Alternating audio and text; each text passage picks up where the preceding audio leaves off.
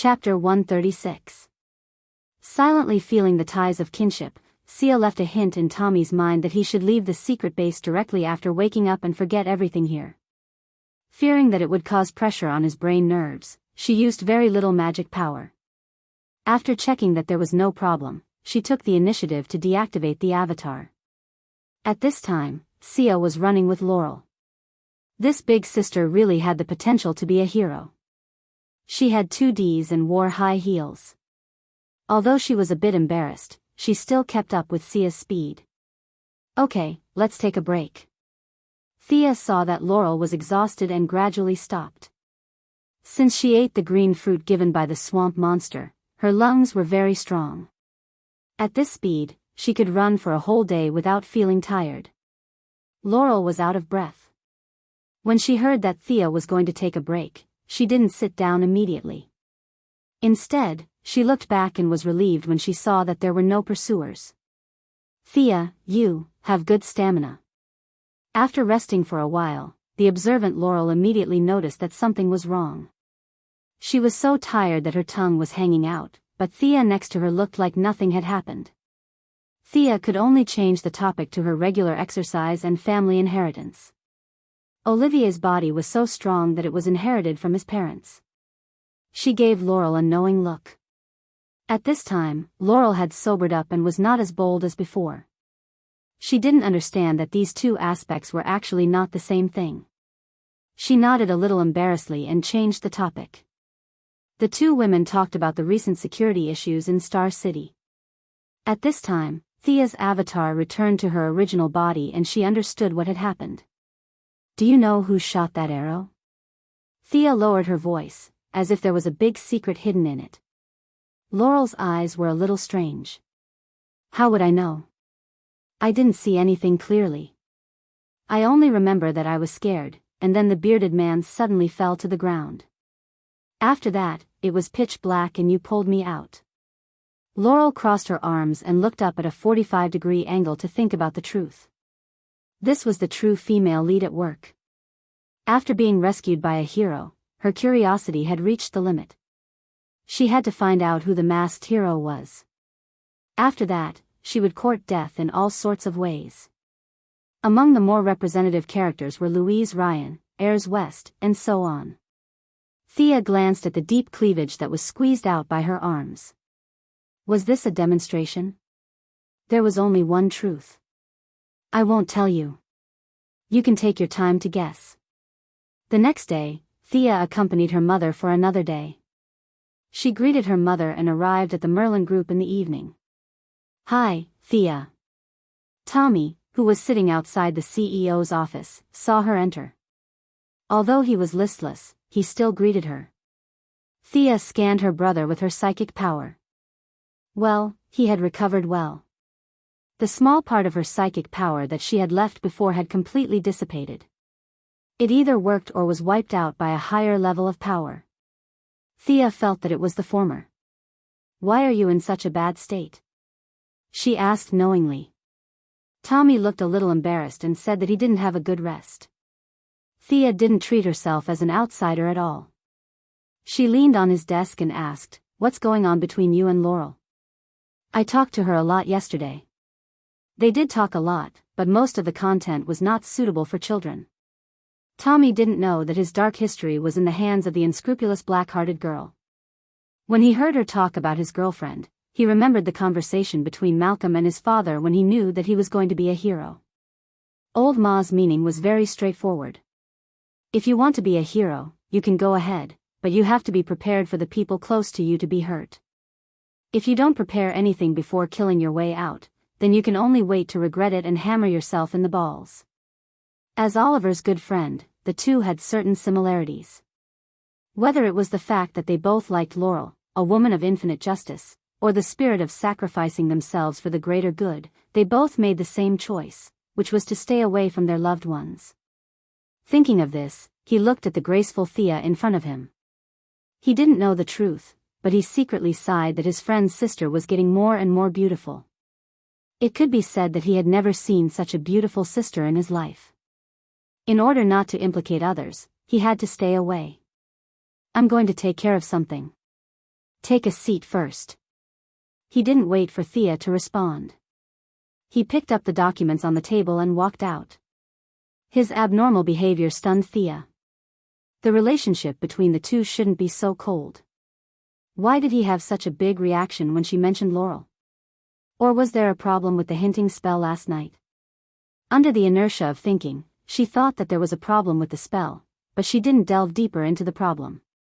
She shook her head and put her thoughts aside. Today, she came to see Tommy on the way. Her main purpose was to find Malcolm. When she arrived at the door, she used her power of the will to search around. There was no abnormality, so she pushed the door open and walked in. What a rare guest. What can I do for you? Malcolm was leisurely making tea. When he saw her come in, he poured another cup and beckoned her to sit down. Thea considered her words and took out the necklace around her neck. This is what you gave me. Malcolm thought that she was going to return it to him, so he quickly said with a smile, "It matches you very well." Of course it matches. Thea had already checked that Malcolm didn't have the basic requirements for blood awakening. Returning the necklace to him was like throwing money into the water. The level of this magic equipment was beyond her imagination. After studying it day and night, she only understood the first 7 inscriptions. She couldn't deduce any more with her own strength, so today's trip to the Merlin group was the reason why she came here. Do you know the origin of this necklace? Or how it came to be in your hands? Can I ask? Malcolm's pupils unconsciously shrank. This topic was a little out of his expectations. But he didn't take it seriously. He laughed in his heart that Thea was still young and impatient. He slowly poured the tea. Is there a problem with this thing? Don't worry, drink the tea and tell me slowly. How should she put it? Thea thought for a long time but didn't know how to start. It seemed that she had to reveal some of her trump cards. Before she came, she had thought about this problem. She had dragged Solomon Grandy for several hours during the battle in Gotham.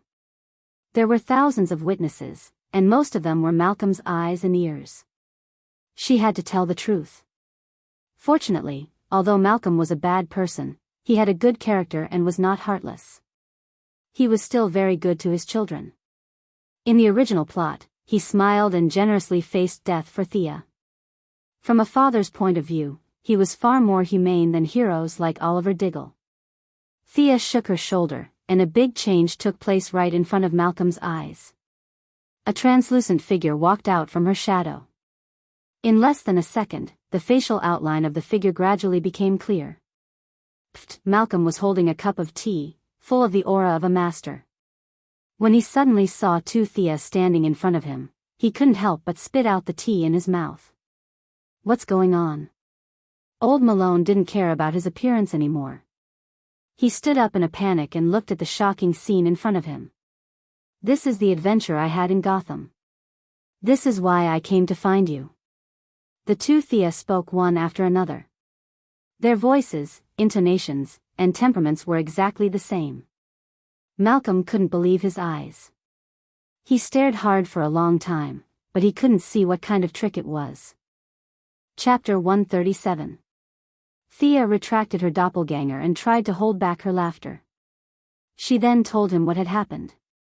Of course, her story was 70% true and 30% false.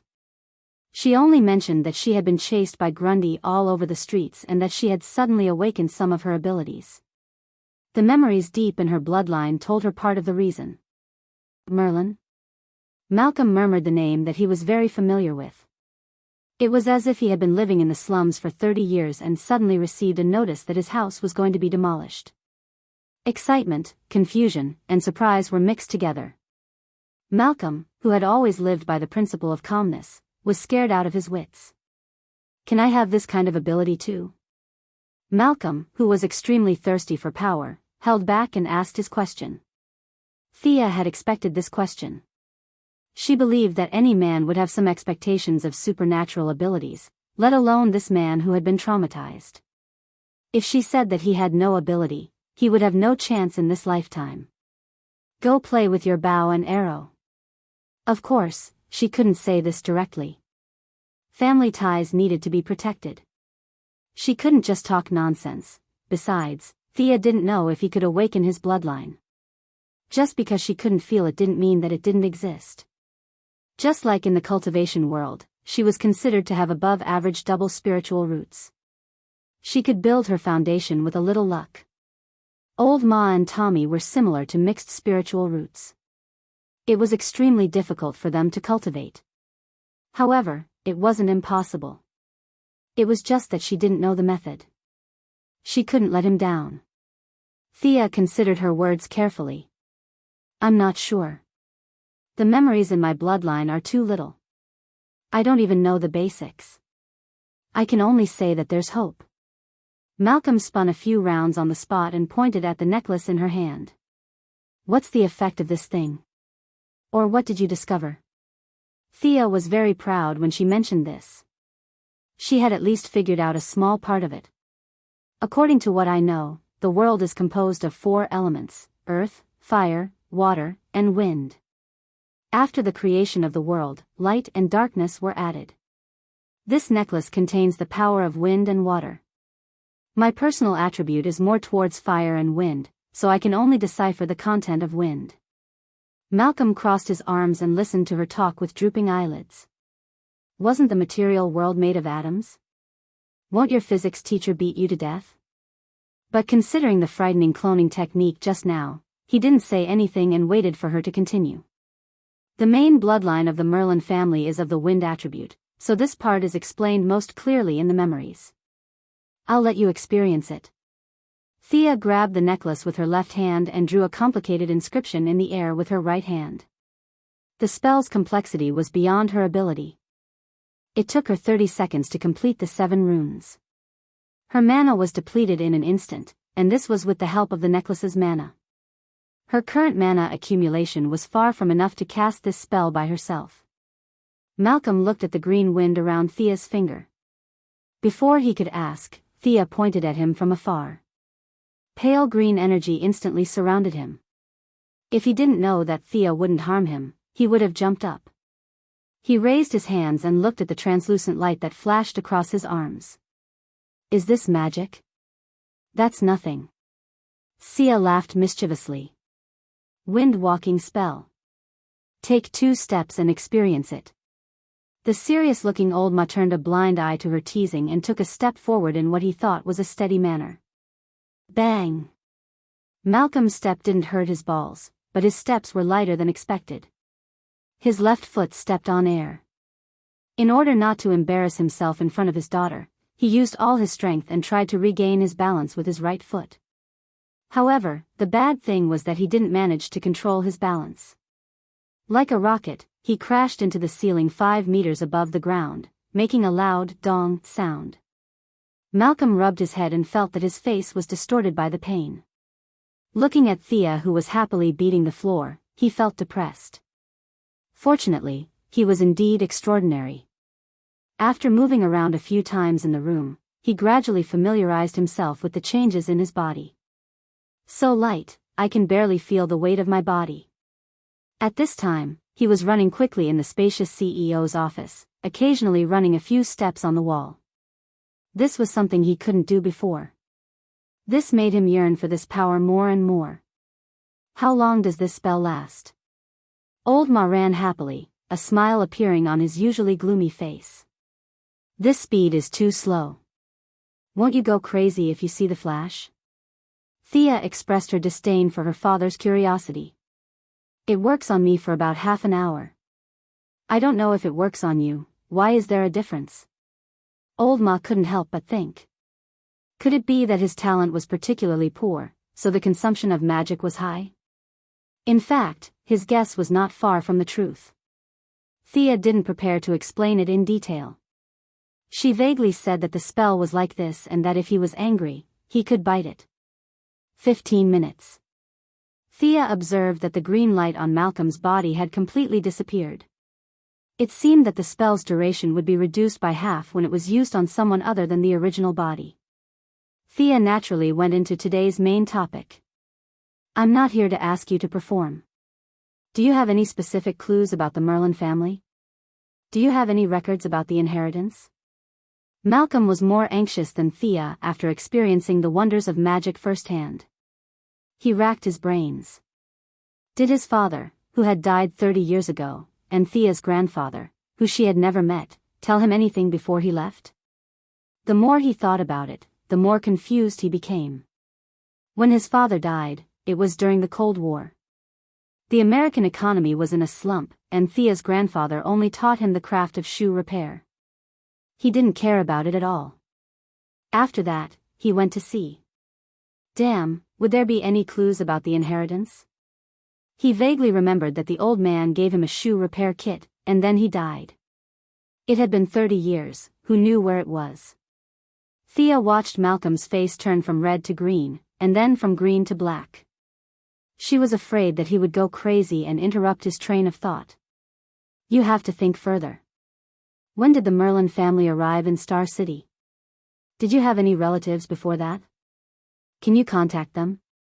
Her barrage of questions brought Malcolm back to reality as he tried to figure out where the shoe repair box was. He didn't care about this problem at all. God knew how many relatives he had. How many in America? There were at least tens of thousands of them. What about Europe? He could only say that there were more. After thousands of years, the amount of work to find people was too much. Seeing Malcolm lowering his head and pondering, Thea was secretly pleased. A lot of work was right. She didn't want him to think about sabotaging every day. She couldn't let him ruin her mother's political achievements. This was the same as dealing with Batman. She gave him something to do to prevent him from thinking too much. Batman used responsibility to restrain him, and Malcolm used power to tempt him. She didn't know how effective it was, but at least they were all hooked. Chapter 138. Anne. Thea began, carefully pondering over her words. What else? Old Ma's head was now full of clues, such as genealogy, birth certificates, and so on. He could not wait to break into the National Immigration Administration and retrieve all the files since the founding of the country. When he heard that there was more, he thought it was about clues and listened attentively. You know that I've seen Talia, right?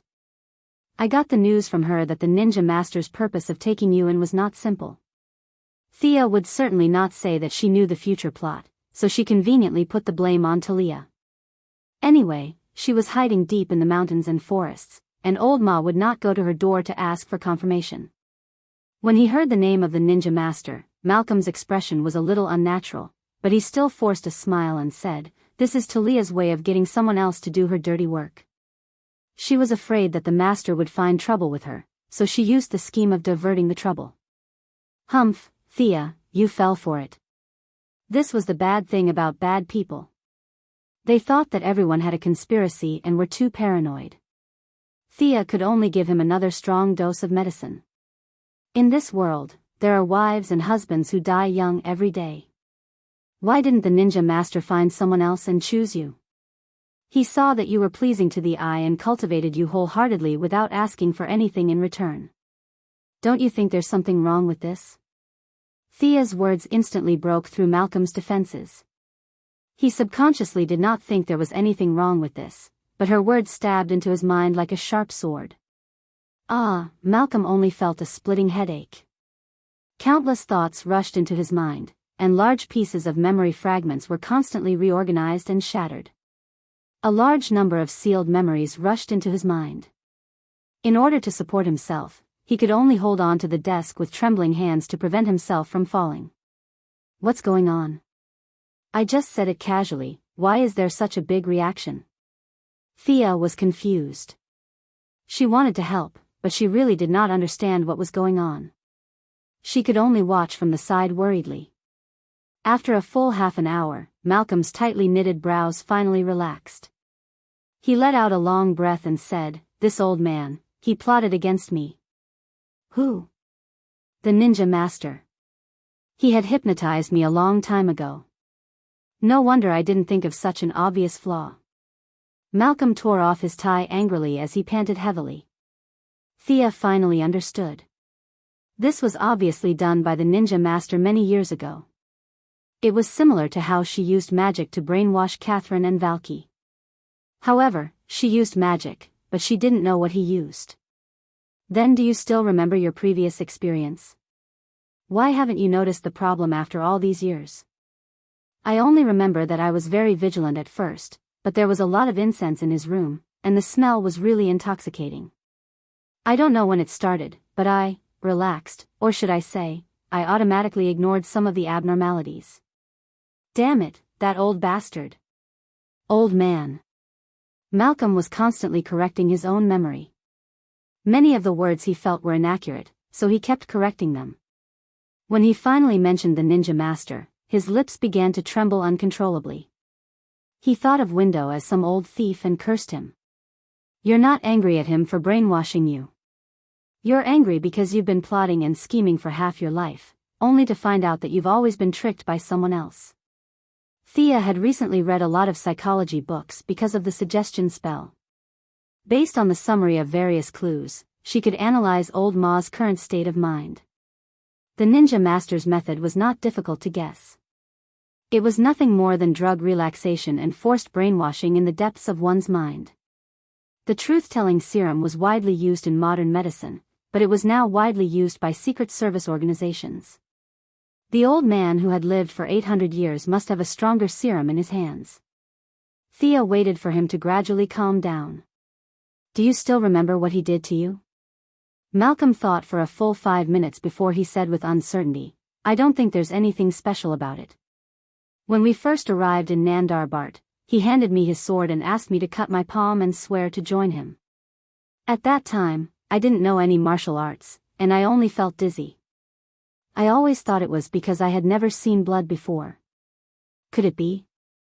As Malcolm continued to recall the details, Old Ma's eyes grew bigger and bigger. Many clues that he had ignored in the past surfaced. With his intelligence, he immediately found the problem. As he paced around the office, he recalled all the details one by one. That sword of his, other than when I joined the gang, has never been unsheathed. Usually, he only uses ordinary weapons for practice. I always thought that he valued my identity as a billionaire. Thea whistled softly. That sword seemed to be very powerful. It was hard to tell whether it was a magical weapon, but it was definitely not an ordinary one. In the original plot, Thea was also stabbed by this sword, and then her talent plummeted. Should she take revenge? But when she thought of the ninja master's unfathomable strength, she shook her head. She still needed to think at length. Malcolm had recovered some of his former vigor. Was my bloodline destroyed or taken away by him? This was the question he was most concerned about now. Although he already had the answer in his heart, he still wanted to confirm it with Thea. Seeing that he was going to be more and more miserable in the future, the answer was inevitable. But this could not be said directly. Thea still had to give him some hope. My talent allows me to summon an exclusive unicorn from the upper space. As long as the unicorn reaches adulthood, I can merge with it. After that, I can use a lot of light spells and a lot of healing spells. I don't know how effective it is, but it should be able to repair the damage. Thea's words were so ambiguous that Malcolm felt as if his worldview had collapsed the entire night. What kind of nonsense was this? Unicorn? Anyway, his worldview had already collapsed, and he was not afraid to be more shattered. He asked, Can you summon it for me to see? Could she summon it at night? Thea had never tried it before. With an experimental mentality, she summoned it once. The little unicorn, who used to be at her beck and call, only appeared in front of the two after a full 5 minutes of white smoke. Feeling the discomfort of the night, it sent Thea a message that it was not in a good mood. Thea hugged the unicorn and gestured to Malcolm. Recently, she had been helping Moira with the election every day, participating in all kinds of square activities and civic gatherings. Thea had been basking in the sun a lot. At this time, the little unicorn had grown a lot and was no longer the size of a palm. Sensing its displeasure, Thea could only hug it with both hands as if she was coaxing a child. Sensing that there were outsiders nearby, the little unicorn poked its head out of Thea's arms and saw Malcolm not far away. Bah! Bah! Bah! It spat fiercely at Malcolm, who had a dark expression on his face. Ha! Thea laughed awkwardly and quickly comforted the cute pet. She sent the little unicorn back to the different space under Malcolm's gradually darkening face. Chapter 139. Malcolm's face was extremely ugly. He pointed at the place where the little unicorn disappeared and asked softly, "My bloodline can't summon this guy, right?" Thea shook her head. Getting a different answer from everyone, Old Ma breathed a sigh of relief. He didn't want such a stupid thing to follow him every day. A little girl might think it was cute, but he, a man in his late 50s, couldn't stand it. It was too weird. If he had to summon such a thing every time he fought, he would rather continue to practice archery than have this bloodline. He couldn't afford to lose face like this. Thea spread out her hands. As you can see, it's still young. It will take at least 2 years to reach adulthood. Whether or not it can repair the bloodline can only be determined by then. The unicorn was not just young, it was too young. 2 years was under the premise that Thea risked her life to bask in the sun. Of course, there was not only one way to become stronger. She could continue to dig deeper into the power of the bloodline and increase the speed of purification. She could also absorb more sunlight per unit of time and increase the efficiency of conversion. Fortunately, she was now somewhat similar to Superman. She couldn't get tan no matter how much she basked in the sun. With this kind of physique, as long as she persevered, there would be a day when she would succeed.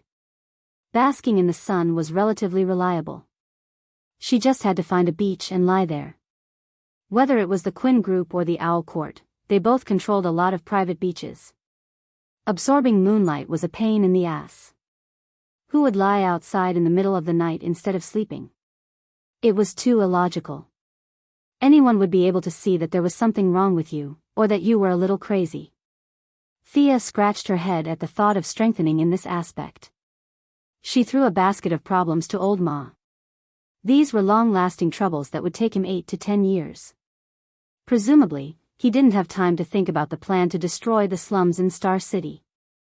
Thea told him not to let everyone know and attract the attention of the ninja master. She walked out of the Merlin group while humming a song. Malcolm watched Thea walk slowly into the elevator and disappear from his sight. Originally, he wanted to destroy the slums because he had no goal in life and purely to vent his anger. But now, Thea had thrown him a big pie, and the conceited Roland's desire for power once again crept into his heart. Especially when he learned that he was tricked by the ninja master like a fool, this made him furious. Ninja master. He whispered the name that terrified him. He knew that he was suppressed in all aspects, be it martial arts, intelligence, or intelligence. He said that Thea was a natural warrior, but wasn't he the same? He was a lone wolf. Even if he was facing a lion, he would still dare to take a bite out of it. He had founded the Merlin Group on his own. At first, the group operated shipping. Today, the entire group had transport points and storage centers in 23 ports in the world. It could be said that his intelligence network was not inferior to anyone else's. However, this task was also extremely difficult. For thousands of years, there was no family planning in Europe and America. Children were born freely. Now, it was really unknown how many direct descendants there were. Those who kept the surname Merlin were easy to find, but what about those who changed their surname midway? Their descendants would be cut off, but what about those who handed over their inheritance to outsiders? The situation was too complicated. There were too many variables. Rubbing his temples, Malcolm looked outside the CEO's room. Tommy still hadn't come back. Malcolm didn't want to talk to his son about what happened today. Besides, he also felt that his son wasn't very capable. His only merit was his diligence. It wouldn't be good for him to come into contact with these things too early. He couldn't count on the father-son pair. Thea was right to remind him to be careful. This meant that he would have to spend a lot of energy to handle this matter personally. He couldn't use his subordinates, so he could only rely on a few of his confidants and himself to investigate in secret. Thinking of this, even a strong-willed person like Malcolm was a little shaken. The workload was so huge. Could it be done in 10 years? He didn't know that his father had suffered a psychological damage, but his indomitable willpower had saved him. Thea was happily packing her luggage. She had already reported to Moira. Of course, she didn't say that she was going to find her brother. Her excuse was that she was going to Hong Kong for a vacation. Whether it was bringing Oliver back or rescuing Shadow, Yao Dong, it would take a lot of effort. Oliver was such a stubborn person that it would be difficult to convince him if she didn't reveal her identity.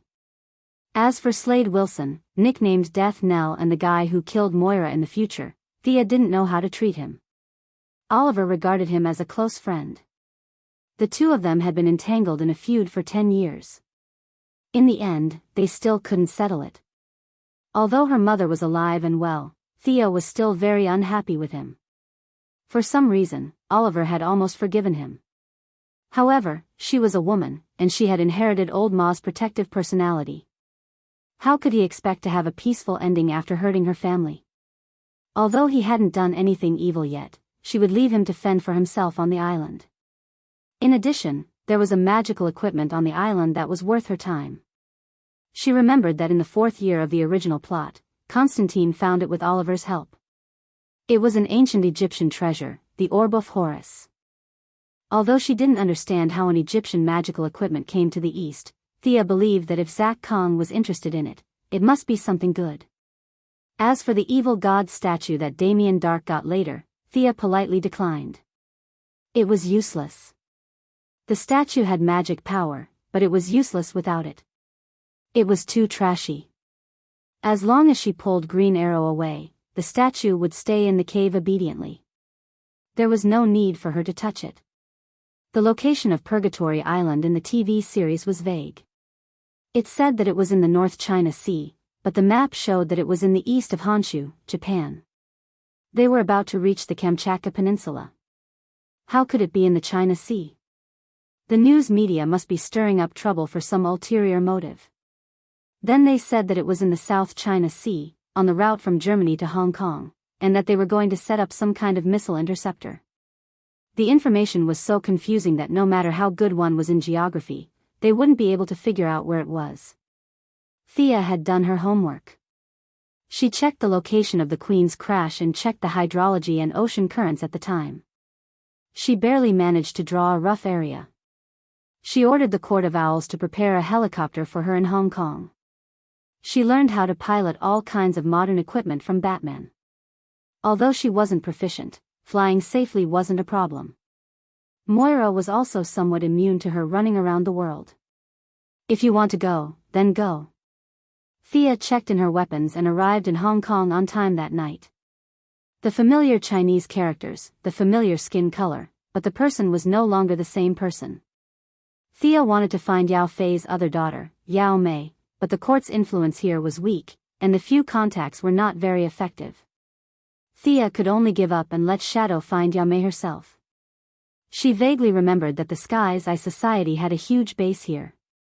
Thea was very low-key and didn't attract anyone's attention. That night, she flew a specially prepared helicopter into the vast South China Sea. Chapter 140. There were as many small islands in the South China Sea as there were stars in the sky. It was too difficult to find them. Thea's actions could not be exposed. She was limited by fuel. For the first 2 days, she had to return to the port on time, whether it was refueling, accommodation, or comfort in the city. For the next 2 days, she was too lazy to fly back and forth. She added 2 more fuel tanks. During the day, she hid on the island to bask in the sun. She summoned the little unicorn to keep a lookout and went out to look for people at night. She had to avoid the patrol boats, fishery administration boats, and maritime boats on the sea. It was very tiring. Ah, I'm so sleepy. Miss Sia wandered around like a thief every night, so she was naturally lethargic during the day. Looking at the little unicorn running around with its 4 little hooves in the distance, the unicorn was very satisfied with the fresh air and sunshine on this island and had a lot of fun. Thea suddenly thought of a problem. She said in her heart in a tone of seduction, come here, come here." Theoretically, they could communicate with each other without any problems. However, the little unicorn was too young now. It could only convey some thoughts like it was hungry and comfortable. Thanks to the strong sun these days, the little unicorn had grown bigger. If it used to be the size of a palm, it was now the size of a foot. The little unicorn jumped happily in front of Thea. It thought that she was going to give it something to eat. This little guy was not picky. 2 days ago, it ate the squid Thea bought at a roadside stall in Hong Kong happily. Looking at the little unicorn who was shaking its head and wagging its tail to flatter her, Thea rolled her eyes. She quickly grabbed the little unicorn's 2 front paws and lifted it up. Her eyes quickly scanned its lower body. It's a little princess. That's good. If it's a male, it'll be awkward to put it together. The little unicorn kicked her with its 2 hind legs. However, it was too far away and could not do any damage. Thea quickly put it down before it was about to spit. She also stroked its mane. Whether it was useful or not, it was at least comforting. After confirming its gender, the rest was easy. I should give you a name. Thea thought while touching her chin. What? You have a name? No, I have to give you a name. Thea declared her sovereignty domineeringly, but she couldn't think of a good name because of her difficulty in naming. So, my daughter, the day you were born, the entire Lordaeron forest whispered the same name. Arthas. What do you think of this name? Are you happy? Thea couldn't think of a better name even after racking her brains. She slapped her thigh and decided to use this name. Ignoring the little unicorn's objections, he grabbed it up and threw it into the air twice. That was the end of the naming ceremony. She decided to let it play by itself. Sia found a place with plenty of light and continued to sleep. Day and night, night and day.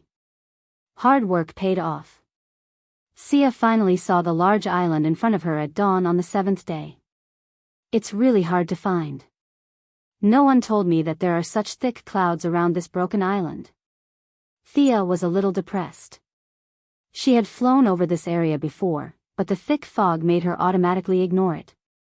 It wasn't until this morning that she found traces of the island under the fog.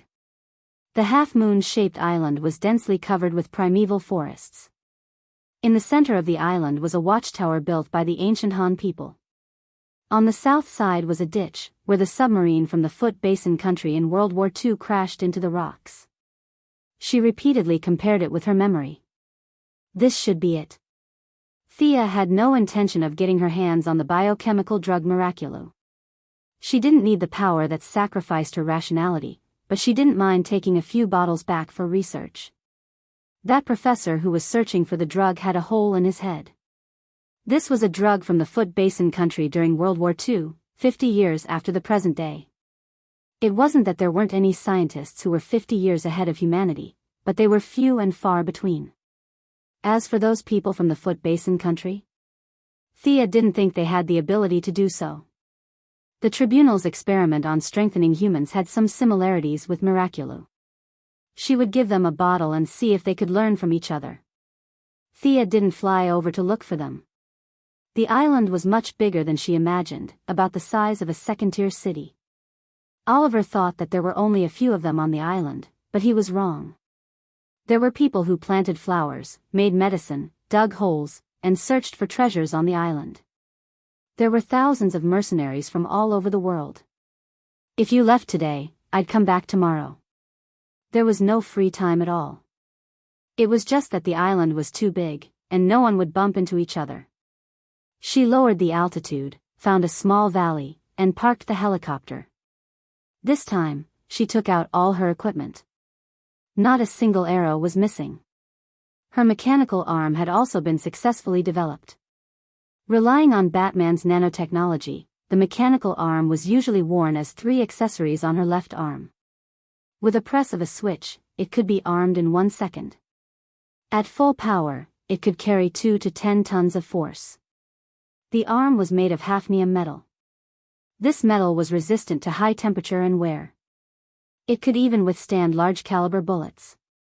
It was a rare alloy used by the Federal Reserve for their vault doors. There were 3 sharp claws inside. They were made of titanium alloy and a small amount of carbon nitride. These 3 claws had kept the 50 scientists in Quinn's Applied Sciences department busy for a month. The results didn't disappoint Thea. After many rounds of experiments, she hadn't found any metal that she couldn't cut, other than those white dwarfs and neutron stars. She packed her luggage and made some camouflage for the helicopter.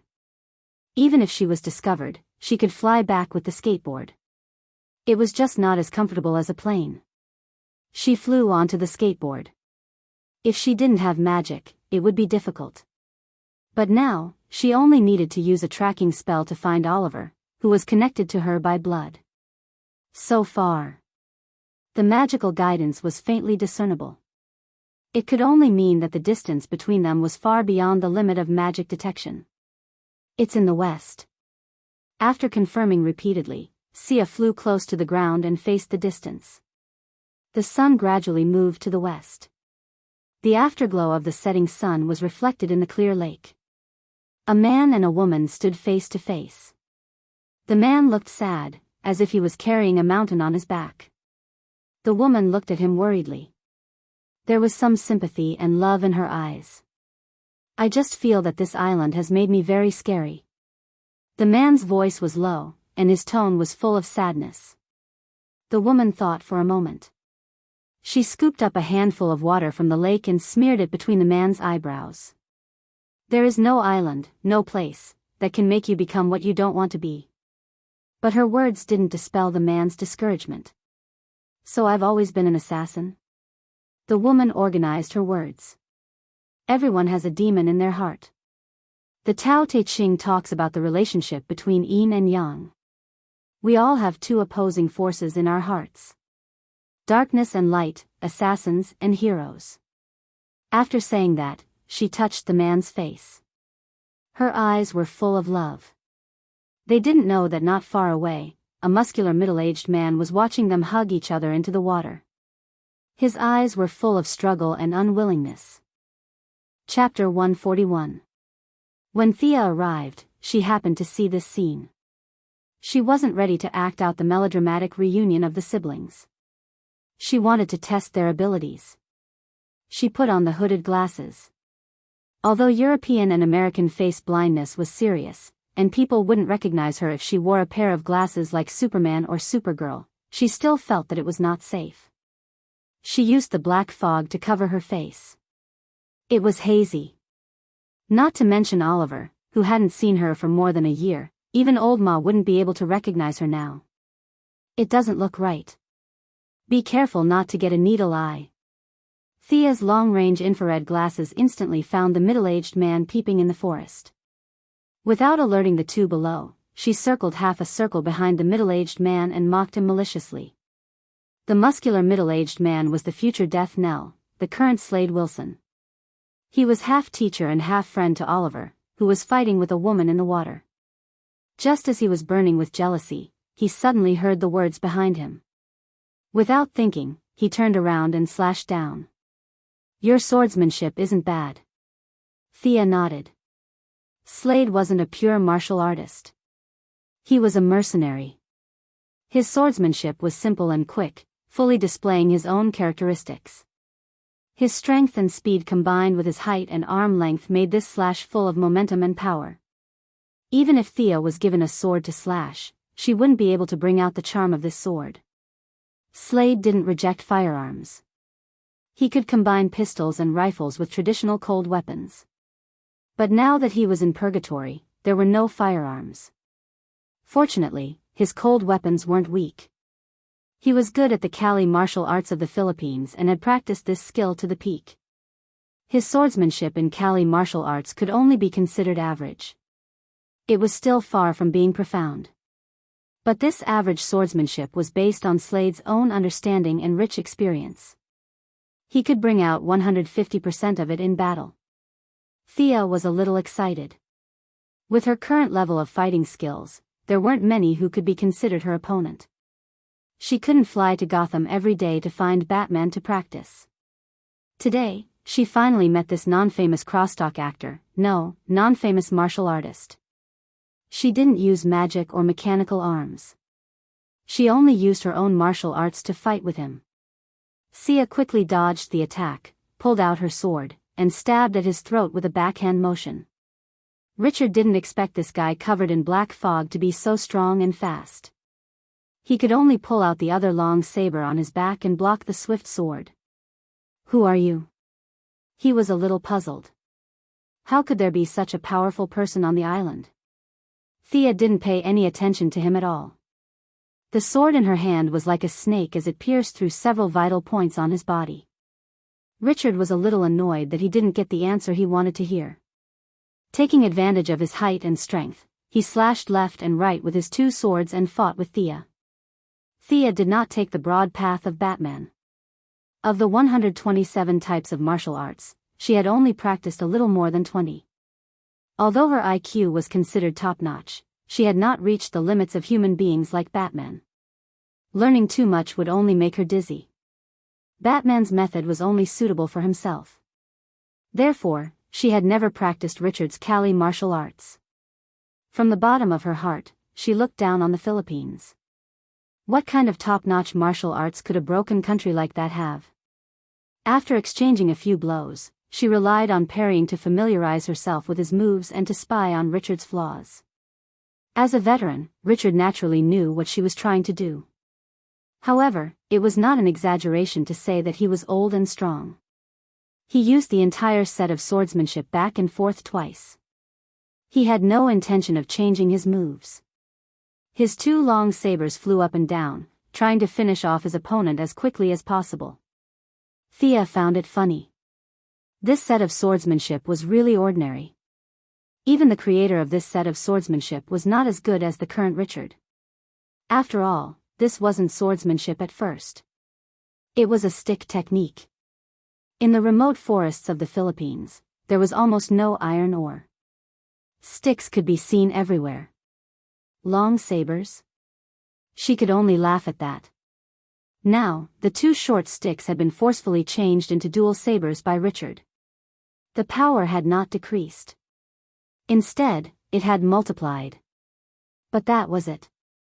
After experiencing the Great Battle of Gotham and being taught by Batman, she was now considered a top fighter.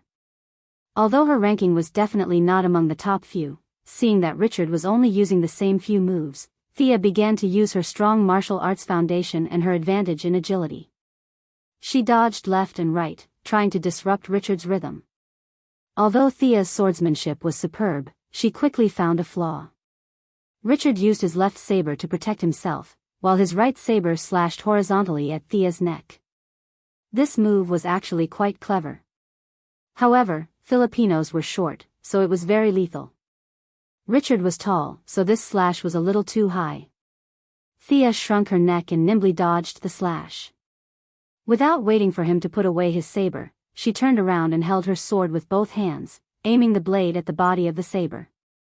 With a light shout, her sword cut through his long saber. Richard's hands suddenly became empty. He knew he was in trouble. His opponent was too cunning. She had been holding her sword silently. Now, she suddenly attacked and caught him off guard.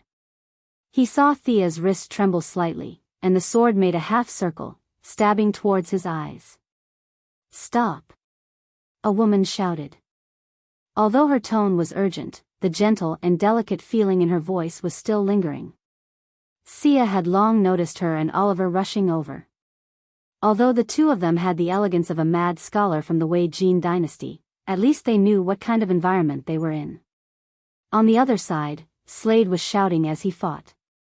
Although this was his personal fighting style, he also had the intention of calling for help to form a team to fight Sia. When the two heard the commotion, they didn't know if the fight was over. They hurriedly ran over. Seeing that Richard was about to die, Shadow, Yao Dong, shouted. She drew her bow and tried to rescue Richard by surrounding him. She wanted to equalize the situation first. Faced with an arrow that was inferior to her in terms of strength and speed, Thea smiled. She used the stab to cut, forcing Richard to retreat. Then, she turned around and aimed at the arrow. She reached out with her jade-white left hand and easily caught the arrow. "Who are you?" Shadow was in a sorry state. Her hair was wet, and she ran out in only her black underwear. She was a little worried about her mysterious opponent. Although she didn't know about the Assassin League, she had seen her father catch the arrow with her bare hands. She wondered if this person was her father's enemy. Thea looked at Shadow, who was only in her underwear, and found it funny. She couldn't help but glance at her little pigeon. Finally, she found someone younger than her. After all, she was surrounded by women like Laurel and Catwoman every day. Thea was under a lot of pressure. This girl in front of her had a well-proportioned body and smooth skin. How would she feel? She glanced at Oliver, who was beside her. To be honest, she was a little disappointed. Oliver's footsteps were sluggish, and his eyes were unfocused. Forget about the future Green Arrow, he couldn't even compare to Tommy, who was currently a rookie hero in Star City. Chapter 142. Actually, she had wronged Oliver. After all, Oliver had stayed on this lousy island for more than a year, spending every day with Yao Fei and Richard, the two old bachelors. Although he had practiced archery for a few days, as a young man, he had nowhere to vent his energy. Recently, old Yao had sadly passed away, and his beautiful daughter had come to teach Oliver archery.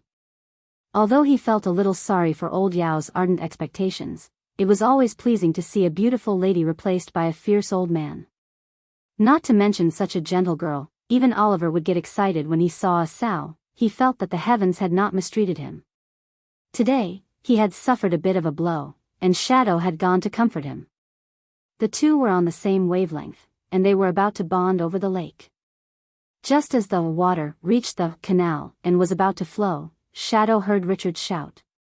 She hurriedly interrupted him, and the two hurried over to help. His mind was muddled, and his thoughts had not switched to the battle channel. He took out his pistol and assumed what he thought was a standard combat posture. He looked at Richard from the corner of his eye, waiting for his big brother to make a decision. Slade didn't hide anything from Sia. He gestured at the two of them to surround them. Sia felt that Shadow was only slightly stronger than the Union of Assassins, not to mention Oliver, who was a complete weakling. However, the three of them were still troublesome to deal with. Slade had a keen sense of the battlefield, and he was a rare master tactician. It would be embarrassing if he was countered by them. She looked at the time. It was time for the Een runes to recharge. She shook her shoulders. Under the three's shocked gazes, a clone that looked exactly like her walked out of the shadows. Thea threw the bow to the clone and pointed at Shadow and Oliver with her chin, implying that they were hers. The clone had her skills and thought process. She sighed, nocked an arrow, and shot at the dumbfounded Shadow. Let's continue. Thea didn't care if the three's jaws dropped. She picked up her sword and continued to beat Richard. Mutant? Although he had never seen it with his own eyes, he felt that the guy in front of him was very much like a legendary psychic because he had never heard of anyone who practiced martial arts and turned into two people. Thea did not deny it. Guess as you wish. If Olivier and Shadow asked, I would explain. But you? Forget it. No matter how hard Slide tried to defend himself, he had not been injected with Miraculo, so he was still in the normal range in all aspects. Against a technical grandmaster of combat like Thea, he was having a hard time. Although he looked mighty and loud, he was actually using up a lot of his stamina. Thea diverted a bit of her attention to the other side. Her doppelganger's archery skills completely suppressed Shadow's. If it weren't for the fact that she didn't want to hurt her, she would have killed her long ago. On the other side, Oliver held a gun and found that no one was paying attention to him. He looked at the battlefield uneasily and wanted to help, but he felt that the situation on both sides was quite dangerous, so he hesitated. Hit this. This is my real body. Slide, who was at a complete disadvantage, was still very clear-headed.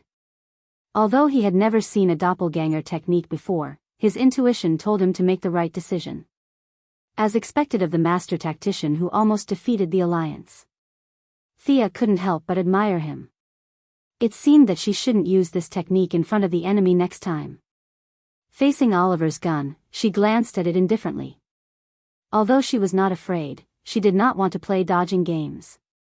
She loudly recited a famous saying from the Assassin League, "Guns are the toys of the weak." With a flick of her hand, she enveloped Oliver with dark mist. With the help of her recent diligent training, she could now cast this spell on her own, which originally required a dagger as a guide. With the help of the Een mark, she could cast it faster and more powerful. With the help of the Een mark, she could cast dark mist and suggestion instantly. However, if it was daytime, these two spells would be difficult to cast and their effects would be weakened. The ancients relied on the sky to make a living. Now, she could use spells according to the time. It was a rare thing. Anyone would panic when their vision suddenly turned pitch black, and Oliver was no exception. "I can't see." Slade was shocked and shouted, "Calm down, don't shoot randomly." He was the closest to Thea, and Oliver had aimed in this direction before. He was afraid that Oliver would shoot him carelessly. In fact, he had underestimated the future Green Arrow. Not to mention her combat ability, her psychological quality was already showing the essence of a hero. This was Oliver's first time coming into contact with magic. After the initial panic, he quickly calmed down. He moved back and forth a few steps, and found that his surroundings were still pitch black. He didn't know that Thea's magic had been slightly modified. Originally, it was cast at a fixed location, but now it was cast while attached to the enemy. The duration of the spell would be reduced by the target's body, but the effect was better. Hearing Slade's shout, Oliver also responded loudly, "I know, I won't move." At least there was something good about him. Thea's impression of her brother improved a little. "Since you're so calm, the next spell won't scare you, right?" Hopefully, Thea drew a few runes in the air with her left hand. She aimed at Oliver's black fog, and a black light shot out. This was the only spell she had memorized from the pile of parchments in the Arcana realm. It was supposed to be a targeted spell, but after considering her own situation, she changed it into black fog immobilization. She could use the black fog on the target for a second time. First, her mana consumption was reduced by more than half. Secondly, the new spell circuit only needed to slightly modify the black fog immobilization. It was safe, fast, and could unleash the effects of her Een runes. Seeing that her spell was finished, Thea opened her left hand, aimed at Oliver, and clenched it. "Huh!" Oliver, who was fumbling in the dark, found that he had regained his vision. He was secretly delighted. It was not a good feeling to be blind. He decided to stay away from the mysterious person. "I can't mess with you, so I'll hide, okay? I'll go help the little beauty shadow, okay?" But just as he was about to move, he was shocked to find that he couldn't move at all. Slade was about to call him over to help, but when he saw him gritting his teeth, he couldn't help but be stunned. Thinking of Sia's murmur just now, he was completely stunned. He was just a mercenary now, not a death knell in the future. With his knowledge, understanding people with superpowers was the limit. He had never even heard of a mage at a higher level, let alone seen one. This was the first time in his life that he had come into contact with a supernatural power. His hands and feet were in a mess, and Sia found an opening and knocked him to the ground. Just as he straightened his neck and was about to fight back, Sia hit him on the back of the neck with a karate chop. Phew. Now that this eyesore was taken care of, the rest was much easier. The doppelganger forced Shadow to retreat with 2 arrows. She handed the bow to the real body and disappeared like a shadow. Chapter 143. Hey! Shadow ran to Oliver's side and saw him posing like a statue in a temple. She was a little annoyed and pushed him with normal strength. She pushed him again, but he didn't move. She pushed him again. Clang! Oliver fell to the ground like a piece of wood. Thea felt a chill run down her spine. Is he going to get a concussion? It would be a loss for the Justice League if he became a retard. She quickly snapped her fingers and stopped the magic. Oliver felt like he was out of luck today. The goddess he admired was about to have sex with him, but he didn't get to have her. He was also blinded during the battle and became severely paralyzed. Finally, he was thrown to the ground by his goddess and almost threw up his dinner from last night. But at least he knew that there were enemies in front of him. He shouted Richard's name a few times, but there was no reply. He stood beside Shadow and looked at Thea in panic. "Oliver Quinn, do you want to go home? I can send you back." Thea didn't want to waste time talking nonsense with him. "If you can, you can. If you can't, you can continue to stay here." Thea was in a dilemma. She wasn't afraid of his poor martial arts skills. If Talia could teach him, she could teach him too. The key was his heart. He didn't have the awareness to be a hero. Yao Fei's first year of teaching was a complete failure. As long as she revealed her identity, he would definitely go with her. But was that really his true intention? If he didn't learn martial arts, even if he was a good-for-nothing for the rest of his life, Thea could take over his job. There were only a few villains in Star City. They could all be eliminated in a breath. But that wasn't the point. As his family, Thea didn't ask him to save people. She only asked him to save himself. But it was easier said than done. Plus, no one else could help him. She could only rely on him to walk out of the shadow between self-affirmation and self-denial. She couldn't find a few bad guys to torture him. As the saying went, if there's trouble, you have to fight. If there's no trouble, you have to create trouble. It would be better to leave him on Purgatory Island and continue on his original path of fate if he spent so much effort. Thea finished her question and stared at him silently, waiting for his answer.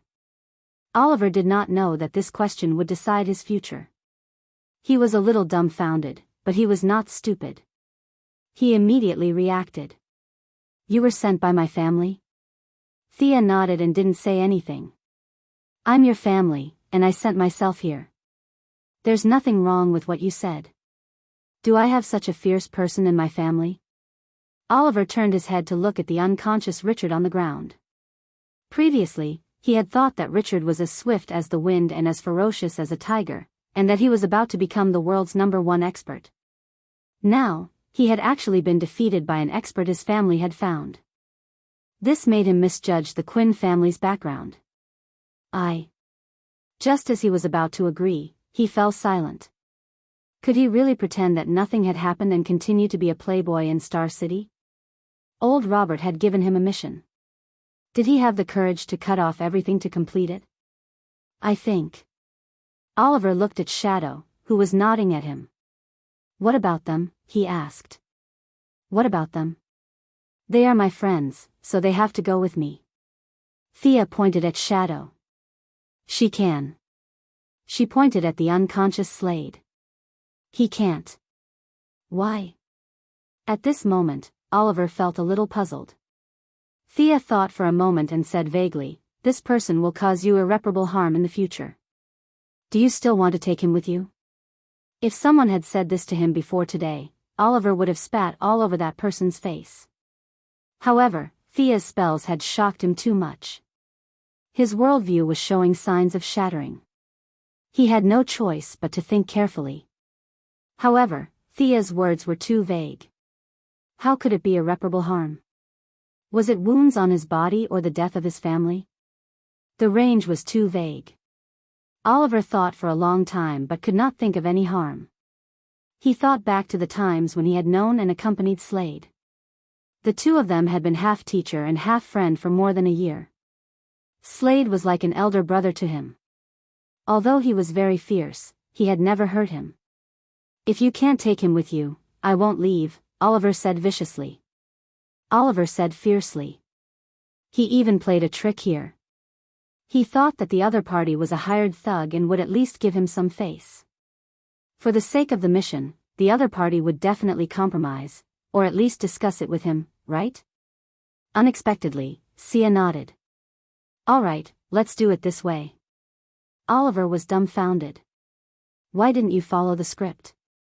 Under Oliver's dazed gaze, the mysterious person looked at Shadow.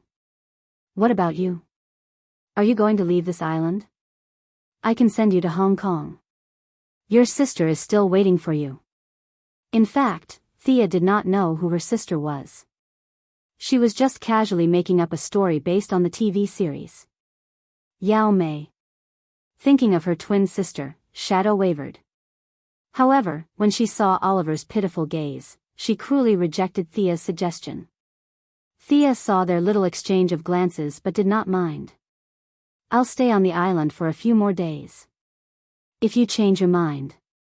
On second thought, they would not be able to contact her even if they changed their minds. Thea felt that this was not a good act.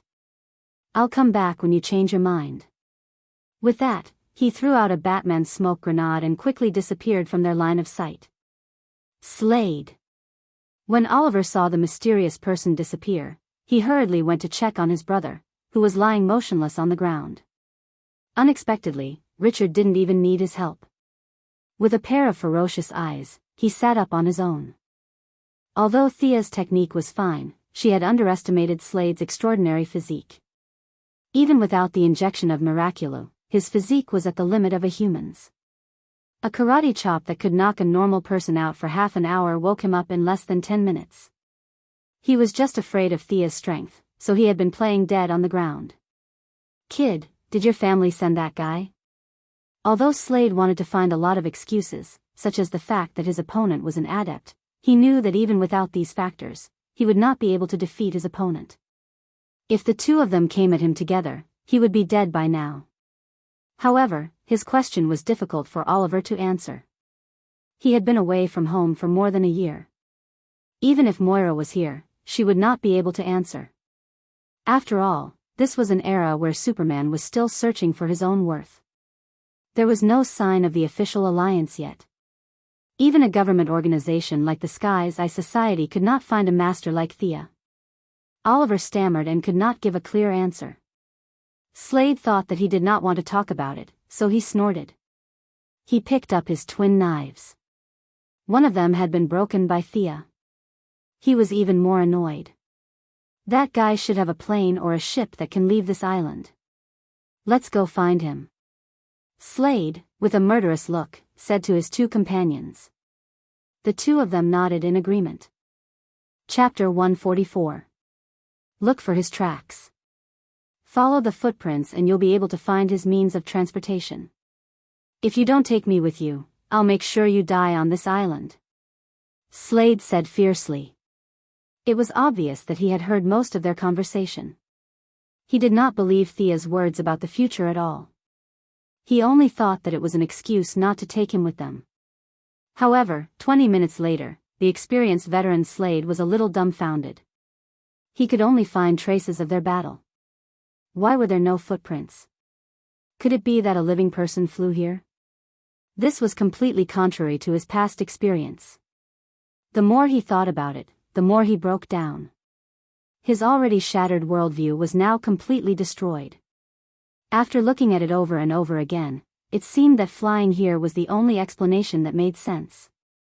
His malicious plan to seize the ship had been foiled before the first step could be carried out. This made Slade feel a little uncomfortable, but he still had a glimmer of hope that he could leave the island. He planned to discuss it with the other two to see if they had any ideas. Thea did not go far. She still had to see someone, or rather, pay respects to a loved one. She observed the movements of Oliver and the others and measured the ocean currents at the time of the accident. Finally, she found a shoal with rugged rocks. From time to time, there were seabirds searching for food in the shallow water. This is the starting point of everything. Thea got off the skateboard and walked slowly. He looked around and quickly found two mounds of rubble on one side of the high ground. The names, Robert Quinn and Yao Fei, were carved on the two wooden boards with sharp tools. Old Robert and Yao Fei were both buried here. Thea was a little sad. She took out a delicate bottle from her bag. Dad, I'm here to see you. This is the wine I stole from your study. I hope you. Thea was a little choked up as she spoke. She unscrewed the cap and slowly poured the wine on the grave. Although this way of paying respects was a little oriental, she could not find any canons or priests. She could only make do with it. As for moving him back to Star City, Thea had thought about it before. However, after some consideration, she gave up on the idea. Old Robert died with the desire to atone for his sins. He probably did not want to return to Star City, the city that brought him honor and shame. In the original drama, when Oliver returned to the city, he didn't mention anything about his father moving back to Star City. Presumably, he was thinking the same thing at that time. Thea sat on the ground and took a cup for herself. She poured some water on the grave and drank a cup herself. She was constantly immersed in the past. The bright full moon hung in the sky, and the bright moonlight shone on her body, making her battle suit even brighter. Drink with me? Thea had already taken off her hood, revealing her intoxicated face. She looked at the shade of a tree not far away with a playful expression. Shadow, who had been hiding behind the tree, had been here for a while. She first saw this mysterious man sitting in front of her father's grave and talking about something. She thought that it was an old friend of her father's, but not long after, she felt that something was wrong. This person either had bad eyesight, or the person she was talking to was not her father. Thea took off her hood. Under the moonlight, Shadow could see her side profile and where she was sitting. Shadow walked out of the shade and asked tentatively, "You are? Thea Quinn. You must have heard of me, right?" Even though Shadow had mentally prepared herself, she was still a little shocked. She covered her mouth and asked, "You're Oliver's?" "Yes, I'm his sister." Thea looked at the woman who had encouraged Green Arrow when he was at his lowest. She sighed. What a gentle woman. Shadow widened her eyes and looked at her. "Are you kidding me? Is this how you communicate with your brother? Should I just beat him up without caring about anything else? Everything written in the books is true. The people of the United States are indeed living in an abyss of suffering. This billionaire family is indeed more complicated than our family of three." Thea saw the confusion in Shadow's eyes and guessed that she had misunderstood. What he needs now is not a family. He needs redemption. He needs to redeem himself. If he can get over it, he'll soar to the top. If he can't get over it, he'll achieve nothing. By the way, why are you here? Thea briefly told Shadow her thoughts. Halfway through, she remembered why she was here. This place was far from their current campsite. Of course, Shadow would not tell her that it was all because of what she said. Both Slade and Oliver had something on their minds. The campsite was too boring, so she came out for a stroll and ended up here by accident. Shadow walked to Thea and sat in front of Yao Fei's grave. 2 old men, 2 daughters. What a coincidence. Shadow thought that Thea would not understand her if she spoke in Chinese. She did not expect to meet a weirdo. Fate brings us together? Ah. You know Chinese. Shadow was shocked. Based on her understanding of Oliver's family, his family would not be exposed to Chinese. She felt a little embarrassed that her secret was exposed. Thea was amused when she saw Shadow's expression change from gentle to angry. She thought to herself, this is nothing. You haven't met Master Bruce. He can even sing Boundless Sea and Sky in Cantonese. Since they both knew Chinese, communication was much smoother. Shadow had to take care of Slade and Oliver, who were illiterate, every day. It was hard for her to speak English. The 2 women were on a deserted island. It was not appropriate for them to talk about makeup or clothes. They decided to talk about something more appropriate. Dad. Aren't you going to move your father? Shadow, who believed in returning to one's roots, was surprised when she heard that Gu Nianji had no intention of moving the grave. What could Thea say? The cultural differences between the East and the West? It was a bit far-fetched and too broad. She could only tell Shadow her thoughts. What about you? I flew a helicopter here. I can help you move him back. I lied to you before. I didn't see your sister. I only know that she's in Hong Kong. If you want to go back. Thea's subtext was that if Shadow wanted to go back, she could find her sister to bury her father. It would be fine. If Shadow didn't want to go back, she, as an outsider, would not waste her time looking for him. She could just find a place to bury him. It would be worth it for Yao Fei to accompany old Robert for a few months. Well. Shadow was confused when they talked about herself. To her, burying her father and finding her sister were the most important things. Even if aliens came tomorrow, it was not as important as these two things.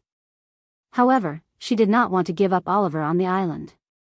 I have something to say, but I don't know if I should say it, Thea said politely. Shadow rolled her eyes. I've seen TV dramas. It's not appropriate. Are you going to say that Oliver and I are not suitable?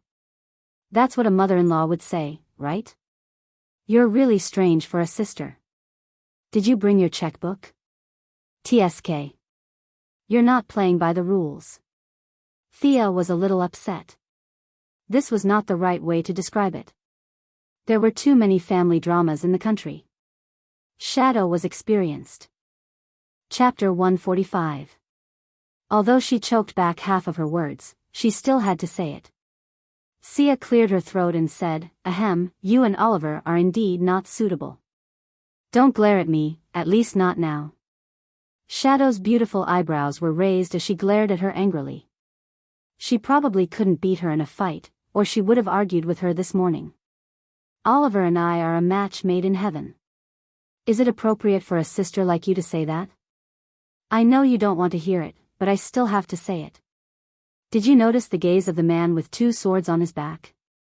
As Sia spoke, she even gestured to the 1.9-meter-tall man with a full beard. This wasn't a game. It was impossible to know the other party's name just by meeting them. At the very least, Sia had to pretend that she didn't know. He's also secretly in love with you. If you choose my brother in the end, then Oliver's friendship with him will be over. Have you considered this? Thea enunciated each word clearly. Was there a friendship between Oliver and Death Knell? Judging from the subsequent developments, there was definitely one. Even if Death Knell killed Moira, in Oliver's mind, Death Knell was only bewitched by Mirakuru's drug.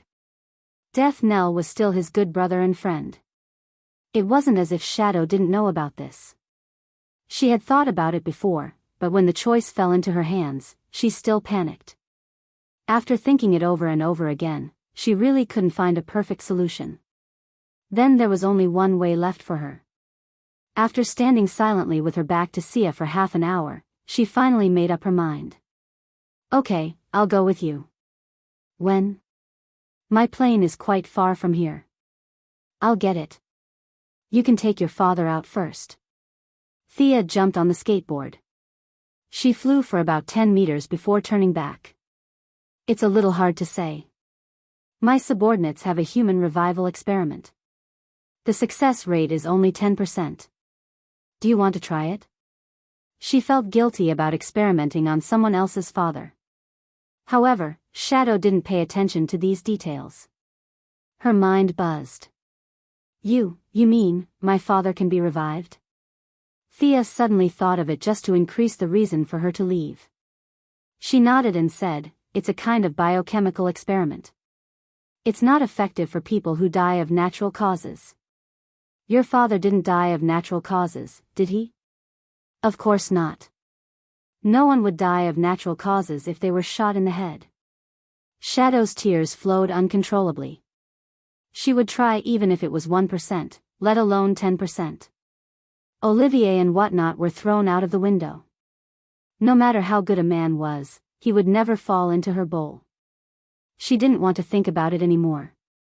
Sia nodded when she saw the drastic change in Shadow's mental state. Then get ready. We're leaving now. The journey back was smooth.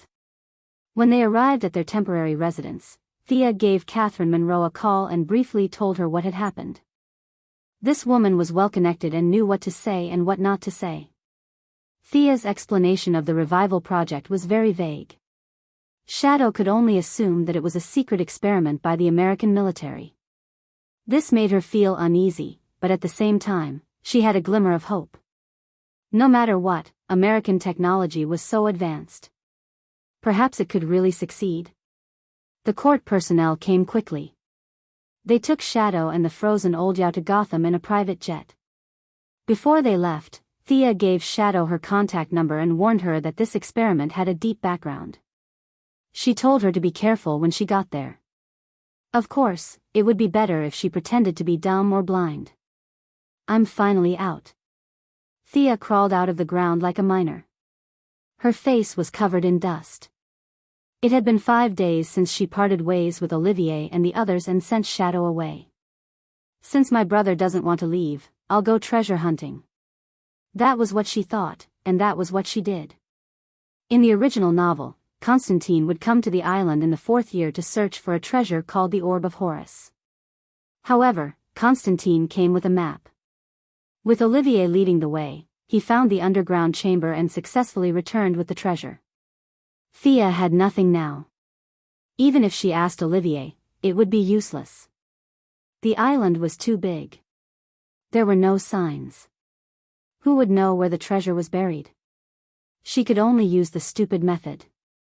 She sat on the ground and meditated. She used her strong mental power to sense the subtle changes in the magic around her. Fortunately, the island was one of the nodes of the world's magic network. It strengthened her senses to a certain extent. Even so, it took her 3 days to find the exact location. Finding the location didn't mean that she would be able to get the treasure. Constantine looked for a hole and dug a tunnel. Only God knew where the hole was. Thea could only use the stupidest method. She would use brute force and dig a hole.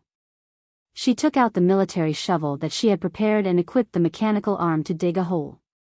She dug through dirt and smashed stones. She didn't have to worry about being discovered on such a deserted island. She also didn't have to worry about disturbing the residents. It took her another 2 days to dig a hole that was 3 meters wide and more than 50 meters deep. It didn't take long for them to see this treasure. The handle was made entirely of gold, and it was 30 centimeters long. There was a light red gem at the top. This was the magic ball of the Egyptian pharaoh's guardian god, Horus. Thea looked at it from afar.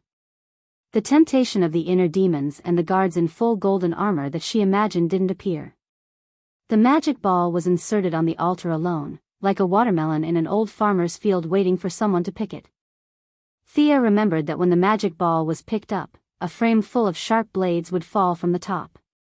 However, she didn't see any mechanism on the altar. She thought to herself, even if there is a mechanism, I'm not afraid. She looked at the time. It was just nighttime. She shook her shoulder and instructed her clone to do this somewhat dangerous job. But she didn't expect that as soon as her clone put her hand on the magic ball, not to mention picking it up, the moment her skin touched it, the whole underground room collapsed as if it had been hit by a magnitude 18 earthquake. The clone only had time to throw the magic ball to the main body before it was buried under a large number of stones. Hiss. Thea didn't have time to sigh. Under the chain earthquake, the ground under her feet also collapsed. Fortunately, she was prepared. She used her mechanical arm to protect her head. The Kevlar that Batman gave her was also the best, so she didn't suffer any injuries after the collapse. After that, she used her hands and feet to dig herself out. Damn it. There wasn't such a strong reaction in the TV series. Was it because she didn't take the usual path, or was it because she couldn't use her clone to touch it? Thea couldn't think of an answer. She observed her harvest carefully. The magic ball was divided into 2 parts, the gem and the handle. She didn't know if this ruby the size of a child's head was personally used by the gods, but it was indeed full of magic, and it was fire magic that matched Thea's affinity. As for the words on the handle, she could see that the words were a spell. However, Thea was a little confused. The words were written in ancient Egyptian. She didn't know if there were 10 people in the modern era who could recognize the words, let alone her. But it was a treasure anyway. She could take it back and study it slowly. It was the age of the internet. What couldn't she find out? Chapter 146. Thea was originally hesitant about finding the statue of the African evil god. In the 4th year, Oliver would help the Sky's Eye Society get the statue, and it would eventually fall into the hands of Damien Dark. Instead of wasting time, it was better to destroy it. But no matter how hard Thea tried, she couldn't find any other source of magic on the island other than the magic ball in her arms. Was it because of the different systems? Or did the statue not have any magic waves? Since she couldn't find it, then so be it. There were still 9 years before Damien's nuclear bomb would wipe out Star City. She could just kill him in advance. She had already completed half of her trip to Purgatory Island, and the remaining task was to rescue Sarah Lance. She didn't have much of a relationship with her, so she didn't have to worry about whether she was willing or not. Once she got her back to Star City, her reputation with her father, Inspector Lance, and Laurel would instantly be worshipped. Thea wouldn't have bothered if it was too far away, but she was on a ship on the other side of the island. Since it was just a matter of convenience, she might as well give her a hand. Thea didn't hesitate. After searching for the magic ball for a few days, the island's environment was no longer as unfamiliar as before. She identified the direction and flew west under the cover of the night. It was difficult to find people, but a large ship on the sea was easy to find. This ship was personally funded by Dr. Ivo, who researched the Japanese biological weapon Mirakuru. He hired a ship of armed mercenaries to find the miracle medicine in his heart. Thea couldn't be bothered to find out what noble reasons he had in the beginning. She only knew that this guy wasn't a good person. She used infrared to observe from a distance. There were quite a lot of thermal reactions on the ship. She roughly estimated that there were hundreds of people on the ship. While the mercenaries were patrolling, Thea landed lightly on the deck. The skateboard wasn't suitable for movement in the narrow cabin. She needed to move as fast as lightning. She held the necklace that Malcolm gave her and whispered the spell on it. Wind walk. Following the successful casting of the spell, a circle of green smoke could be seen surrounding her body. She adjusted to the sudden increase in speed. Not bad. Although it wasn't as fast as the Flash, it was still close to 600 kilometers per hour. After some hesitation, he put the skateboard back into his bag. The interior of the ship was small, so he should not encounter any strong resistance. Using the stealth techniques of the Union of Assassins, he entered the cabin through the shadows when a few patrol teams met. Along the way, he knocked out a lone mercenary. Regardless of whether the mercenary would become an idiot or not, he activated suggestion and dream entering at full power. His powerful spiritual power directly crushed the mercenary's memory. Thea quickly grasped the situation of the ship. There were not as many mercenaries as she had imagined. There were only 2 small teams of 50 people. Dr. Evo had brought a small team to search the island this morning, so there were only 25 people left on the ship. As for the thermal reactions that Thea observed, most of them were from prisoners that Dr. AI had captured and used for human experiments. Sarah Lance was doing well. Although she was only a beauty in Thea's eyes, she was a great beauty in the eyes of Dr. AI, who had drifted on the sea for a few years. They had feelings for each other. After a few hookups, Sarah became Dr. AI's personal secretary. Knowing that there were not many people on the ship, Thea naturally did not continue to hide her tracks. There were only a few rotten fish and shrimp scattered throughout the ship. What was there to be afraid of? She summoned her doppelganger and handed her the bow and arrow. Her meaning was clear. If she saw them, kill them. If not, forget it. The real body drew out a long sword and a dagger. Seeing a patrol team in the distance, she rushed over like a gust of wind. These people might be considered elites in the eyes of ordinary people, but in the eyes of Thea, who was fast and powerful, and whose fighting skills were at the top of the world, they were full of flaws. She slashed left and right, and every time she waved her weapon, a strong man would fall to the ground. The doppelganger also drew the bow and shot at the mercenaries who had picked up their weapons and were ready to fight back. The battle ended in a short 30 seconds. Thea shook off the blood on the spine of her sword. The real body killed 5 and the doppelganger killed 3. Not a single one of them can fight. The real body's complacent remark made the doppelganger roll its eyes. The doppelganger raised its bow and arrow. Go and start the fight. I'm a long-range fighter. Like looking into a mirror, they teased each other for a while. Thea was surprised to find that the doppelganger was especially active at night.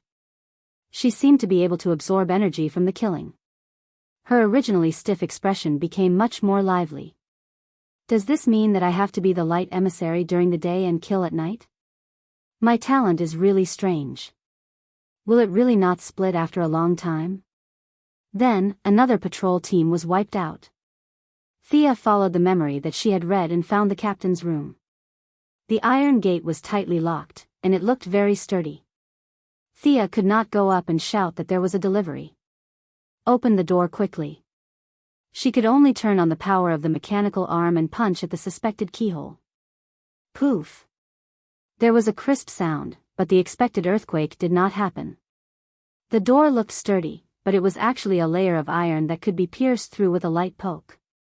Thea's punch was so powerful that it took down the entire door along with its frame. Ah! A scream rang through the room. Sarah Lance had been sleeping well in the captain's room. The conditions here were naturally not as good as at home, but happiness came from comparison. Compared to the experimental subjects who were waiting to die in the cage, she had reached the top in a single bound. Dr. Evo did not make any excessive demands of her. In fact, even if he did, she would not dare to resist. She thought that her days would go on like this, but she did not expect to hear so many screams in her sleep. At first, she thought it was a dream, but when the thick smell of blood rushed into her nose, she knew it was not a dream. Just as she was feeling uneasy, all the screams disappeared. She could only hear light footsteps outside the door. When Sarah was about to hide, a silver-white metal arm outside the door broke through the cabin door with a poof. Under her horrified gaze, the entire cabin door was removed. At this moment, all she could do was scream. Countless movie clips appeared in her mind, such as Terminator, Alien, and so on. Of course, she was not playing the role of the Terminator. She was the female pig trotter who was scared to the point of peeing her pants. Thea swaggered into the room and saw Sarah, who was trembling all over with her eyes closed. She was speechless. Was she that scary? She had to admit that her voice was really loud. No wonder she could get the mixed account of White Canary. But she was here to save her. She recalled her doppelganger. She could not let her see these things. Hey, I'm here to save you. After waiting for 3 seconds, Sarah did not hear her at all. She shouted so loudly that Thea's voice was completely covered. After all, she was someone she knew. Whether it was Oliver, Laurel, or Inspector Lance, it was not appropriate to directly beat her up and kidnap her. Thea could only be patient and listen to her shouting. She didn't know if the remaining mercenaries on the ship were frightened by her murderous aura, or if they were jealous that Sarah had suddenly become the captain's subordinate and above 50 people. Either way, no one was prepared to rescue the captain's little lover, and they all hid in a corner and pretended to be dead. Chapter 147. Thea found a chair and sat on it with her legs crossed. The corner of her mouth twitched. She thought to herself, I'm going to ignore you.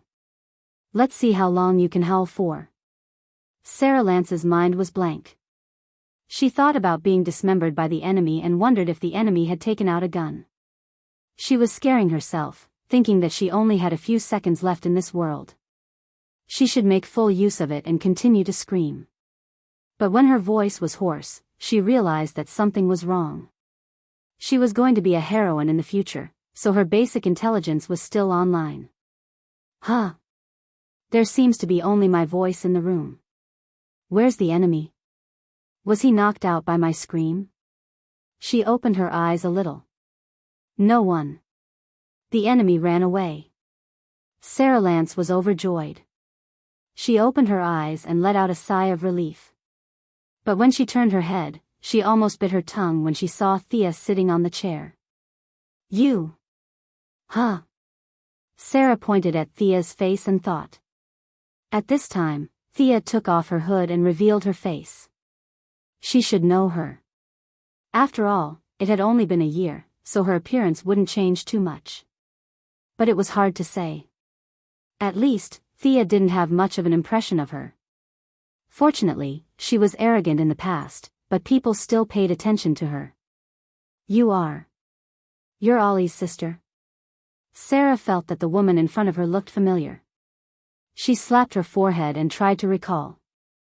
Finally, she found a clue from Ollie. Isn't this his sister? As for her name, Sarah couldn't remember. She sighed. Thea Quinn. I'm here to save you. Your father and sister miss you very much. She reached out a hand and pulled Sarah up from the floor. This girl didn't look tall, but she had a lot of meat on her body. Perhaps the food on the ship was too good, but she was chubby. Fortunately, Thea had been exercising for a long time. If she was the skinny girl from before, she wouldn't have been able to pull her up. Sarah was still drowning in her longing for her father and guilt for her sister. She stood up and realized that she was being pulled out of the door. Where are we going? Where are the guards? Don't worry, everyone on this ship is hiding. Go to the island and find my plane. I'll send you back to Star City. Suddenly hearing the familiar name of Star City, Sarah's tears flowed down uncontrollably. Thea frowned. This woman was too emotional. To be honest, Thea admired Sarah Lance's future achievements. Whether she was the captain of the Wave Rider or the leader of the legendary squad, Sarah Lance was a great heroine.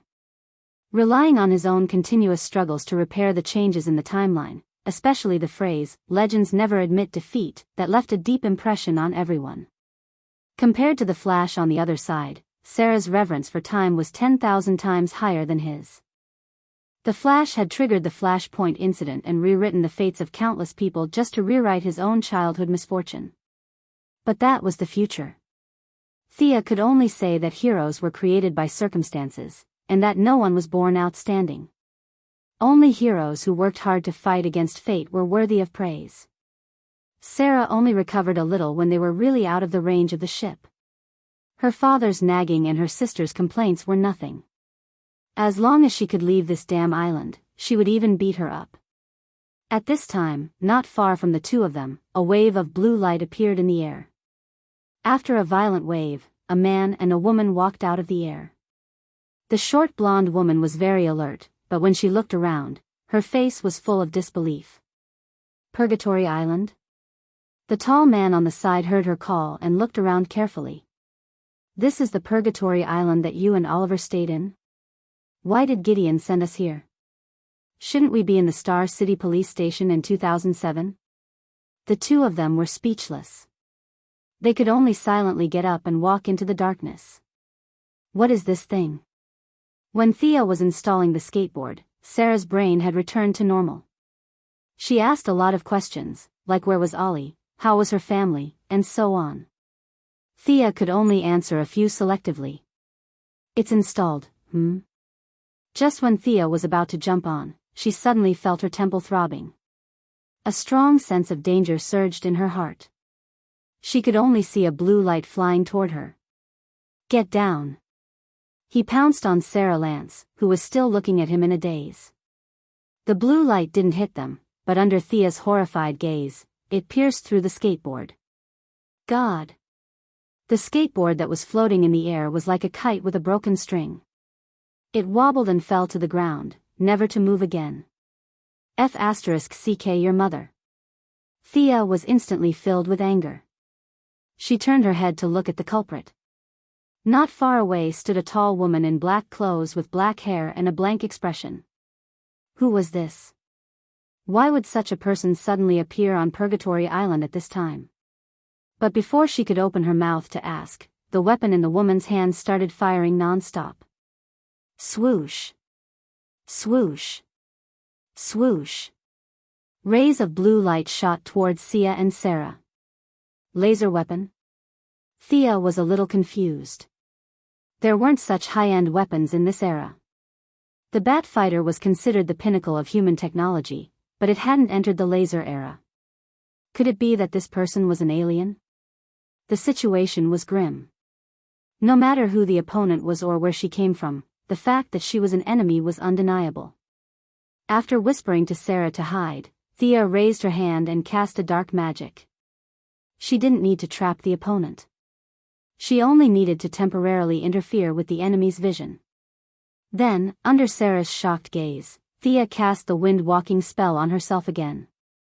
The distance of 100 meters was covered in an instant. Facing the enemy who had just escaped from the black fog, she raised her hand and slashed. Thea's speed was very fast. In just a few dozen moves, she had completely gained the upper hand. She found that the woman's fighting ability was far inferior to hers.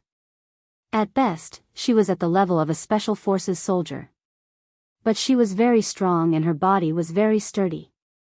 Her sword that could cut iron like mud could only leave scratches on her body. Her body was so dense. She shouldn't be an earthling, right? She didn't know. While she was puzzled, the woman opposite her was also extremely surprised. She kept thinking in her heart. Who was this woman fighting with her? She didn't seem to be the target of her mission. Two people who shouldn't be at this time appeared in a place where they shouldn't be and inexplicably fought. This was completely different from her initial plan. But as the fight went on, her anger also rose. Thea's sword slashed her body more than a dozen times. Although the cuts weren't deep, she was not a robot. She would still bleed. Relying on her strength that was far greater than that of an earthling, she didn't pursue small fights. Instead, she used strong punches. Seeing that she changed her attack style, Thea didn't dare to take it head-on. She deliberately exposed a flaw. The woman in black was overjoyed.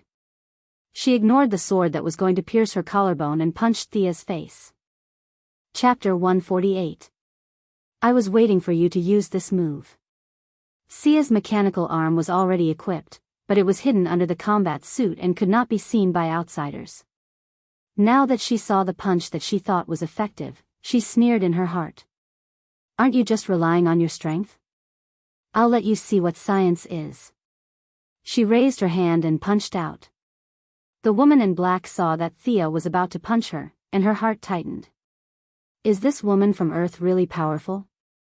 But the arrow was already on the bow, so she could only use her greatest strength to punch out.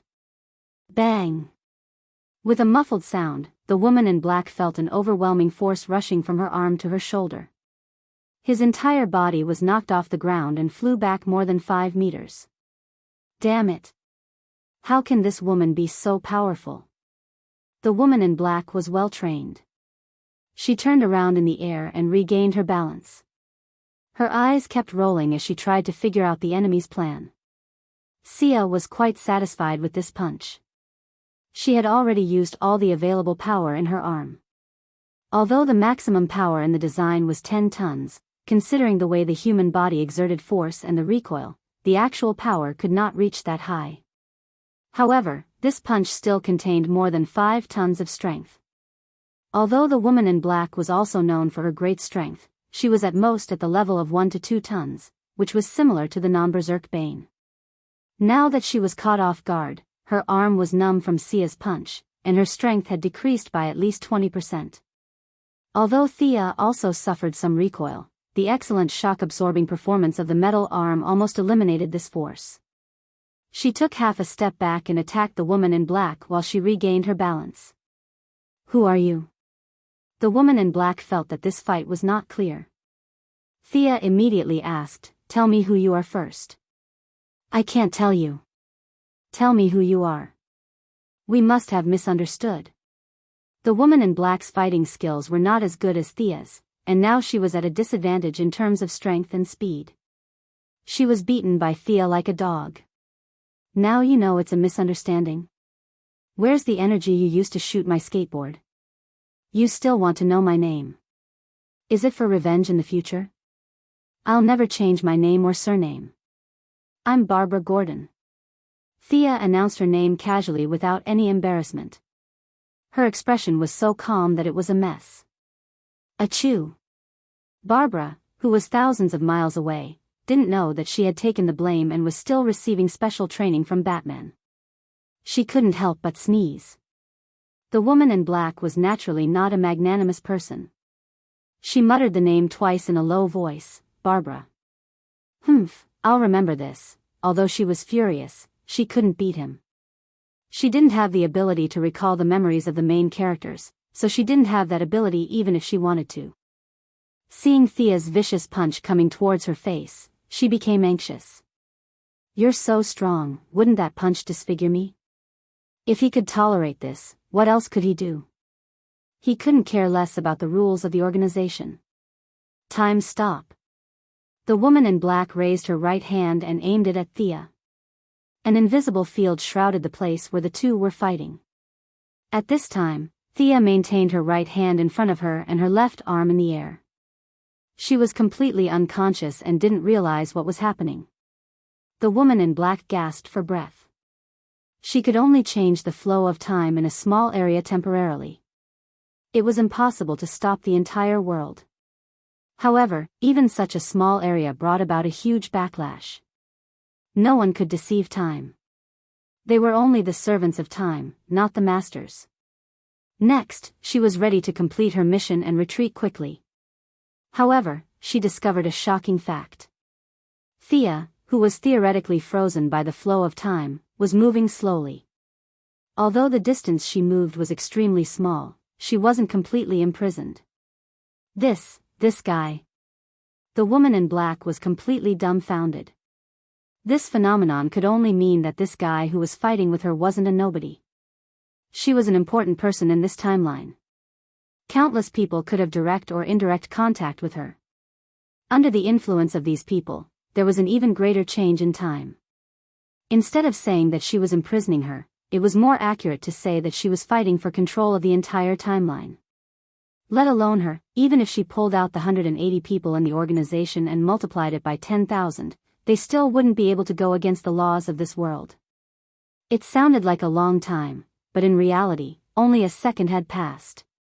However, this short second had caused the black-clothed woman's vitality to be greatly damaged. Her originally pretty appearance was like that of an evil spirit, and her body also uncontrollably shriveled up.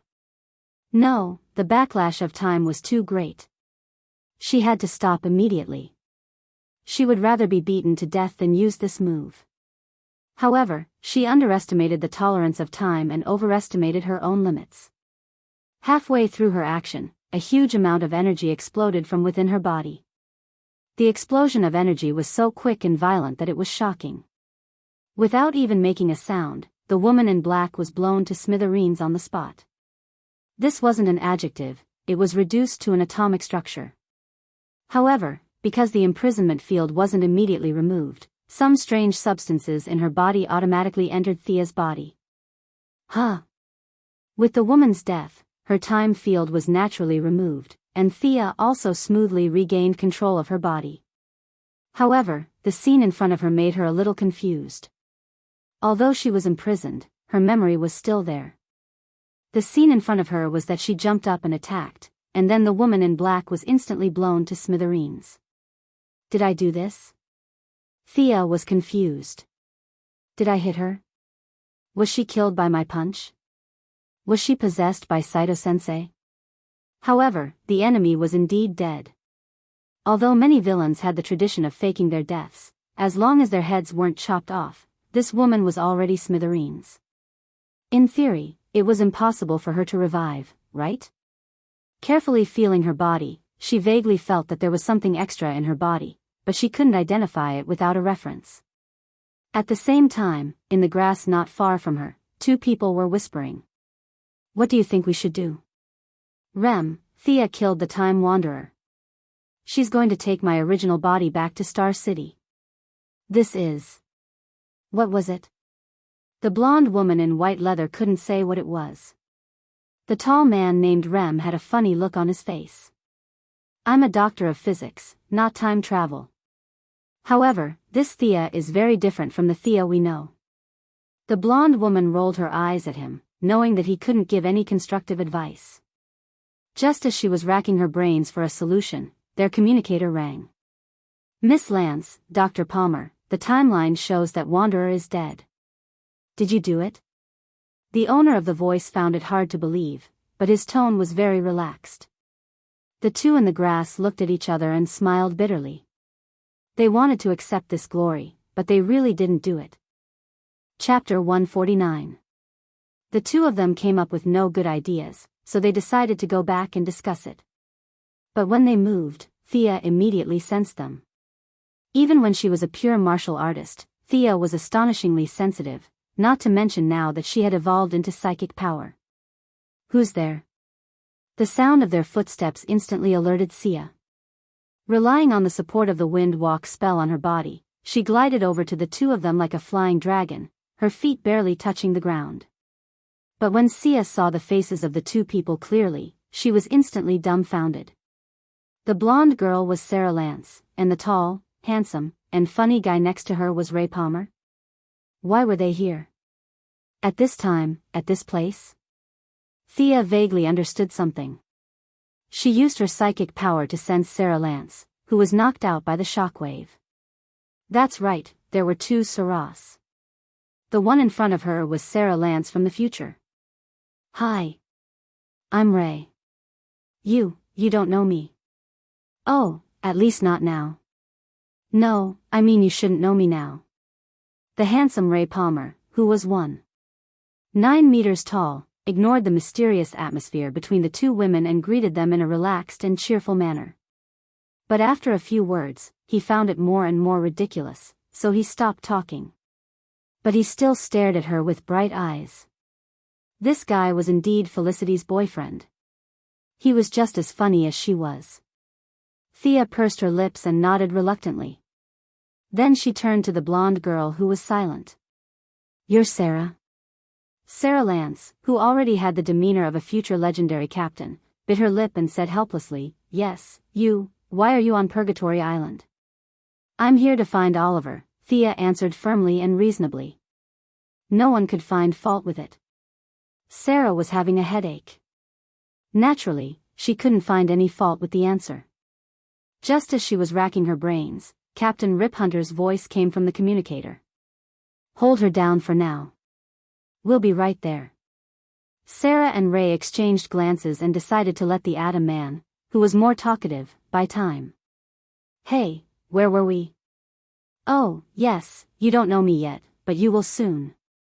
Blah, blah, blah.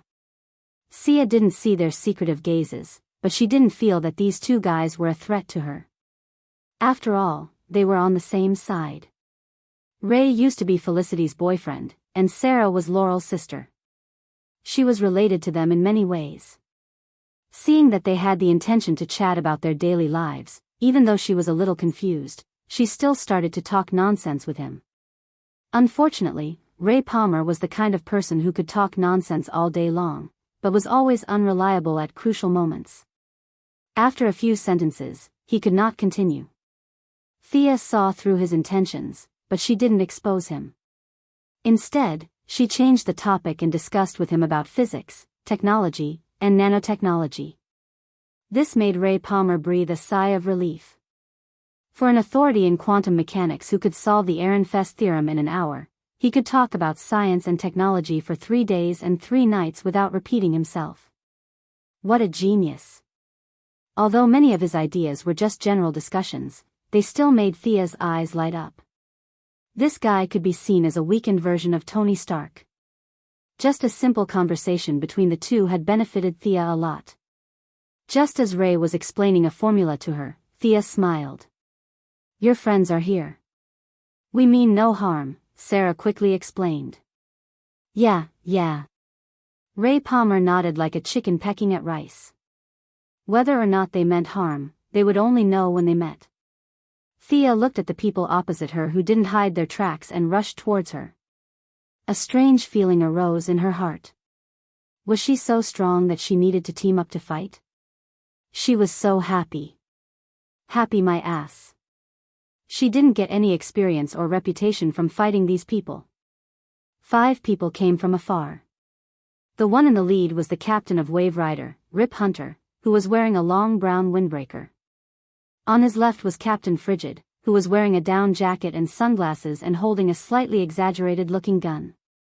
Next to him was Captain Frigid's good partner, Heatwave, who was wearing an asbestos fireproof suit and holding a flamethrower. On his right was an ordinary-looking black youth with thick lips. Thea couldn't remember his name. Beside him was a fat old man with white hair and round glasses. Was the whole Tomorrow's Legend squad coming out? No, there should also be Hawk Man and Hawk Girl. Were those two idiots dead or not? Miss Quinn, we're not enemies. We mean you no harm. Rip Hunter was the first to speak, explaining his side's position. Thea believed in this. Although her brother Oliver was a weakling now, his reputation would still shock many people in the future. He was known as the 8th magnate outside of the 7 magnate of the Righteous Alliance. As his sister, she would definitely have a good reputation in the Justice faction. They wouldn't dare to harm her. Seeing that she didn't overreact, Rip Hunt silently sighed in relief. It was inevitable to run into relatives and friends while traveling through time, so he couldn't just kill every single one of them. If he really did that, even the heroes of justice wouldn't spare them, so he was very experienced in dealing with such sudden incidents. His faction was neutral, and even leaned towards the Righteous Alliance. Naturally, he couldn't force Thea, who had a close relationship with the Green Arrow Party. We came here from a certain time in the future. We wanted to stop the Time Wanderer from making a move on Miss Sarah's past, but we didn't expect to meet you here. I hope you can hand Miss Sarah, Rip Hunter pointed at the fainted Sarah Lance in the distance, to us and let her return to her original time. Thea had never thought about the broad issue of time changing Sarah's fate. She thought about it carefully. Wouldn't it be better to send Sarah back to Star City, to her father and sister? Yes, that's great. There was nothing wrong with that at all. From every angle, Purgatory Island was the beginning of Sarah's tragic fate. If it could be changed from the beginning, then it wouldn't be a bad thing. But Rip Hunt couldn't say that. A person's perspective was different from his or her own. From Sarah's point of view, changing everything would definitely be a good thing. In fact, it would be an extremely good thing. If she could return home and live happily ever after, who would be willing to suffer so much? But for Rip Hunter, it was a bit of a headache. Sarah was someone he had focused on nurturing. She had brains, potential, and enough decisiveness. But all of that came from the suffering she had endured. If he agreed to let Sarah go home, she wouldn't have any of those experiences. Wouldn't he be looking for trouble if he recruited her? Rip could swear to the heavens that as long as he let Sarah go, the capable blonde girl in front of him would instantly turn into a powerless young girl. Changing boyfriends twice a month, having some pox on the weekends, and having parties when she was bored. This was the norm for young Americans. If he could maintain Sarah's original life path, it would be this image. But he couldn't say a single word of that. He could only rely on Sarah's own wishes. Whether his right-hand woman wanted to live her current life or return to the past was all up to her. Chapter 150. In the end, the choice was back to Sarah. Of course, it was the future version of Sarah in front of them. The unconscious weakling in the distance was automatically ignored by them. What should I do? Even with Sarah's extraordinary decisiveness, she was still somewhat hesitant. If she nodded, all her suffering would end, and she would return to her daily life. What Assassin's League or Legendary Team? To hell with it. If she shook her head, everything would go back to normal, and she would still have to continue struggling in this sea of suffering. Everyone was silent for a moment. Those who understood lowered their heads in deep thought. When the problem fell on their heads, how should they choose? Those who didn't understand were also looking around, wondering why no one spoke. Sarah opened her mouth and couldn't continue after that one word. Perhaps she herself was in extreme hesitation. You shouldn't become a weakling, Sarah Lance. You're an assassin, a fighter against fate. Think about the true meaning of your existence. Beside her, Captain Cold, Snart, said with a sharp, duck-like voice. The originally fluctuating balance had a subtle change because of his words. Sarah's expression gradually changed from hesitation to determination. She closed her eyes and said with a pained voice, "You're right. That's my fate. I shouldn't run away from it." Thea couldn't help but glance at this guy who suddenly interrupted. This person's overall aura was sinister, which intuitively made Thea uncomfortable. She didn't think that he could understand Sarah's heart so well. In her impression, one of them was gay, while the other was a lesbian. Unexpectedly, they had developed feelings for each other. She really didn't expect that their hearts would be linked so early. Since you've chosen this path, I can't drag you back. Thea nodded at her, indicating that they could solve it on their own. With one problem solved, Rip Hunt, who had a beautiful beard, felt a huge weight lifted off his heart. But immediately, a new problem emerged. He reached into his pocket and took out a capsule, saying awkwardly, "Miss Quinn, we're time travelers. You'll know us in the future, but not now. So you have to take this pill and forget what you've experienced today." Haha. Thea covered her mouth and laughed in anger. "Just because you think I'm easy to talk to, you think I'm a pushover? Time traveler? I'm so scared. I'm dying of laughter." Thea was laughing so hard that her body was trembling. However, under the puzzled gazes of the others, her face instantly turned ashen. "Are you sure you want me dead?" Rip Hunter tried to mediate for the last time. "We don't want to be your enemy, but these are our rules." "Humph." Thea snorted. "Do you give everyone you meet pills? How is that possible? Our spaceship is a time-traveling spaceship, not a pharmaceutical factory. If we were to give one to everyone we see, we would have to work 3 shifts a day and not do anything else." Rip Hunter shook his head. "We don't want to do that. We respect Green Arrow a lot, but you need to know that there are 7 of us." Hearing his threatening words, Thea smiled contemptuously. So what if there were 7 of them? They were just chickens and dogs. He drew his bow and aimed at Rip Hunt, who was threatening him. Although this guy spoke of saving the world's peace, it was actually all for the sake of saving his wife and child. Saving one's wife and child wasn't shameful at all. In fact, it was a very noble act. However, in order to cover up this fact, he dressed himself up as the savior of the world. Perhaps he didn't even realize how fake his words and actions were. As she drew her bow and shot an arrow, the others had no choice but to join the battle. "What abilities does she have?" The gloomy Captain Lang asked the so-called acquaintance of Thea, Sarah Lance. She was the one who interacted with Green Arrow's party the most. "She's Malcolm's daughter. Her training is similar to mine." Although Sarah had seen Thea fight with the Time Wanderer, she was a bit far away at the time. Thea didn't display much supernatural power, so she could only describe it based on what she knew. "So that's a normal person with extraordinary skills?" Heatwave shook his head, his face full of disdain. Rip Hunter said in a low voice, "Don't hurt her. She's an important person in the timeline. Don't worry. We can take care of her with our fists and feet." The ice and fire duo silently put away their weapons and rushed out. The rest of them also ran towards Thea. As they ran, they finished changing. Ray Palmer took out a small box from his pocket. The atomic suit instantly enlarged and he put it on. The black guy and the white fat old man clasped their right hands together and combined to become the superhero Firestorm. Although Sarah didn't want to be Thea's enemy, she still took out her iron rod and pretended to run. Thea was a bit speechless at their formation. 7 people. Fine, 1 person. Now there were 6. The 6 of them ran in a row like European soldiers from the age of matchlocks. From a visual point of view, they were indeed intimidating. The 6 of them were like fierce tigers or dragons coming out of the sea. But this isn't a photography competition. This is a combat competition.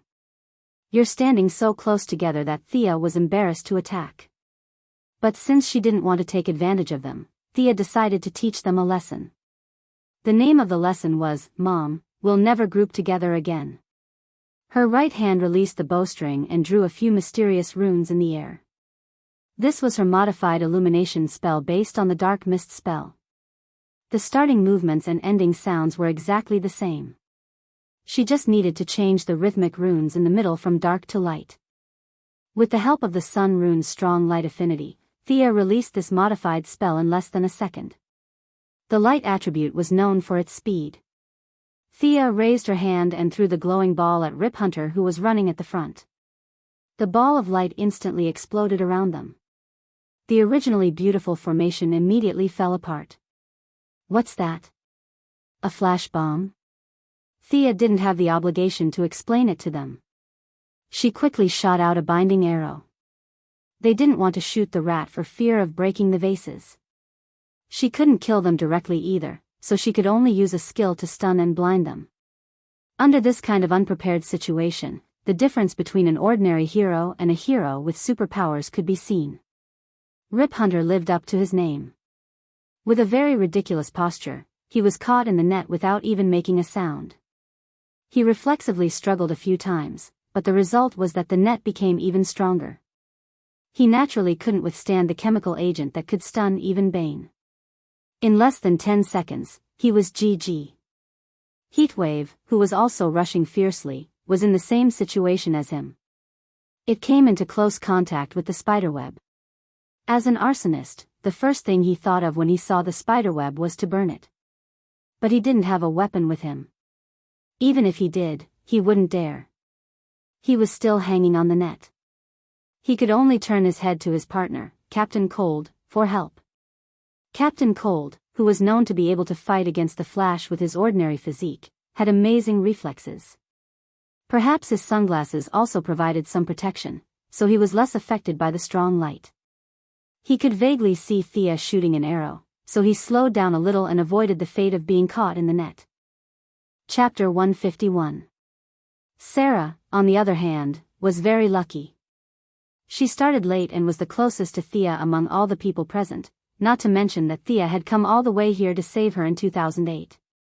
She couldn't bite the hand that fed her.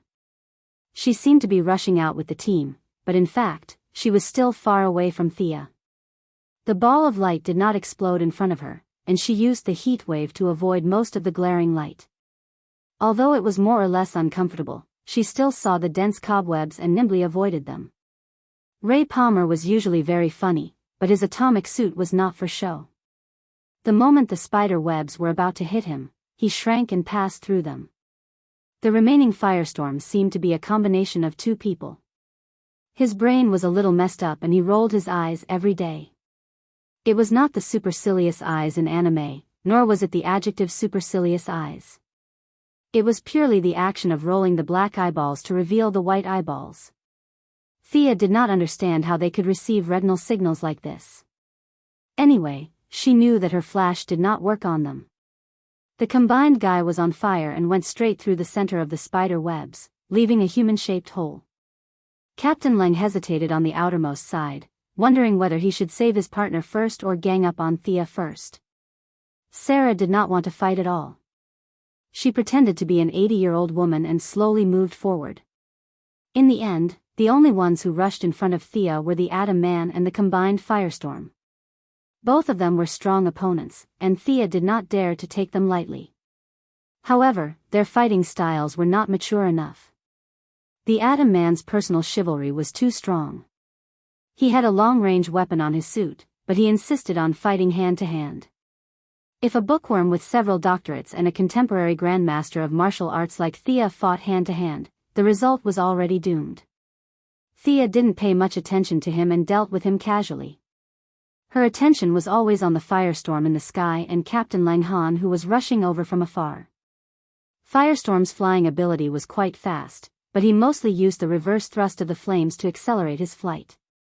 It looked like two streaks of flames flitting through the air, mighty and domineering, but in fact, his steering was extremely poor. If Thea's skateboard was still there, there was no way she could beat him up. "Dr. Palmer, is your suit sturdy?" Thea dodged Firestorm's air-to-ground fireball and asked Atom Man with a smile. "Of course, my battle suit is made of." "Ah." Before he could finish his sentence, Thea's mechanical arm went into overdrive and grabbed one of his arms. Like a discus, she spun 3 times on the spot and threw it at the firestorm in the air. The black guy and the fat old man were not very smart. When they saw Atom Man flying at them, they reached out to catch him without thinking. Thea had been waiting for this moment. There were many problems with their combination. The black guy and the fat old man's cooperation was always half a beat slower. In the original plot, there was a glorious failure where they were shot apart by an arrow. Coincidentally, the arrow was shot by none other than Malcolm Merlin, Thea's biological father. Of course, in the current timeline, they hadn't met Old Ma yet, so they didn't realize how big the problem was with their seemingly cool combination. Thea found the right landing point and shot the arrow right in the chest of Firestorm. There was a momentary pause in the communication between the two of them. One of them wanted to run to the left, and the other desperately dodged to the right. As a result, the two of them withdrew from the combination state with blank faces. Fortunately, Atom Man was on the side and gave them a hand. Otherwise, they would have been crippled. The two of them fell to the ground a little angrily. When they tried to combine again, they found that their hands were swollen and there was no sign of fusion. Thea looked at this scene from the corner of her eyes and felt relieved. Super speed, super conversion ability, and a body strength and damage reduction ability that far surpassed Superman. So balanced in all aspects, do you think you are Superman? There must be a limit to so many abilities. Otherwise, if you are so strong, how can others play with you? Thea had expected that the combination would have a cooldown. Since they couldn't combine, the threat to Thea instantly decreased from the biggest to the smallest. She turned her head and looked at White Canary Sarah Lance, who finally ran over. It's so strange. You are much stronger than the Thea I remember. Sarah, who was determined to stop killing, said with a puzzled expression. At this moment, Thea didn't display any supernatural abilities. They thought that the flashing spell from before was a flash bomb. After that, she also used a bow to deal with them. Although Sarah didn't see any clues, her intuition told her that Thea in front of her was fully capable of killing her. Hearing her question, Thea rolled her eyes. How refreshing. Do you think I'm the Eagle Hero and Eagle Girl who are still weak even after being reborn 206 times? Those two are a disgrace to all reborn people. Thea couldn't be bothered to explain. She silently raised her hand and made an inviting gesture. Speaking of which, I haven't fought with you before. Judging from your movements, it seems to be the martial arts of the Assassins Alliance. So, you and Malcolm have reunited? Sarah constantly adjusted her pace and at the same time analyzed why Thea was so strong. According to her timeline, Thea should still be in Star City. But when she saw Thea's movement, she instantly understood. So that's why. She and Malcolm had reunited in advance. Thinking that she had found a reasonable explanation for the timeline's distortion, Sarah felt much more at ease. Thea neither admitted nor refuted Sarah's conjecture. Those were all trivial matters. It was rare to meet a pure Earthling who didn't have any messy abilities or technological equipment. Thea also put away her bow and secretly deactivated her mechanical arm. She wanted to face this legendary team leader who had surpassed her master in a fair fight.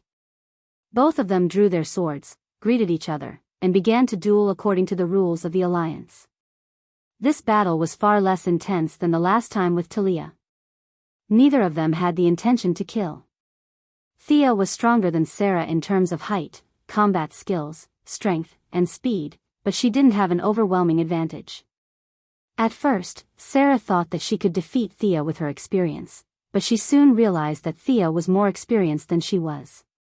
On the contrary, because of her experience as a legendary team, she had to deal with laser guns, primitive people, and aliens every day.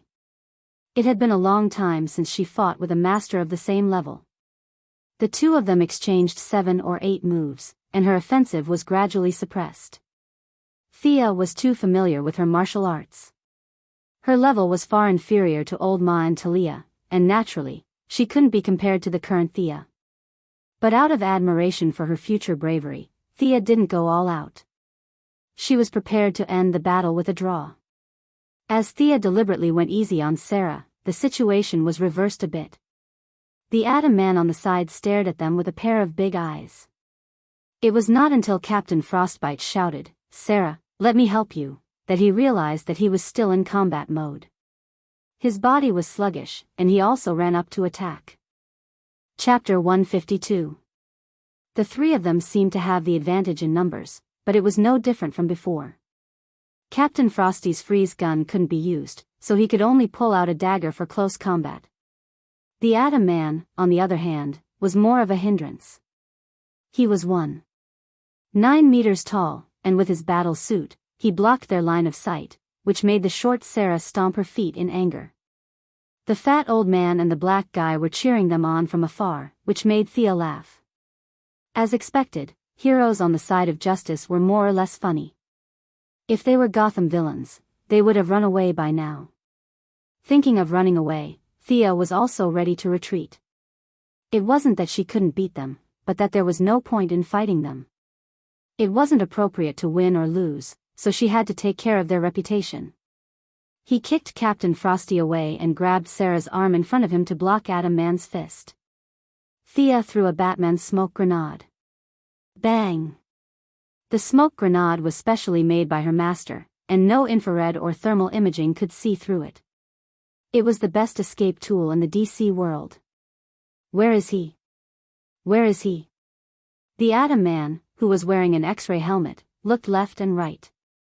Everything was white, and when the smoke dissipated, they were the only ones left. None of these people were injured, which was a good thing, but the two people on the net were in a bad mood. The more they struggled, the harder they got stuck. Rip had already fainted, while the rough man's heatwave physique was better than most people, so he was barely conscious, but his face was currently covered in white cobwebs, which made him look quite pitiful. Although they didn't have Thea's escape potion, Ray Palmer and the fat old man were the world's top scientists. After some analysis, they still rescued Rip Hunt and Heatwave.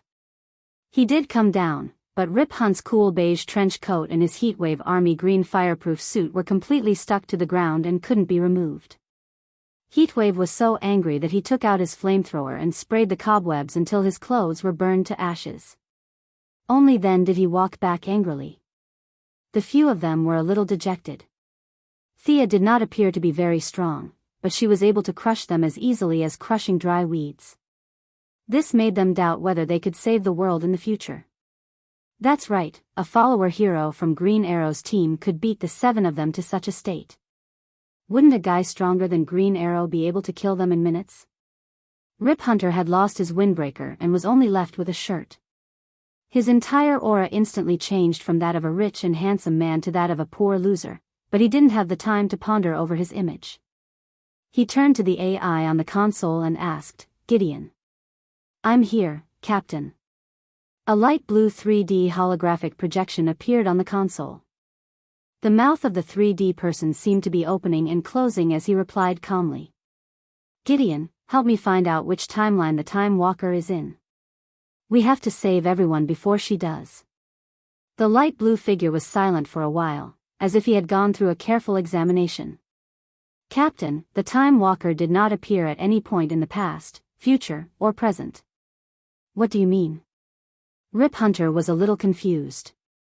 "Captain, according to tradition, the Time Walker is already dead.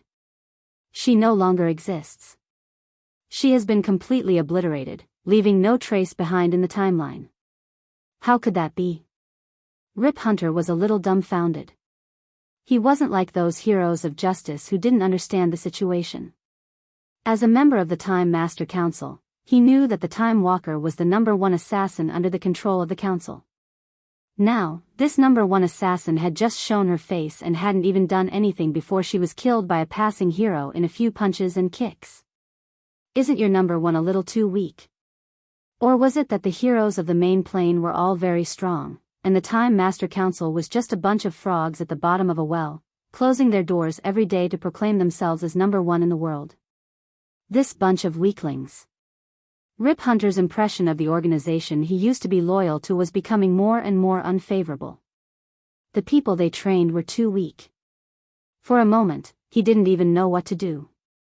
The Time Walker's way of doing things was simple and crude. Find a point in time before the members of a Legends team made a name for themselves and kill them in advance. According to Rip's original plan, he would have been one step ahead and pulled back all the members' precursors to protect them. But now that the assassins were all dead, there was no point in protecting them anymore. He turned to Sarah and asked, "Which point in time do you plan to send your past to?" Although Sarah was a bit sad, she still pondered for a bit before answering. "October 2008. Outside Purgatory Island, along the path of the Assassin League's Nissa El Ghul's trial." Rip nodded slightly and patted his capable comrade's shoulder. Gideon, go to October 2008, everyone sit down and prepare to depart. The last sentence was for the remaining crew members. But when they all sat down like elementary school students and waited for 5 minutes, nothing happened. They all looked at Rip in confusion, meaning, what's wrong with your ship again? As the ship's repairman, the black man was already preparing to repair it. Captain, it's... Before the blue electronic voice could finish, it was interrupted by a clear voice. Aha, it's me, sorry to disturb. The only one who didn't treat herself as an outsider was young Mistress Thea. Thea separated from them, but after running for a short distance, she remembered that she had damaged the skateboard for no reason. No matter what, she had to ask them for compensation. There were so many pieces of futuristic technology on the ship, she couldn't just let it go, so she circled around and came back. Her hinting was ineffective against hostile targets, but fortunately, apart from Captain Frigid and Heatwave, everyone else on the ship was on the side of justice, so they didn't have any ill intentions towards her. Plus, with her professional stealth skills, she constantly used the shadows to hide from the two hostile eyes. Thea also followed them onto the ship. Just as she was wondering how she should start, she didn't expect these people to be so impatient, wanting to take off without saying anything. The young mistress was naturally discovered by the omnipresent AI, so to avoid awkwardness, she had no choice but to stand up. Why is it you again?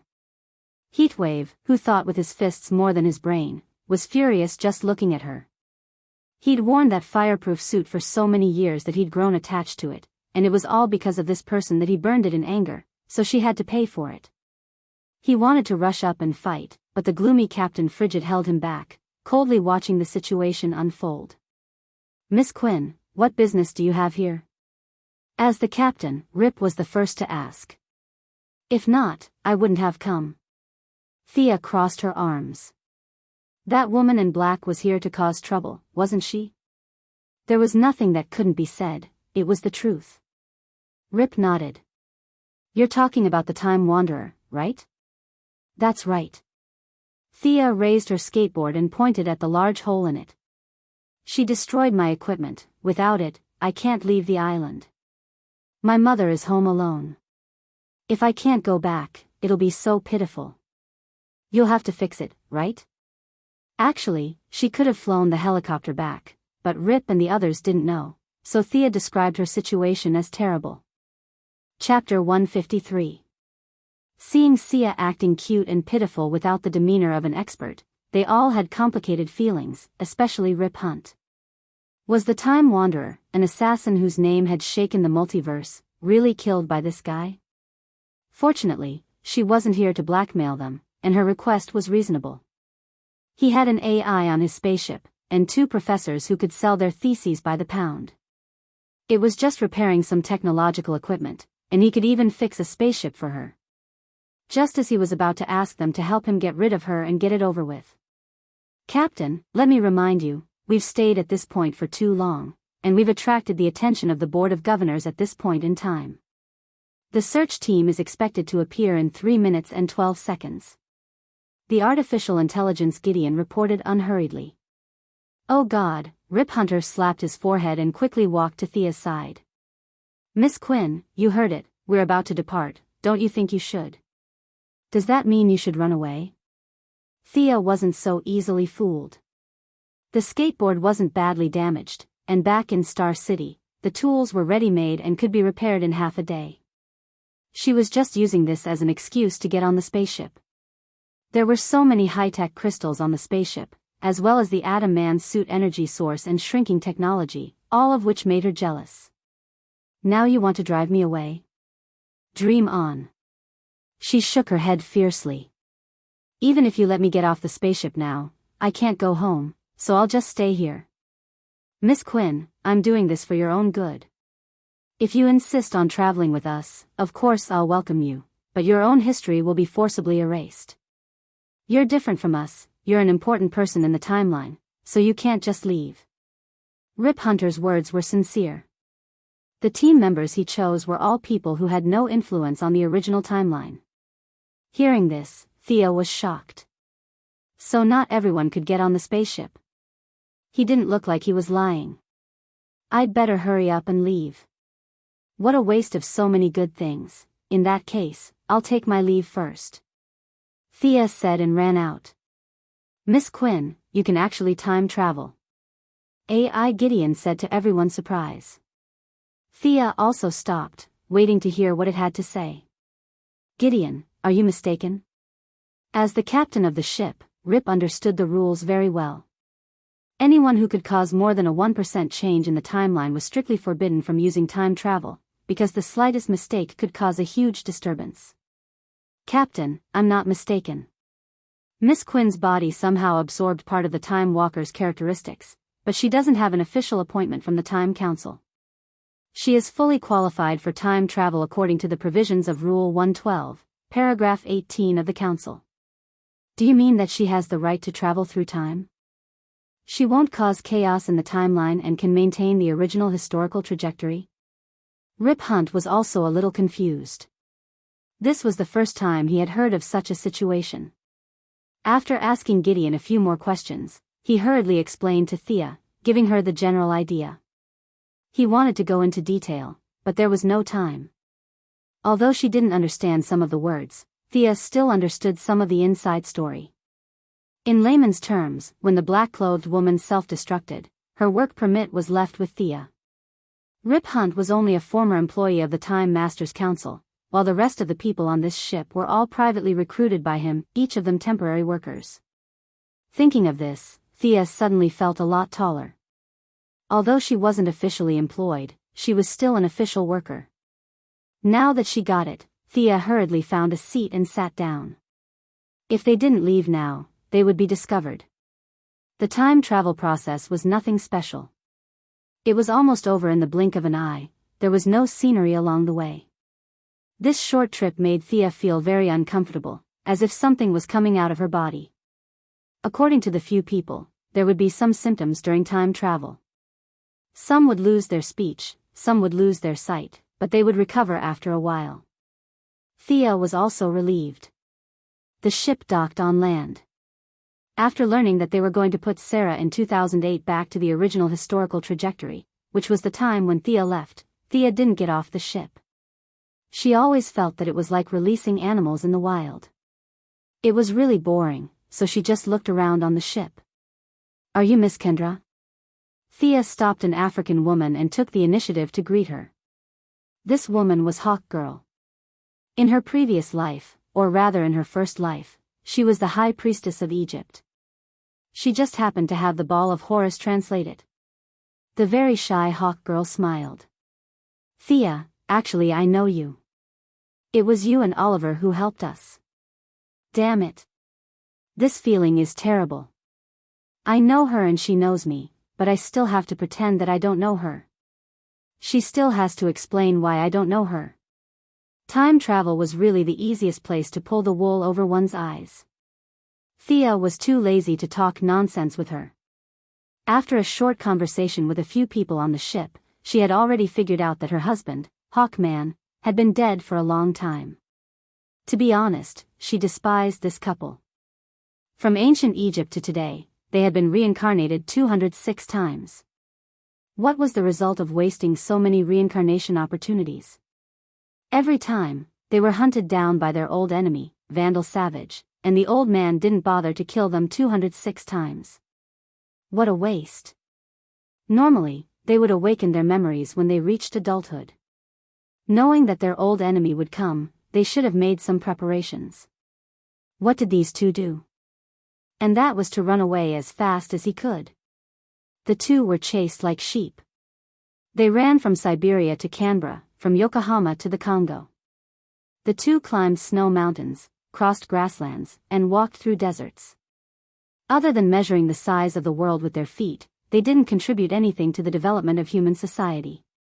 To be able to chase them to the ends of the earth, one had to think that this Vandal Savage was especially powerful. With the word "da" in his name, was he Darkseid's cousin? The kind that could kill Superman with one punch and kill Batman with a backhand? Actually, that was not the case at all. Apart from having a ferocious beard, Vandal Savage's only commendable trait was that he could throw 2 flying daggers. Most likely, he was bored during the 4,000 years of chasing, so he took a year and a half to practice this unique skill. Other than that, he didn't have any other special skills. However, Big Beard's ambition wasn't small. He wanted to rule the world. For this goal, he planned for another 4,000 years, relying on his immortality. Finally, in 2166, he used tortoise tactics to kill all the heroes who could fight. Finally, he could stand on the rooftop and shout that he was the king of the world. Rip Hunter was deeply dissatisfied with the old man. He couldn't bear to see him doing well, so he resigned in anger. In 2016, he gathered a boat of friends to interrupt his dream. This was the general plot of the story that Thea knew. It was a big adventure filled with revolutionary optimism. Chapter 154. Kendra did not know that Thea was criticizing her in her mind. She asked kindly, "You didn't get off the spaceship. Why are you looking for me?" Of course, Thea wanted to talk to her about something. The orb of Horus she found on Purgatory Island was filled with words that gave her a headache. After studying and comparing the words, she was dismayed to find that most of the words had been lost. Fortunately, there were 3 people who had survived from that era. They were the ancient Egyptian high priest Vandal Savage, the priestess Chayara, the current hawk girl Kendra, and the current hawk man Prince Khufu. Vandal would definitely ignore Sia, and Eagle Man had also died. Even if he didn't die, Sia wouldn't have any feelings for him. After all, this guy was Khufu in his first life, the guy who was famous for building the largest pyramid. According to history, he was a man who loved grandiose achievements but was unlearned. The so-called man who was full of nonsense was him. Thea looked at the friendly hawk man with anticipation. She took out the orb from her backpack. "Do you have any impression of this?"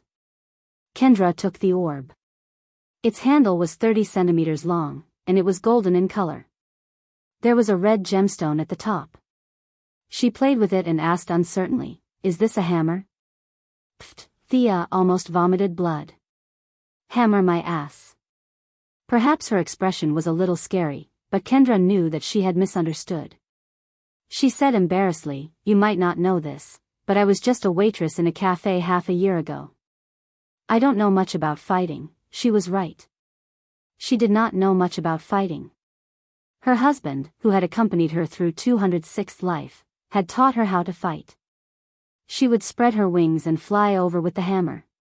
She would smash the enemy's head with a single blow. If the enemy fell, she would be done with it. If not, she would fly further away and do it again. What kind of F***king strategy was that? She had unparalleled speed. How much damage could she cause to the enemy with a sharp weapon? She could fly at the speed of sound with a 3-meter-long spear. Even Darkseid would lose a few drops of HP from the impact. Even if she could not defeat the enemy, it would look tragic, right? They had given up on this strategy and chose to use the hammer instead. Use a hammer. Use a hammer. Important things had to be said thrice. Flying in front of the enemy, swinging his arm and hammering him. Even if they wanted to use a hammer, they could have used a large hammer instead. However, the 2 of them chose to use small one-handed hammers. Their destructive power might not even be as great as Thea's rock. Thea also knew that she couldn't expect too much from this pair of weaklings, but the bloody reality still made her sad. Did she really have to ask Vandal? "Miss Sia, I can translate these words." The omnipresent artificial intelligence, Gideon, interrupted her thoughts in a timely manner. To be honest, Thea was a little afraid of the artificial intelligence on this spaceship. She coveted the technological achievements, but she did not dare to lay her hands on the artificial intelligence. Others might not know, but she knew very well that Gideon had developed a bit of admiration for Rip Hunter, the captain. What did that mean? It meant that this artificial intelligence had feelings. It had reached the peak of artificial intelligence and was at the same level as Marvel's Ultron Ada. It was a bit weaker than Brainiac, but not by much. If it wasn't for its feelings for Rip Hunter, Gideon would have been able to access the real world's network in a matter of minutes. Thea had always kept a respectful distance from this kind of boss-level passerby character. Although she thought about artificial intelligence day and night, she had never thought about Gideon. Now that it had taken the initiative to talk to her, she could not refuse and could only express her gratitude very politely. As the crystallization of human wisdom that traversed the river of time and knew all the knowledge of both ancient and modern times, Gideon's ability was not to be underestimated. In less than 3 minutes, it had completely deciphered the words on the sphere of Horus and even thoughtfully made it into an annotated version. This guy is amazing, Thea thought to herself as she held the annotated version. It was actually able to estimate Thea's knowledge structure and level of understanding through various calculations. Its annotated version was very accurate and was tailor-made for Thea. Although she did not like the feeling of being seen through, she had to admit that Gideon's translation was very accurate. But when she looked at the translation carefully, she could not help but frown. Horus was the guardian of the pharaohs in ancient Egypt and the symbol of royalty. Horus usually accepted priests in the form of an eagle head and a human body. There were a total of 3 artifacts that were passed down in the world: the Eye of Horus, the Scepter of Horus and the Spear of Horus. The Eye of Horus was said to have been offered to Hades, the Spear of Horus was in Thea's hands, and the scepter was specially marked by Gideon as being in the hands of Vandal Savage. Thea narrowed her eyes. This artificial intelligence was quite sneaky, leaving a bait for Thea to bite. You want the scepter? Well, go and fight with Vandal. He happens to be the enemy of the legendary team. What a coincidence, it's fate. No one would feel comfortable being used as a tool. Thea lowered her head and pondered. In her memory, Vandal's scepter of Horus was destroyed by the combined efforts of the Green Arrow and the Flash. It was hard to say if he still had it in his hands in this timeline. Sigh, Thea sighed. She still could not resist the temptation. Should she help? Depressing. Her experience with Gotham made Thea a little resistant to helping. Although these people were stronger than the Bat family, there was a limit to their strength. She would not become the main force again if she helped, right? In the timeline of Hawkgirl and the others, the scepter had been destroyed, but to Thea, it had not happened yet. This created a paradox. Did it happen or not? If it was still there, she could easily take it. It was a set. If it was already destroyed, it would be useless even if she chopped Vandal up and fed him to the dogs. Thea shook her head. She bid farewell to the artificial intelligence and the confused Hawkgirl Kendra. She was going to ask the old driver, no, the old Captain Rip Hunter. Before she could find the old captain, Thea was stopped by Atom Man Palmer. The Atom Man was all smiles as he helped to repair her skateboard. He dragged her to see the latest results. Thea could only follow. Since he was so eager to help, she had to take the initiative. Miss Thea, was your skateboard software written by Felicity? Atom Man Palmer said with a confident expression. Damn, was it really that good? Thea had just been seen through by Gideon, and now he had exposed the source of the technology. She could not accept it. It was not surprising that the artificial intelligence could see through countless calculations per second, but how did you find out? Professor Palmer, how did you find out? Are the traces that obvious? Ray Palmer laughed proudly at first, then his expression turned serious. Actually, the software part of my battle suit was written by her too. Haha. Chapter 155. Sia looked at him speechlessly. Speaking of which, this Joker's personality was really good. Plus, he was tall and handsome, and he was humorous and witty. He would definitely be the best mentor and helpful friend if he were to be her boyfriend. It was the biggest tragedy for him to be her boyfriend. There was no room for negotiation. This person was too unreliable. The two came to the maintenance room of the Wave Rider. The Firestorm duo was also there. The black guy was the ship's repairman. The fat old man looked serious, but he was actually a talker. When Thea entered the room, he was still talking to the black guy. Let me introduce you. This is Professor Martin Stein. He is the current authority in the field of nuclear physics. This is his partner, Jackson. He is our ship's repairman.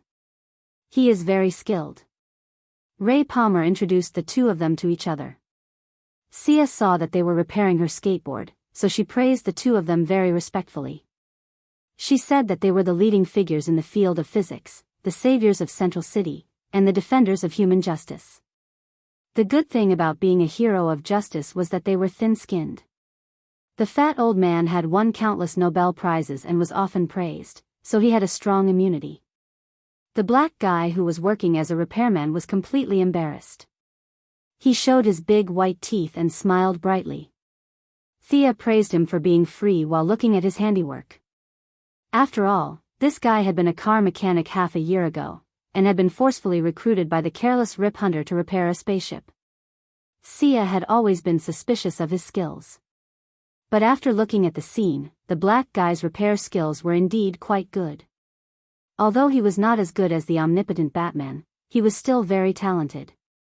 Your skateboard was originally driven by magnetic power, right? We don't have a dynamic drive part. We just added a few speed gears. You can adjust it to high speed when you're on the road and freely control it during combat. This will increase your unit's synchronization rate with the skateboard. Atom Man pointed to a device at the bottom of the skateboard and introduced. At the same time, I upgraded your software. Or rather, I used the program Felicity wrote in 2016 to overwrite the program she wrote in 2007. After all, she wrote the driver software for my suit. Then he introduced a few more major changes. This guy was indeed a weakened version of Iron Man. In just half a day, without major changes, the overall performance of the skateboard had been improved by 30%. If the original version was only 0.7, then the current skateboard could be considered the official version. Both the braking and synchronization rate had been greatly enhanced. Thea operated the skateboard indoors for a while, and her flexibility had increased by a lot. It was not an exaggeration to say that she could move the skateboard like an extension of her arm. Although he was grateful, Thea, who was eyeing the technological achievements of this ship covetously, had to be squeezed out of a stone to get something out of it. Gideon was too smart and scary to make a mistake, but the three guys in front of him seemed to be able to make use of them. Thank you, Dr. Palmer, Professor Stein, and Mr. Jackson. If it weren't for your help, I wouldn't have been able to go home. Thea could not directly tell them what good things they had. She needed them to contribute voluntarily. Thea began her old path of acting cute and pitiful. Some time ago, Tian watched Moira on the stage, shouting herself hoarse to call for the protection of women and children and the elimination of racial discrimination. Unknowingly, Thea's acting skills had also improved greatly. Now, she dared not say that her acting skills were perfect, but it was more than enough to deal with these heroes. In the blink of an eye, she had charmed the three of them. The first to give in was the black guy who was single. There were more men than women on this ship, and there were only 2 of them. There were some sparks between Sarah and Captain Leng. Both of them were ruthless people, so the black guy did not dare to tease Sarah. As for the silly and sweet Kendra, she had a husband who lived with her in 206. After her husband died, he was immediately replaced by the handsome Atom Man. It could be said that he had no chance. Now, facing Thea's pretentious act, although he knew that it was impossible between the 2 of them, the natural instinct of a male creature to show off still prevailed. I'll install a deep-level connection network for you. In the future, you can remotely control the skateboard from 5 miles away. How about that? Awesome, right? The black guy's eyes were not his eyes and his mouth was not his mouth. Mr. Jackson, I have to remind you that the deep-level connection network is a technology 35 years in the future.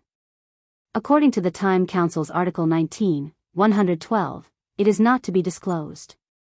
Gideon's emotionless voice came out. The black guy acted as if he did not hear anything. He deftly added a device to the side of the skateboard and made an okay gesture. Thea had a hard time holding it in. It was not a waste of her effort to act pitiful here. This technology was already very awesome. The technology of the Iron Man's remote control suit was similar to this. She had made a fortune. When the value of the young guy was almost squeezed out, she looked at the 2 high-level intellectuals with bright eyes. The fat old man was old enough to be her grandfather. Naturally, he was not lustful. He was just influenced by her acting skills and felt that she was a little pitiful. After thinking about it, the fat old man took out two things that looked like number 5 batteries. He handed them to the black guy and motioned for him to install them. He also explained to Thea that this was not future technology, but a nuclear battery that he had researched. So, little girl, you can use it without worry. In the future, if the magnetic force suddenly disappeared, you can use it as an emergency. Thea was speechless. If the magnetic force disappeared, how many people on Earth could survive? However, the principle of this thing could be modified into a super bomb. No matter what, the fat old man had given out such a good item without any qualms. He was truly worthy of being called a master of the Mount Tai and the North Star. Comparatively speaking, the handsome atomic man was much more resistant to beauty than Thea. When the three of them looked at him, he thought about it and then awkwardly said that he would be able to complete the atomization in a day if he gave the skateboard to him. This was a pleasant surprise. Thea had no objection to him taking it back for modification. This was his exclusive technology, so he would definitely not modify it in front of them. After thanking them for their generosity, Thea was not in a hurry to find Rip Hunter. She went back to rest happily. The next day, Thea received the brand new version 1 of the skateboard. Usually, it was only the size of a cigarette box. She could just put it anywhere. It was much lighter than before when she had to carry a big bag everywhere. Unfortunately, this technology was not easy to crack. Miss Thea, has your skateboard been fixed? Rip Hunter had already put Sarah back in 2008 in her original timeline. He was now looking at her with a smile. The hidden message was, you don't have an excuse this time, right? Hurry up and go back to your own timeline. Thea also felt that she had gotten all the benefits on this ship. What was she waiting for? Just as he was about to agree, Gideon suddenly interjected. Let's stop while we're ahead. Captain, Miss Thea is going to fight Vandal Savage with us. Chapter 156. They all let out an unintelligible exclamation. Is that what happened? This little girl is really warm-hearted and courageous? The technical trio who had suffered a huge loss yesterday all looked relieved. The big joker, no, the handsome atomic man, who was originally reluctant, turned from cloudy to sunny. He shook Thea's hand and said, a friend in need is a friend indeed. It seems that I misunderstood you. The black guy and the fat old man also ran over to express their gratitude. The black guy was a little embarrassed, but the fat old man didn't care. He was old enough to be Thea's grandfather, so he gave her a brotherly hug. Cia wanted to cry but had no tears. She had been tricked by this cunning artificial intelligence. If she rejected it now, the three of them would immediately turn hostile. She was not afraid of them turning hostile, but if they said that they wanted to take back those technological devices, how could she reject them? She couldn't just kill them. She couldn't do such a tasteless thing. This damn Gideon. Thea hated him to death, but she still had to put on a righteous front. What did he mean by, I'm a hero? What did he mean by, I won't return Lulan till the end? Vandal Savage must die. Although he felt that her acting was a little exaggerated, Rip Hunt still thought it was a good thing.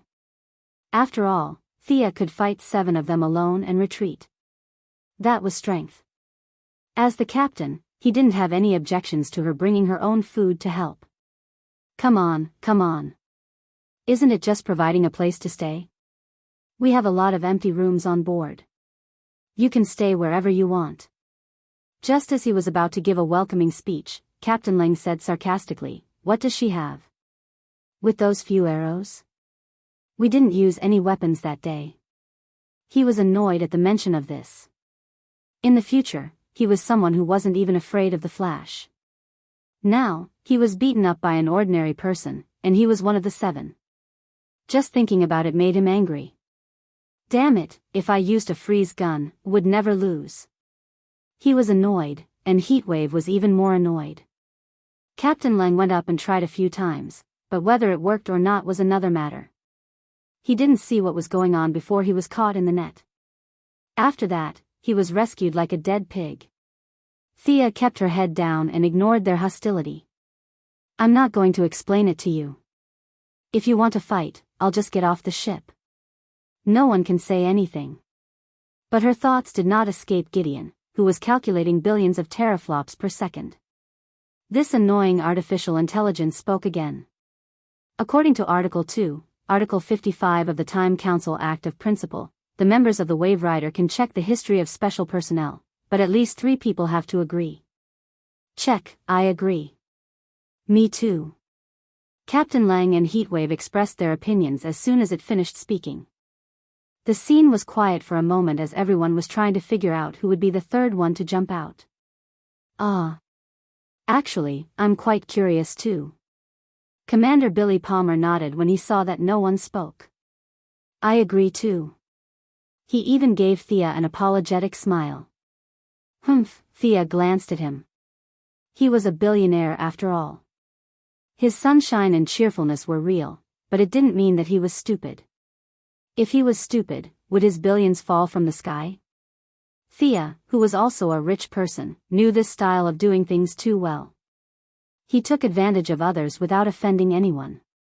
Because she was also this kind of person, after Gideon got the authorization, he showed a smile that was calm in the eyes of others, but proud in Thea's eyes. Checking, Thea Quinn, the last Archmage in recorded human history. Her last public appearance was in 2071 at the funeral of her brother, Oliver Quinn, who was 86 years old. At that time, she still retained her youthful appearance. After that, she disappeared into the long river of history. Everyone was stunned by his words. Even the person involved, Thea, was a little stunned. She didn't know that her sister would be so powerful in the future. Listen, the last great mage. So cool. As a member of the Green Arrow Party for a few days, Sarah Lance, who knew about Thea's past, was a little dazed.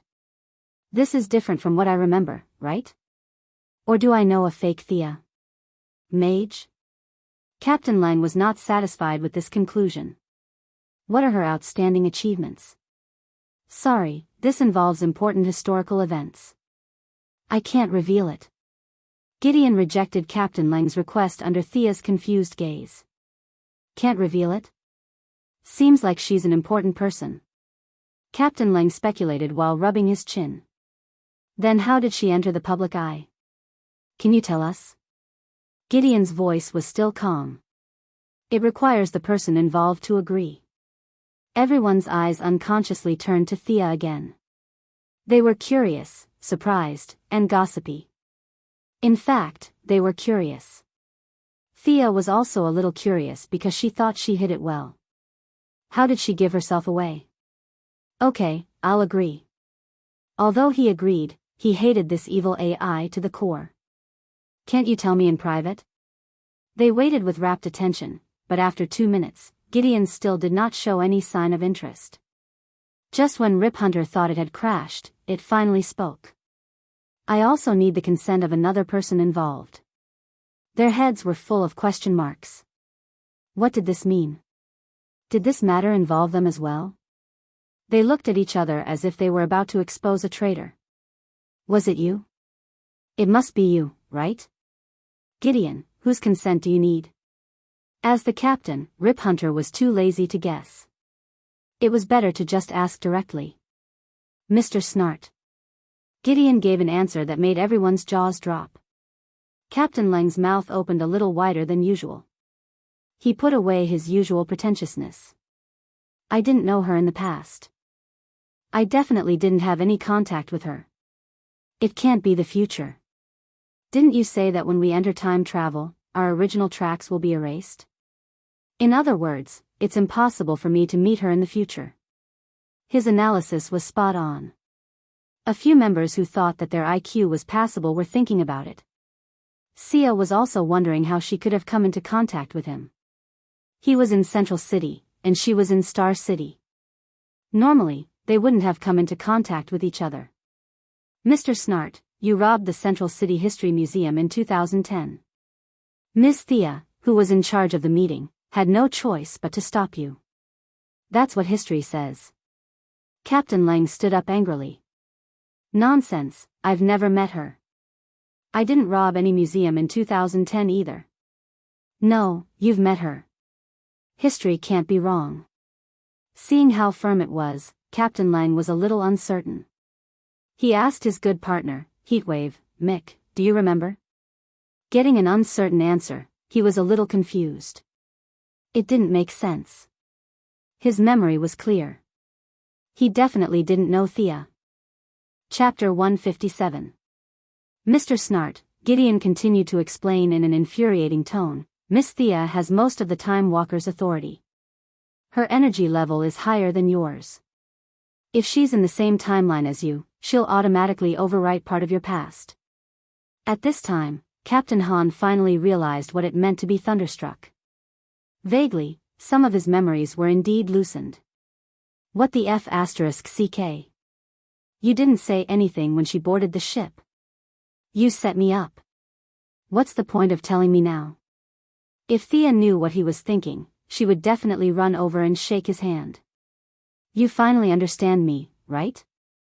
This guy is too evil. He'll set me up without paying for it. Sarah Lance, who had been silent all this while, pointed at Thea and said, she's probably the one who interacted with me the most. Is my future still there? Gideon calculated for a while. If Miss Thea still maintains her original trajectory and shoots you to death in 2015, your history won't change much. Well, I still have to beg her to shoot me when the time comes? Why am I such a bitch? Sarah's expression was either ugly or speechless. She silently looked at Thea without saying a word.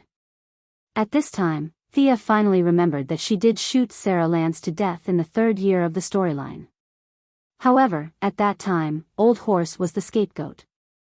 Oliver, who was obsessed with his sister, pretended that it never happened. Now, however, Old Horse was ordered by her to search for his ancestors. Who should she find to be the scapegoat? Besides, she probably didn't know about it. After all, it hadn't happened on her side yet. Thea immediately used her increasingly skilled acting skills and made a confused expression. To be honest, this expression was a test of her acting skills. She didn't have enough time to figure it out. Thea could only use all her skills to play the role of an ignorant girl. She was afraid that she would be seen through if her expression was not on point, so she even added a hint spell on herself. Fortunately, the people on this ship were all good at fighting and killing. They didn't have a teacher who was both virtuous and skilled. Although Gideon was as cunning as a ghost, he was still not a human. It was impossible for him to completely simulate human emotions. With several factors, her performance was successful. The legendary squad only knew that Sarah Lance had been killed once and then resurrected. However, he had never known who the murderer was. Today, he finally knew, there was only one truth, and it turned out that she was the murderer. But seeing that Sarah didn't seem to mind, they could guess that there was another story behind this. Naturally, they wouldn't poke their noses into other people's business. They could only sigh at how small the world was. Don't ask any more. Let's get ready to set off. Since Miss Thea is going with us, let me introduce our mission objective to you. Rip Hunt hurriedly cut off their questions. After all, the timeline was extremely fragile, and Thea still needed to return to the original timeline. If she knew too much, she could easily do something that could cause half of the Legends party to disappear, so he hurriedly stopped the others who wanted to continue gossiping. In fact, his so-called introduction of the objective was very simple, and the specific battle plan was so mysterious that it made people's hair stand on end. Using the spaceship's shuttling function, a group of transmigrators would drive to Vandal Savage's backyard, and then quickly take him down and bring him back. There would be no cover, no support, no plan 1, no plan 2. It would be a one-wave attack.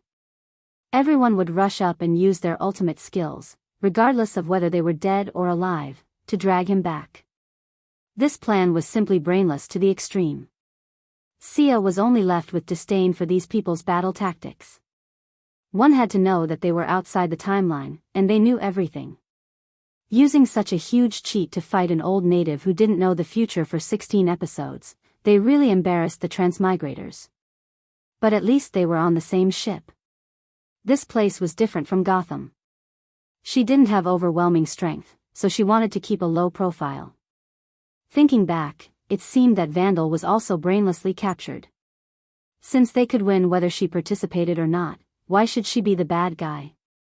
Sit tight, Gideon. Set the coordinates, London 2166. Rip Hunter didn't wait for them to object, and arbitrarily skipped the discussion process. The original proposal became the final plan. Thea was speechless. How many people on this ship didn't object? She pouted. A bunch of unorganized, undisciplined, and thoughtless people. They didn't have any strategy or cooperation. She would just be a bystander. Once she got the whereabouts of the scepter of Horus, she would retreat. Whenever she thought of the scepter, she felt depressed. This cunning artificial intelligence had stopped talking about this matter. The meaning was very clear. She had to follow the main group and kill a few people to prove her loyalty. Sia let out a long sigh and sat on the chair, ready to wait for the spaceship to pass through the time tunnel. Everyone, sit tight. Let's go. Rip said in an imposing manner, but no one paid him any attention. They all sat down with their eyes closed, competing with each other. It seems that they weren't used to this kind of traveling either. Thea glanced at them from the corner of her eyes. None of them were optimistic about this so-called time travel. The oldest among them, the chubby old man, was already sweating profusely. She didn't know if this time travel was a test of mental power or endurance, but Thea believed that she didn't lack either. She was only looking at them with the attitude of watching a joke. Who asked you to gossip about me earlier?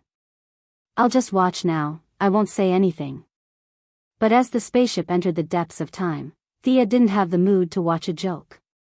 This feeling was indescribable. She felt like every single cell in her body was rapidly expanding. What's going on? Thea tried her best to endure the pain and turned to look at the people around her. Although their expressions weren't good, they weren't as bad as she was. Take the chubby old man for example. His expression was that of a cut on his hand, but why does it feel like I've been cut by a knife? This isn't right. She endured it bitterly. Every second felt extremely long. Even though her body was in extreme pain, her powerful mental power was still stubbornly supporting her, preventing her from fainting. You. When the fat old man beside her saw her strange behavior, his glasses almost fell off. He pointed at her with a trembling finger and stuttered, unable to speak. Thea was about to ask him what was wrong with her when she noticed that the spaceship had entered a thin wall, instantly increasing the burden on her body to its maximum. She could faintly hear Rip Hunt's low voice saying, "We've arrived at the year 2166. This is the final battle, we're..." Oh my God. Before he could finish, Thea felt an immense amount of energy surging out from the depths of her soul. Countless blinding lights filled her body, whether it was her blood vessels, bones, lymph, or cells, everything was bathed in a blinding white light. The incalculable amount of energy instantly crushed the last bit of consciousness she had left to resist, causing her to fall unconscious. Chapter 158. Time seemed to be eternally unchanging. After an unknown period of time, she heard someone calling her in her dazed consciousness. The voice was gentle and beautiful, but the tone was not so kind. "Wake up, pig head.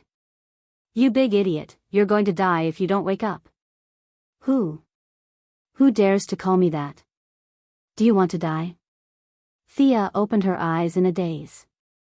Her gaze was unfocused, and it took her a while to see the person who was hitting her. Who is this? She had a white face and wore a somewhat retro robe.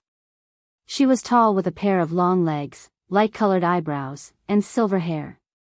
Silver hair? Are there still people who dye their hair white these days? She glanced at the person's chest.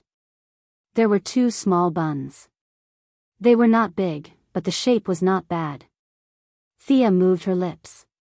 Fortunately, her speech was not affected. "Big sister, who are you?" The silver-haired woman had an awkward expression on her face. She angrily grabbed Thea's collar and shook it. "Big sister? Don't you recognize me? It's me. Thea was confused. Is she really someone I know? She looked carefully, tried to recall, and repeatedly confirmed. Who are you? And where is this? You're so stupid. This is the space of consciousness. I'm Arthas. Do you remember now? The silver-haired woman covered her head with one hand and said embarrassedly.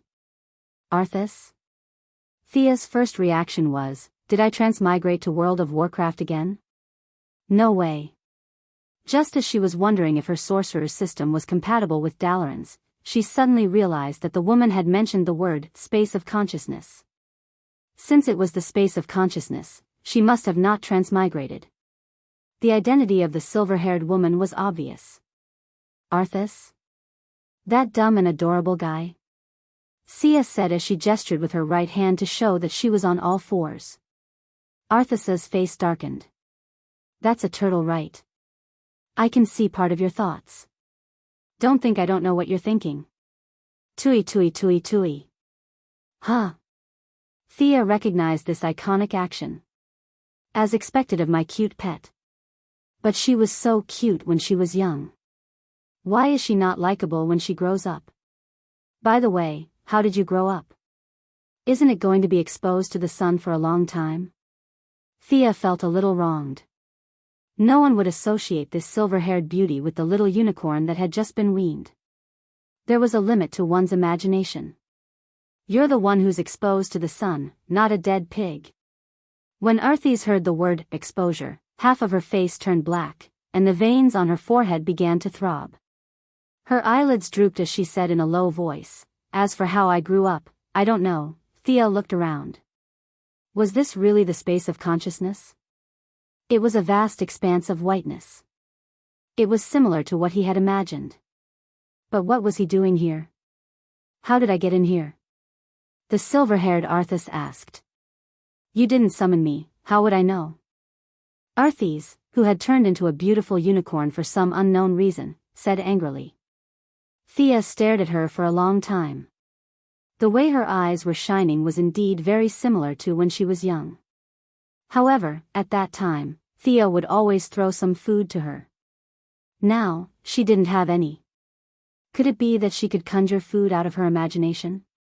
For some reason, Thea felt very hungry. Very hungry. However, no matter how much she tried, there was no food in front of her. Could it be that my space of consciousness is fake? What are you thinking about? This isn't a dream. You're so stupid. A clear voice rang out behind them. The pure white space seemed to be dyed with a layer of black ink. After continuous converging, a tall woman wearing a black veil slowly walked out of it. Thea frowned as she looked at the woman. She knew this woman because other than her black hair and eyes, she looked exactly the same as her. Even though she had some guesses, she still asked carefully, "Who are you?" The woman in the black veil blushed and the corner of her lips twitched. You've done so many things with me, and you're asking me who I am? Thea hurriedly shook her head. Wasn't it to test your limit? She thought for a long time but still couldn't figure out what your was, so she could only vaguely say it. Looking at the unicorn beauty and the woman in the black veil standing on opposite sides, it was clear that they didn't like each other. The unicorn was a silly girl. This was the space of the bloodline mark, not Thea's space of consciousness. In theory, she was the guest, and these two were the hosts. She knew Arthas, but the newcomer in the black veil should at least have a name. Using hey or hey to address her obviously wouldn't work. Moreover, seeing someone who looked exactly like her in an unfamiliar environment, she couldn't help but feel a little scared. How should I address you? The woman in the black veil was secretly relieved that she changed the topic. She recovered some of her spirit and said with a sweet smile, "You can call me Thea." She paused and saw the surprise in her eyes. She was very proud. Thea Merlin. You? Did you just make up a name? Thea was furious. How dare you steal my name? Do you still want to live? I was called this name when I had self-awareness, so I knew it automatically. The woman in the black veil named Thea Merlin answered indifferently. She even pointed her middle finger at the unicorn standing opposite her. Arthes, on the other hand, did not show any signs of weakness as she flashed her mouth full of white teeth. She even made a strangling gesture with her hands. Thea scratched her head. Their relationship was really harmonious. If she wasn't here, the two of them might have already started fighting. Her bloodline talent was very strange. Light and darkness, a sunny unicorn and a dark shadow. The unicorn could be seen as the good side of the Quinn family, and the shadow represented the evil side of Malcolm. Or it could be said that the unicorn represented the original Thea Quinn warrior's personality, and the shadow represented the path of a mage that was accidentally fused with a transmigrator. The same starting point, different choices, different results. This matter couldn't be considered carefully. There were more and more things that could be interpreted. It was not an exaggeration to say that it was extremely frightening. Fortunately, the two powers were now her own. There was no such thing as either one or the other. She interrupted the two people, beasts, who were about to fight loudly. Stop fooling around. Can someone explain to me why you suddenly grew up? And how am I going to get out of here? Arthas, who was strangling Thea Merlin, said energetically. I'll tell you later. I'm telling you, I know a lot. Thea, who was in a disadvantageous position, didn't show any weakness. She used her knee to hit Arthas's small bean bun, and her other two hands scratched and scratched. She didn't stop talking. I'm a great mage. I know the situation here. I'll tell you after I get rid of her. Chapter 159. Thea was speechless as she looked at the two buffoons. Was she thinking too much before? There might not be any secrets in this. These two are purely here to harm me. I don't even know what's going on outside, but these two are already playing with each other. Yes, Thea thought that they were just playing. In this space, no supernatural power can be used. The two of them were like shrews fighting, kicking and slapping each other. Seeing that the black-clothed Thea's face was swollen by Arthes's slap, a black light flashed in the space, and the injury was instantly healed. In such a place where you can revive with full health, what is this if it's not playing? Seeing that they were not going to stop, Thea hurriedly went up and pulled them away. Because in such a short time, she felt that she was getting hungrier and hungrier. Could it be that their injuries are consuming my physical strength? Thea, who had read a lot of books, automatically came to this conclusion. If I let them fight for a while, I won't die, right? Stop, stop. Thea had just pulled the two of them away. When Arthes took advantage of the fact that Thea's back was facing her, she kicked the black-clothed Thea again, and then proudly ran away alone. You bastard. You actually helped her hit me. The black-clothed Thea bypassed her and continued to chase after Arthes. Oh, my God. Save me, old man. Thea looked up to the sky and roared. How much sin did I commit in my previous life to meet these two? Then, the three of them entered the stage of a chase. At first, Arthes was leading, the black-clothed Thea was chasing, and Thea was persuading at the end. At other times, the black-clothed Thea was taking advantage of the situation and running in front. Arthes was chasing after her while spitting saliva, and Thea continued to persuade her from behind. Thea spent a lot of effort to appease these two immortals. In the process, they signed a lot of unequal treaties, such as promising to buy delicious food for Arthes in the future, and not continuing to ask the black-clothed Thea to do those indescribable games. Alright, stop messing around. Thea felt like she was an auntie in a kindergarten, taking care of two seemingly mature but actually very young naughty children. She coaxed them and finally stabilized the situation. Damn it, after running for such a long time, the feeling of hunger was getting stronger and stronger. He had to get out quickly. I hesitated for a moment. Arthas doesn't seem reliable. I should ask Black Thea. After all, she has the surname of an archmage, so she should know more. Tell me, what happened?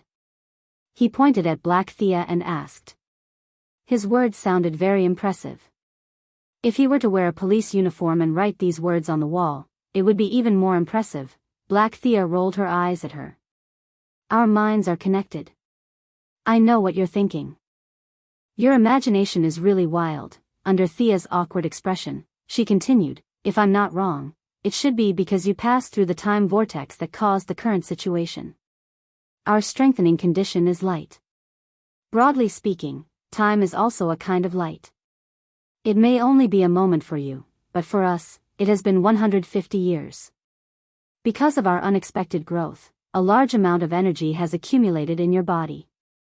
Before the energy went out of control, your subconscious pulled you into this space. Do you understand? Black Thea raised her chin at her and rolled her eyes at the faraway Arthas. Time is also light? What kind of theory is this? Although Thea did not understand, she did not want to dwell on these theoretical questions. She just wanted to get out as soon as possible. Then how do I get out? It's easy to get out. Just focus your mind. However, your energy outside is about to go out of control. Have you thought about that? Black Thea looked at her original body as if to say, you're about to die, hurry up and beg me. Thea valued life and death so much that she did not hesitate. She hugged Black Thea and cried. Her acting skills were so good that Arthas, who was not far away, was dumbfounded. The doppelganger was also shocked by the original body's lack of integrity. She stammered, you can combine with that foreign horse over there to release the excess energy. She struggled to break free from the original body's embrace and pointed her middle finger at Arthas. You have to maintain your sense of self. Otherwise, you will be led astray by her Chinibu personality when you combine. She did not wait for a reply and disappeared from her sight like a puff of smoke. Homogeneous personality? I really don't know. Thea rubbed her chin as she thought. There were a lot of secrets to this bloodline talent. However, she did not have time to think about it. She turned to look at the foreign horse with a suspicious gaze. Arthas did not wait for her to ask and quickly went through the main points. Thea memorized it very quickly and had no problem repeating it once. She quickly left this strange space. When her consciousness returned to her body, she was instantly dazzled by the strong light that filled the spaceship. She had a physique that could absorb light. Even she found it dazzling, let alone the others. Gideon, hurry up and scan. What the hell is that? Rip Hunt was still trying to find the cause. He had come to Vandal Savage with the determination to fight to the death.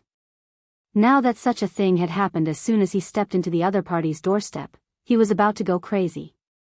Gideon's voice was obviously slower than usual. He said in a tone that sounded like he was about to crash. The energy field in the spaceship was too strong. His scanning line could not even get close before it was assimilated. He could not figure out what the situation was. Even the omnipotent artificial intelligence could not figure it out. Rip Hunt was completely at his wit's end. Captain, this is like a nuclear fission reaction. Is there a problem with some of the ship's equipment? As a leading figure in the world of nuclear energy, the fat old man felt like he was about to be burned.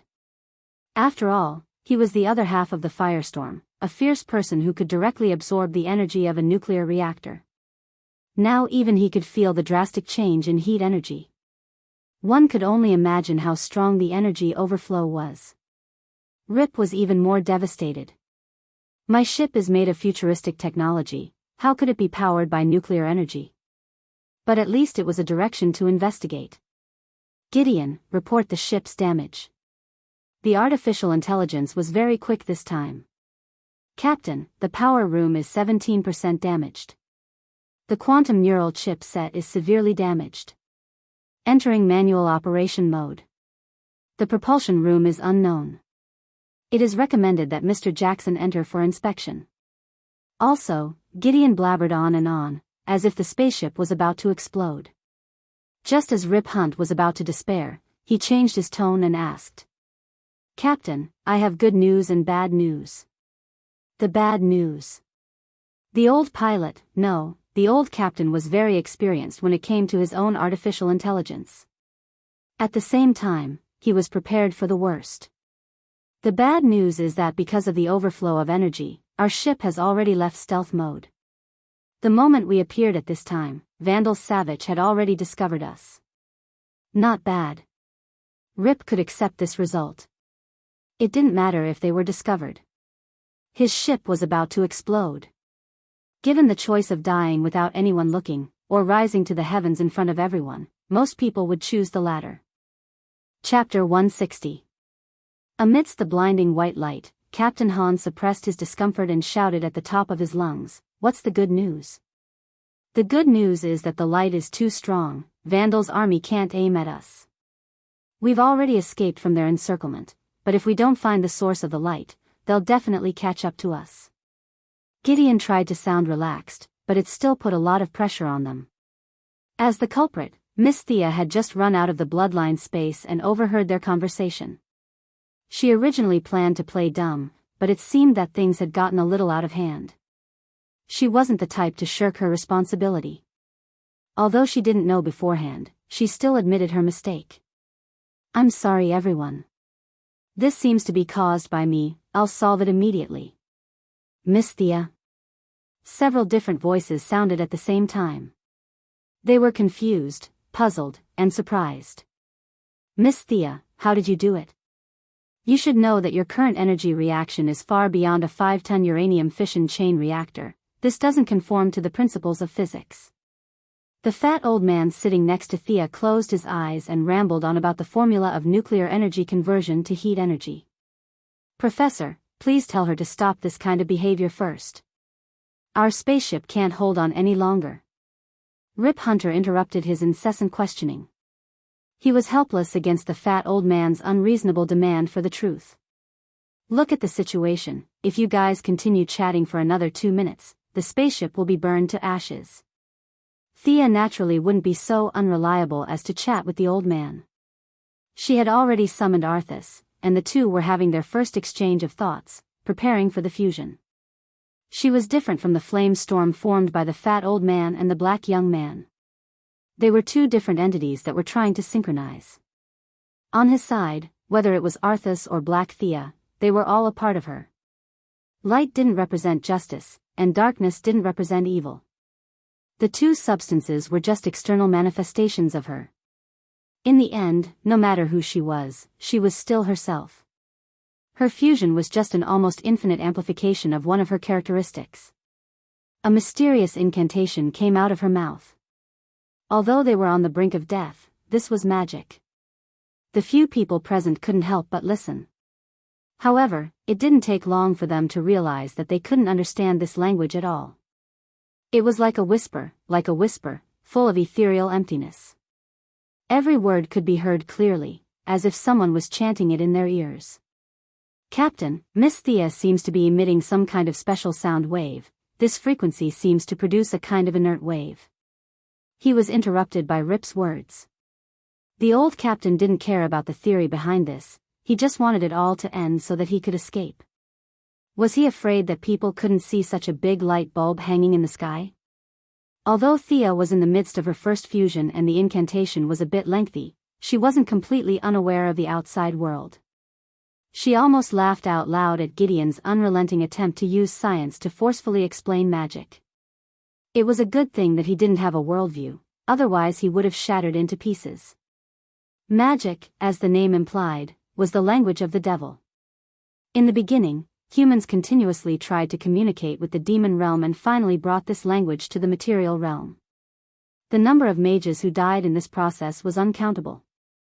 Some of them were just seeking death, but there were also some who were willing to fall into the abyss for the sake of humanity's strength. Through their continuous sacrifice, this language full of magic was finally brought to this world, and all kinds of mages and occultists were born. Great Mage Merlin wasn't the founder, but he still made great contributions. This was recorded in the first trial of the secret realm. The spell Thea was chanting now was more of an improved version of the secret technique. It was different from traditional magic, and the effect of the language was much lower. Otherwise, these guys would have gone crazy with their ears perked up at such a close distance. "Come, my friend." Thea stretched out her right hand to Arthas, and the two looked at each other. Arthas took 2 steps back and revealed its true form. It was an adult unicorn with a shoulder width of 2 meters and a height of nearly 3 meters. It had a silver-white mane and a 30-centimeter long horn on its forehead that flashed with a wonderful light. There were also 2 pure white wings on the horse's abdomen. As it slowly retreated, its majestic body swayed beautifully. Thea opened her arms, and the unicorn didn't hesitate and ran quickly. At this moment, time and space lost its meaning. The two could only see each other. Courage, hope, and expectation constantly flashed in the unicorn's eyes. Thea nodded silently and opened her heart to accept these noble qualities. Ah! The unicorn seemed to have rushed over from 10,000 meters away and fiercely plunged into her body, completing the last step of the fusion. The huge kinetic energy made Thea unconsciously take 2 steps back. Magic power, an almost endless amount of magic power. From the depths of her soul, spirit, and body constantly poured out, and the blood flowing in her veins was completely replaced by the golden blood full of magic. Thea only felt that she could win, no matter who she faced, she could win. If the original level was set at 10, now it was 1,000. Compared to the Superman she met before, Thea didn't know if he used his full strength at that time, but she believed that she was now stronger than the Superman at that time. She might not be able to crush him, but she could definitely beat him. For a moment, she was smug, and couldn't wait to punch Superman, kick Steel Bones, and elbow the Martian Hunter. Unfortunately, her good mood only lasted for less than 10 seconds. Beautiful, right? Happy, right? While you can still use it to your heart's content. The unicorn transformed back into its human form in her consciousness, and the heroic and domineering aura it had just now was gone. It spoke lazily. What do you mean? Thea was a little confused. We're going to be invincible soon, why are you pouring cold water on me? You know, you're also a part of me. The mystery of time is far beyond your imagination. No one can take advantage of time. You accidentally obtained power in this time and space. If you return to your original time and space, you'll be beaten back to your original form. Of course, you can choose not to return, Arthas spoke very slowly. In order to express it clearly, many words were carefully chosen, and the tone was much more serious. If she returned, she would be beaten back to her original form. If she didn't return, she could be the king of this world. Thea hesitated for a second before making a choice.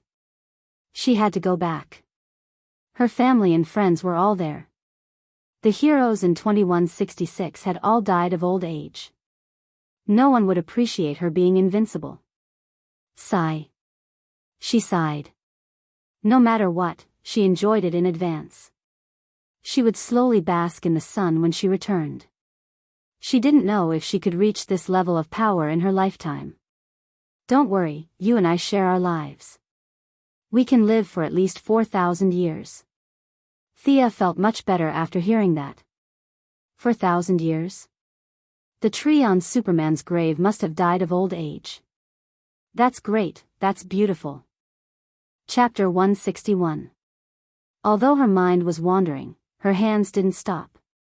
She kept chanting spells and gradually took back the dissipating energy. It was unrealistic to directly take it back into her body. The energy was too violent, and she didn't dare to absorb it without purification. Captain, Miss Thea has controlled the energy source. We're saved. Gideon's tone returned from the slight urgency just now to the usual calm tone. Well, why do I feel like everything is still white? Miss Thea, please hurry up. Rip Hunt's heart was about to break into pieces. If he had known this would happen, he wouldn't have let Thea on board. She was too much of a troublemaker. Thea was busy carving the magic circle. Such a huge amount of energy required an extremely high-end magic circle. The magic circle structure was knowledge brought over by Arthas after the fusion. She had to study it and draw it at the same time. Naturally, she couldn't be that fast. Don't worry, it'll be done soon. Who knew when it would be done? But to tell the truth, she was learning as she worked. These people were going crazy. In order to give them some hope, Sia told a small lie. Fortunately, As time went by and Thea carved two simple shrinking magic circles, part of the energy dissipated into the atmosphere, and a small part of the remaining energy in the spaceship was absorbed by her. The Legends of Tomorrow team finally returned to the normal world from the world of light. At this time, the level of strength of these people could be seen. Next to Thea, the fat old man and the black guy not far away had shockingly high fire resistance, perhaps because of the firestorm. After the strong light disappeared, the two rubbed their eyes and recovered. Although the naturally airhead Kendra was a weak little chicken, she was still a priestess of the Egyptian god Horus in her previous life. She might have enjoyed some divinity residue in her daily worship. Although the residue didn't affect her combat ability, it was extremely resistant to all kinds of abnormal conditions. She looked around in a daze, not knowing what had happened. The others were ordinary people. The Atom Man carried a suit with him and immediately put it on when he felt something was wrong. The thermo-optical sensing transmission system, ion mass spectrometer stabilizer, carbonated polyester lenses were all turned on. With a lot of advanced technology, he was the first to recover among all the ordinary people. The remaining few who had neither mutated nor had any technological equipment were in a miserable state. Sarah and Rip Hunter were a little further away. Their reactions were rather fast, so they weren't affected by it. On the other hand, the two criminals in Central City were unlucky. They were only separated from Thea by the fat old man's seat. Heatwave's skin was thick, and he was an arsonist, so his heat output was more or less enhanced by his profession. Although he was sweating profusely, his mind was still clear. At this time, he was staring at Thea with wide eyes. His little buddy, Captain Langhan, was in a very bad situation at this time. This person was not strong at all. He was wearing a down jacket in the hottest days of the year. You could tell how bad his physique was. Now that he was hit by this energy wave that didn't have any radiation or shock waves but was emitting a terrifying power, he was in a terrible state. The heat wave caused him to sweat profusely to expel the excess heat from his body.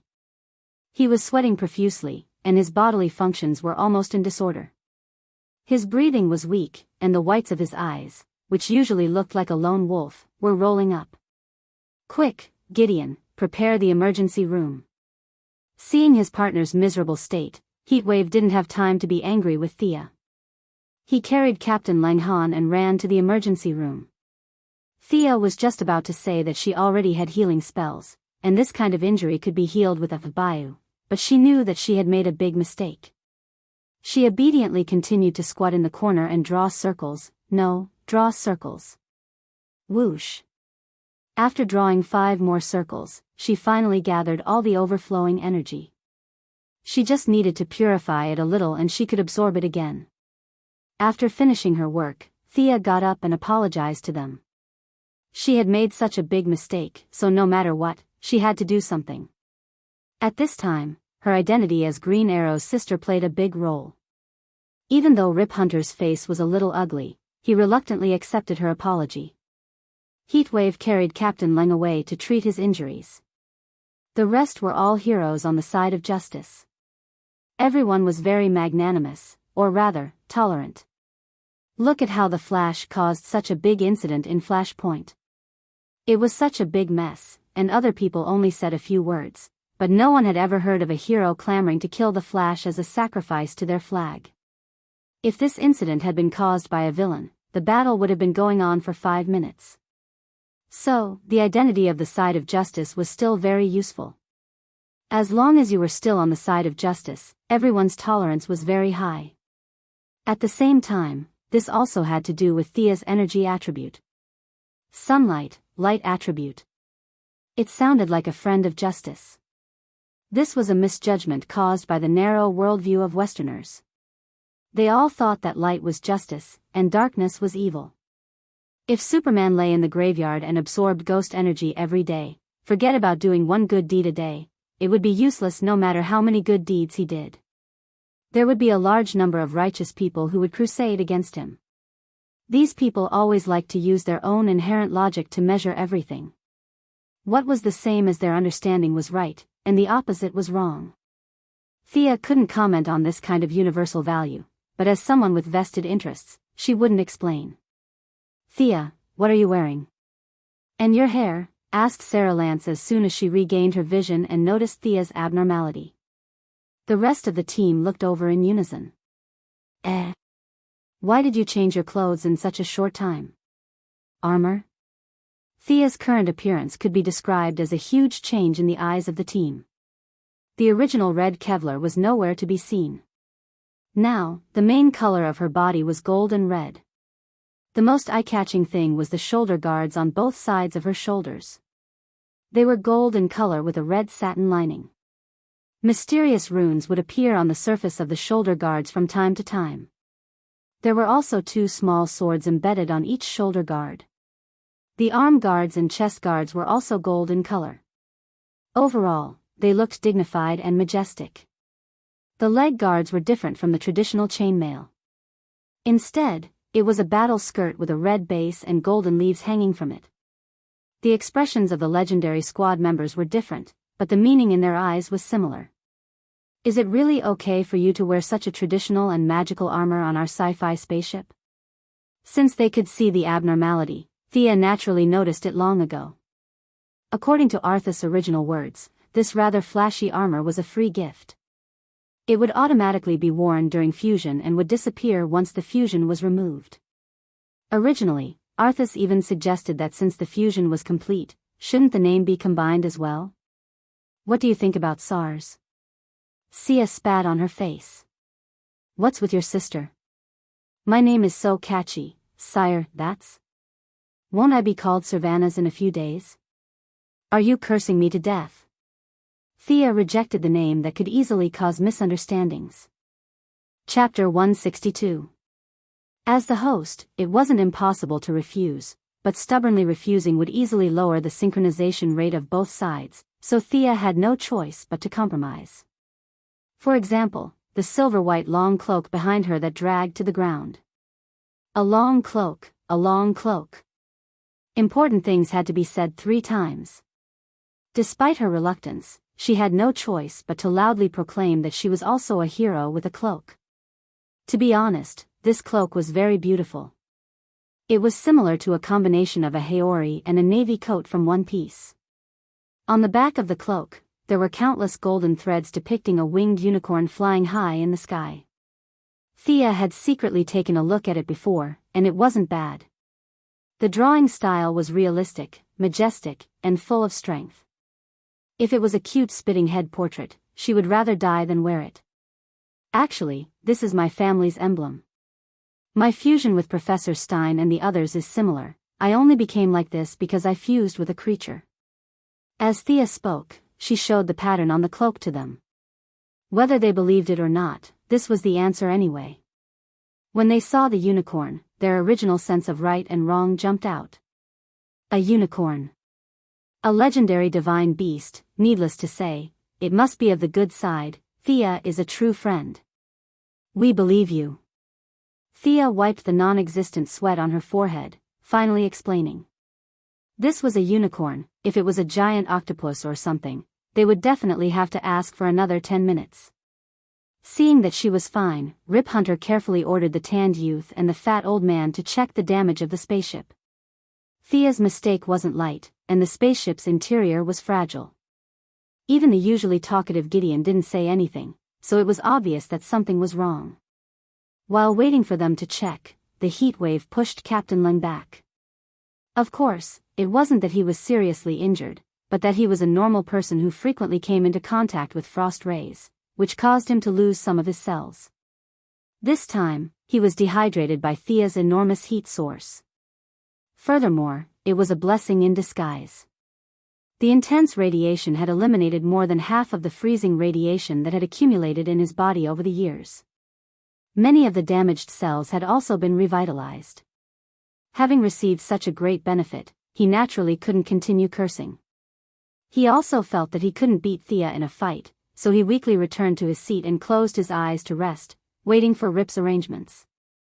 He could hide his physical condition from others, but not from Thea. After merging with her body, her spiritual power was almost limitless. As long as it was within her sight, she could sense it. Thea glanced at it casually.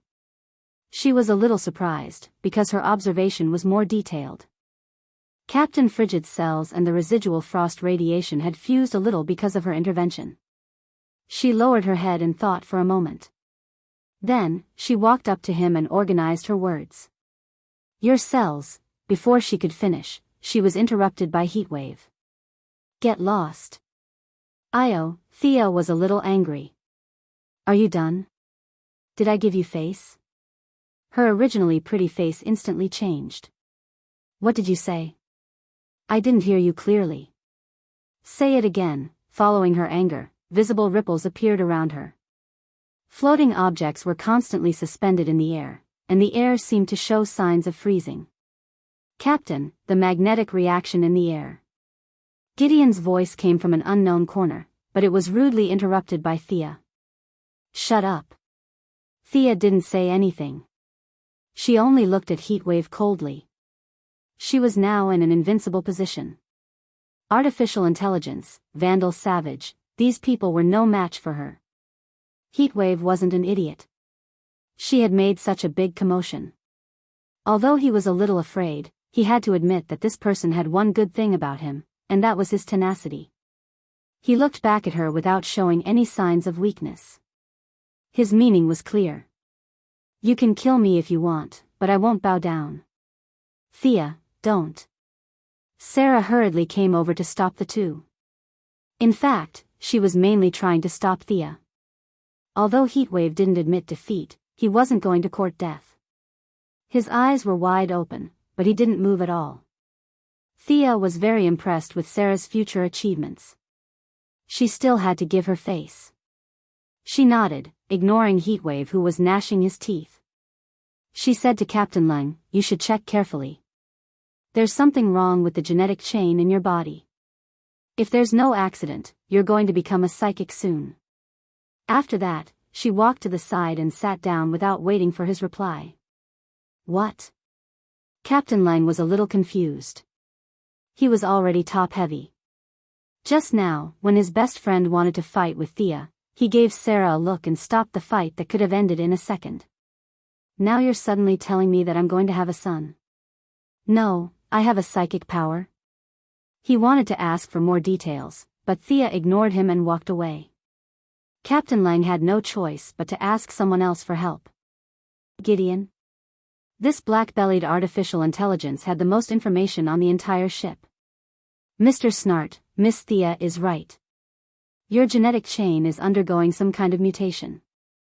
I'm sorry, but there's no specific information in the database. Damn, it doesn't understand what this means, right? Captain Lang could only continue to look at the others. He counted the heads and looked around. He found that the people on the ship didn't know such high-end knowledge. He could only give Sarah, who had a little spark with him recently, a look. He pointed at Thea with his chin. The meaning was simple. There's someone over there who knows. Help me ask. Sarah hesitated when she saw Captain Lang's look. She didn't know how much her face was worth to Thea. After all, this Thea was too different from the one she remembered. After thinking about it, she decided to ask. Asking one more question wouldn't kill her. When she took 2 steps, Thea's words entered their ears very clearly. There are 2 ways. One is to use time to wait for the genetic chain to stabilize. It will take about 3 years. The other is that I use high-energy light to illuminate him and accelerate the fusion of the cells and the freezing rays. However, it will consume a certain amount of his lifespan. You guys decide. Sarah and Captain Lang looked at each other and lowered their heads in thought. Before they could make up their minds, Rip Hunter interrupted them. Miss Thea, you're not going to use that kind of light again, are you? After receiving an affirmative answer, the old captain almost fainted. Are you kidding me? My ship is going to be scrapped. However, it was not appropriate to reject them directly. Captain Lang, Heatwave, and Sarah were all important combat forces. Captain Lang and Sarah's battle brains were also the best in the entire team. The rest of the team was not as reliable as the 3 of them. The 2 scientists were jokers. The black guy was a mechanic half a year ago, and the Eagle Girl was washing dishes in a cafe half a year ago. Superpowers. What a high and mighty name. If he stopped them, it wouldn't just be a matter of being friends. These people would really turn hostile. Rip Hunter could only persuade them in a roundabout way. Chapter 163. Hey, you guys, shouldn't we avoid Vandal Savage's pursuers first? We'll discuss your matters after we land on the ground? No one objected to his suggestion. Captain Frostbite also had to consider whether it was worth it to exchange his uncertain lifespan for a superpower that could be obtained when the time was up. We're going to capture Vandal Savage at the gathering tonight. Miss Thea, do you have any suggestions? Rip only remembered that there was a god beside him after assigning the mission, so he hurriedly asked with a smile. Thea was now a little tired of these guys who had no superpowers but had lived for a long time. It was a waste of food. This Vandal wasn't even as good as a ninja master. This guy had lived for 4,000 years, and all he knew was throwing knives. He didn't know anything else. She felt that she could crush him with just a breath. The difference in strength was so great that any strategy would be useless. However, Thea was still thinking about Gideon's trick. If she went over and killed the enemy in a matter of seconds, they would be able to pick up the head and loot the equipment. How could there be such a good thing? But on second thought, if she returned to her original time and space and was beaten back to her original form, it would be a waste if she didn't fight a few times with such great power. Her eagerness to fight washed away all her unhappiness. I'll go with you. Thea said this very calmly, but her tone was firm and not one for discussion. Old Captain Rip Hunt couldn't wait for her to come along. He didn't refuse at all and finalized the plan of action. In the evening, Rip brought Sarah, Heatwave, and Thea, the max-level main account, to the gathering. Although Thea's son Mark's power would be weakened at night, her energy base was huge, so she didn't care about that little bit. Originally, Captain Frostbite was about to follow them, but Thea coldly said, "Don't touch the freeze gun." That made him retreat instantly. Before leaving, Rip was about to get a few Vandal guards' clothes so that he could blend into the gathering, but Thea stopped him. No need to go through so much trouble. Her right hand instantly drew a few mysterious runes. A few transparent rays of light fell on the three of them. The three of them looked at each other and touched each other. They didn't feel any changes in their bodies. Darkness can make you invisible, but so can sunlight. My spell can continuously absorb light. Other than the few of us, no one can see you. Looking at their confused looks, Sia gave them a rough explanation. She sighed inwardly. It was really hard for them to switch from science to magic all of a sudden. Rip Hunt was in disbelief. He ran back to the spaceship and got Gideon to scan the area with all sorts of rays. The results left him on the verge of a mental breakdown. The place he was standing on was empty. Regardless of whether he accepted it or not, this was the truth. He could only temporarily give up on his efforts to save his worldview and focus on killing Vandal. Due to his return, they were delayed for some time, so the three of them ran to the meeting point. That's right, it was 3 people. Miss Thea was now flying leisurely in the sky. She had 2 ways of flying. One was to use the unicorn's wings, but she always felt that her image was a bit similar to that of Eagle Hero and Eagle Maiden. The other was to use her own powerful strength to lift her body up and move quickly. Although the second way was a bit rough, it was still pretty. Thea even purposely assumed Superman's classic pose as she flew around in the sky. Her super speed created afterimages that formed the letter V, then the letter I. Awesome! It was no wonder that Superman and Supergirl could be compared to the clouds in the sky. Their happiness came from comparison. Compared to the 3 fellows on the ground who were panting as they ran, their sense of superiority was surging out. Seeing how hard they were running, Thea raised her hand and cast a wind-walking spell on them. After a series of clattering noises, the 3 of them were agile people. They quickly adapted to the super high speed and finally arrived at the meeting point. At this moment, we are standing at the edge of history. The past victories are indeed memorable, but only by winning the final battle will you be remembered. For victory. For immortality. On the stage, Vandal Savage gave a hysterical speech. A large group of people in black helmets and black clothes raised their right arms in unison, echoing him loudly. If it weren't for the fact that these people didn't shout, "Hail Hydra," Thea would have thought that she had come to the wrong set. However, this scene looked like the mobilization scene of Red Skull. Such a similar scene could only mean that these guys were using the same teaching material, right? It wasn't difficult for Vandal to recognize. Not to mention that he had just made a 500-word mobilization report. There were so many people in black clothes and carrying rifles.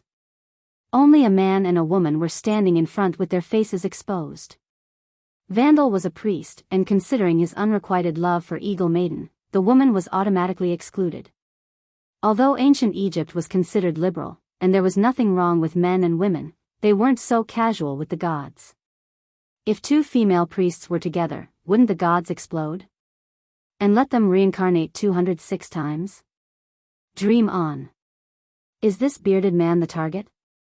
Thea whispered to Rip Hunt. The old captain's eyes were full of hatred. He pursed his lips and didn't speak. He just nodded. Then I'll take him down. You guys wait. Thea looked at him for a long time and couldn't see what was so powerful about this guy. Even in her normal state, she could kill him. This guy probably relied on his immortality to occupy a place among the villains. You. Rip wanted to say something, but Thea had already broken through the sound barrier and rushed in front of Vandal. She swung her fist, afraid that she would kill him with too much strength, so she only used 10% of her strength. It had to be said that Vandal had lived for so many years and had a lot of experience. His brain didn't even react, and his body was already rolling on the ground like a lazy donkey.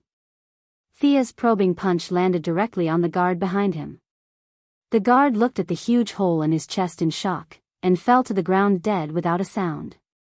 It wasn't until he lay on the ground that a large amount of blood began to flow from his wound. Go. Vandal grabbed the hand of the woman beside him, and at the same time took out a remote control and pressed it hard. Boom.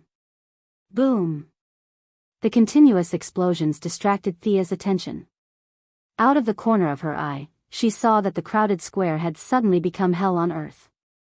Large amounts of broken limbs were blown into the sky, and flames were gathering in the area from all directions. What's going on? This guy can see through my magic? Did he discover Rip and the others? But soon Thea understood that this guy didn't see anything. He was betting with superhero logic that she would save people, even if it was an enemy from before. This guy hit the nail on the head, and he was right. The heat wave didn't matter, but Sarah and Rip had to be saved. Chapter 164. Thea could only look at him in disdain and quickly fly back. Vandal laughed, thinking that he had succeeded. He pressed a switch on the side, and a hidden passage appeared. He pulled the woman into it. Heatwave and Rip were easy to find, but Sarah was small and the scene was chaotic. Thea searched for 3 whole minutes before she found her in a pile of people. She quickly pulled her out and checked her breathing. She was still alive. After putting the 3 of them in a safe area, Thea didn't know what to do. This guy was unbelievably decisive. He threw away so many of his loyal subordinates just like that. Or perhaps he had predicted that Rip and the others would come and cause trouble and planted a huge amount of explosives in advance. Otherwise, it didn't make sense why he would plant explosives under the feet of his loyal subordinates. No matter how weird his brain was, he wouldn't do something like that. After him. Rip's morale was actually quite high. He ordered Heatwave to bring the unconscious Sarah back to the ship for treatment while he followed Thea to find Vandal. Thea was a little speechless when she saw Rip pull out the small pistol. You must have seen how powerful I am and wanted me to bring you to kill a boss. Your acting was a little exaggerated. You were too enthusiastic. But she had nothing to fear now. The sooner she dealt with it, the sooner she could go home. The 2 of them were very experienced. They went to the place where Vandal disappeared and began searching. The secret door's switch was quickly found, but when they flipped the switch, they saw a huge metal door. I didn't find any lock on it at all. This door is single-use. Once it's closed, it can't be opened again. Thea kept using magic to check it. There was no password lock, fingerprint lock, or pupil lock. It was just a metal door that was cast in one piece. It was usually open, but closed at critical moments. The door could only be used once. This guy's brain was wired differently from a normal person. Had he been thinking about how to escape for the past 4,000 years? Blowing up all his subordinates to make a single-use door? No normal person would have that kind of brain. Rip Hunt fumbled with the door for a long time. He said uncertainly, "This is made from boron nitride and a large amount of osmium composite metal." He turned to Thea. "Can you break it? This is the strongest alloy in the 22nd century.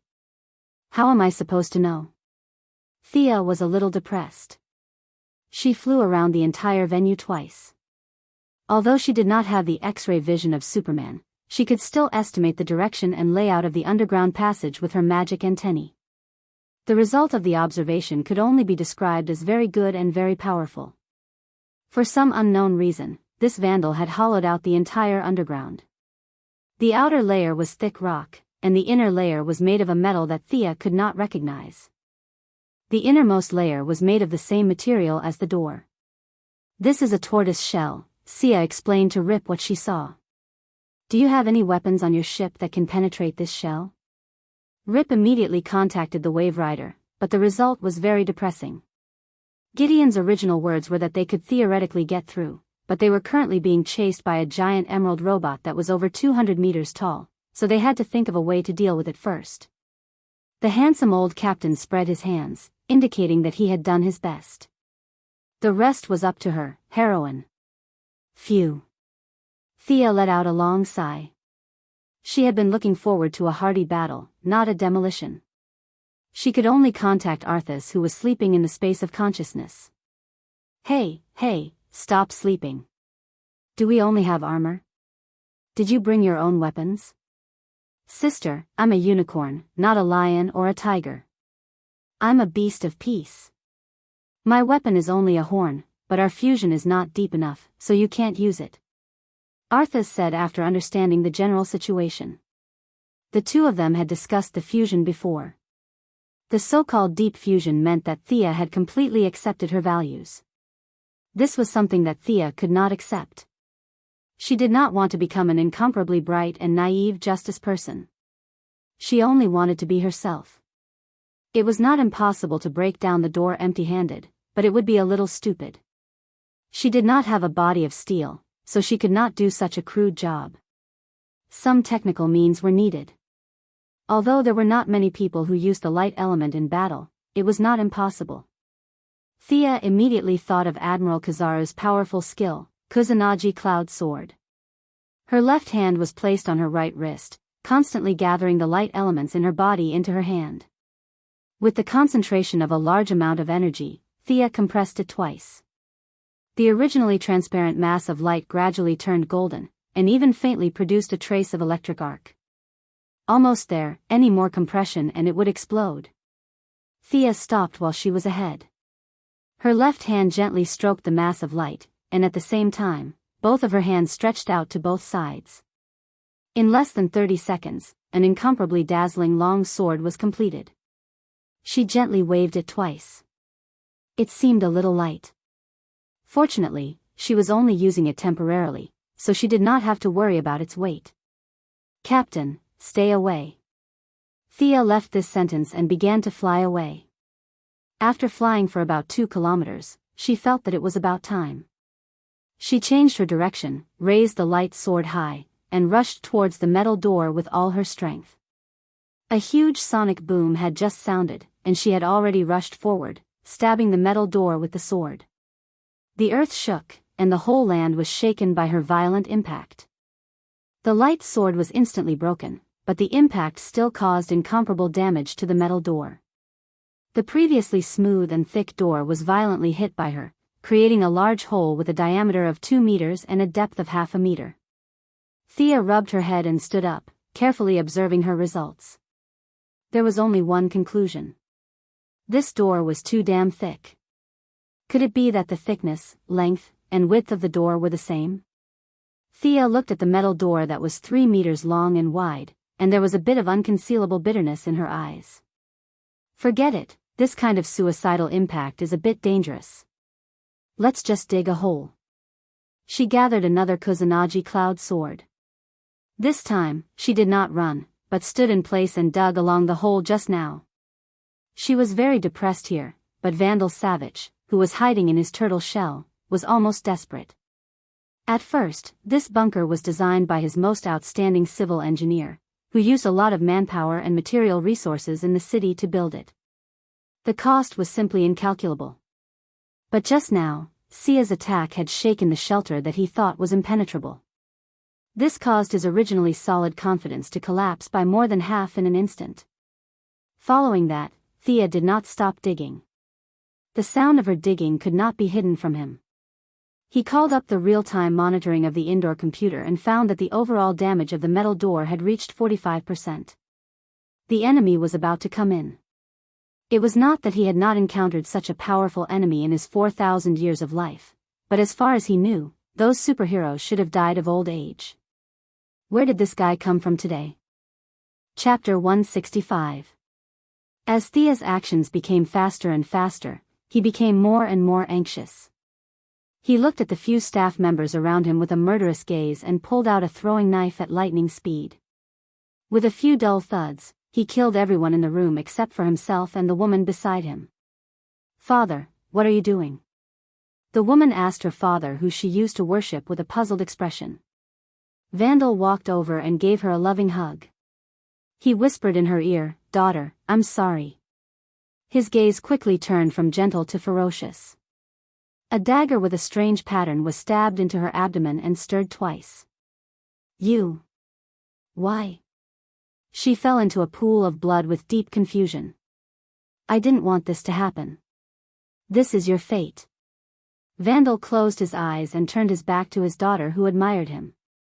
Not long after, he returned to normal. He pulled out an unconscious young man from a compartment in the basement. If the legendary squad were here, they would definitely recognize that this was the Hawk Man who died not long ago, the reincarnated lover of the Hawk Girl. For the legendary squad who traveled through the river of time, only a few months had passed. But for Vandal, it was a solid 100 years.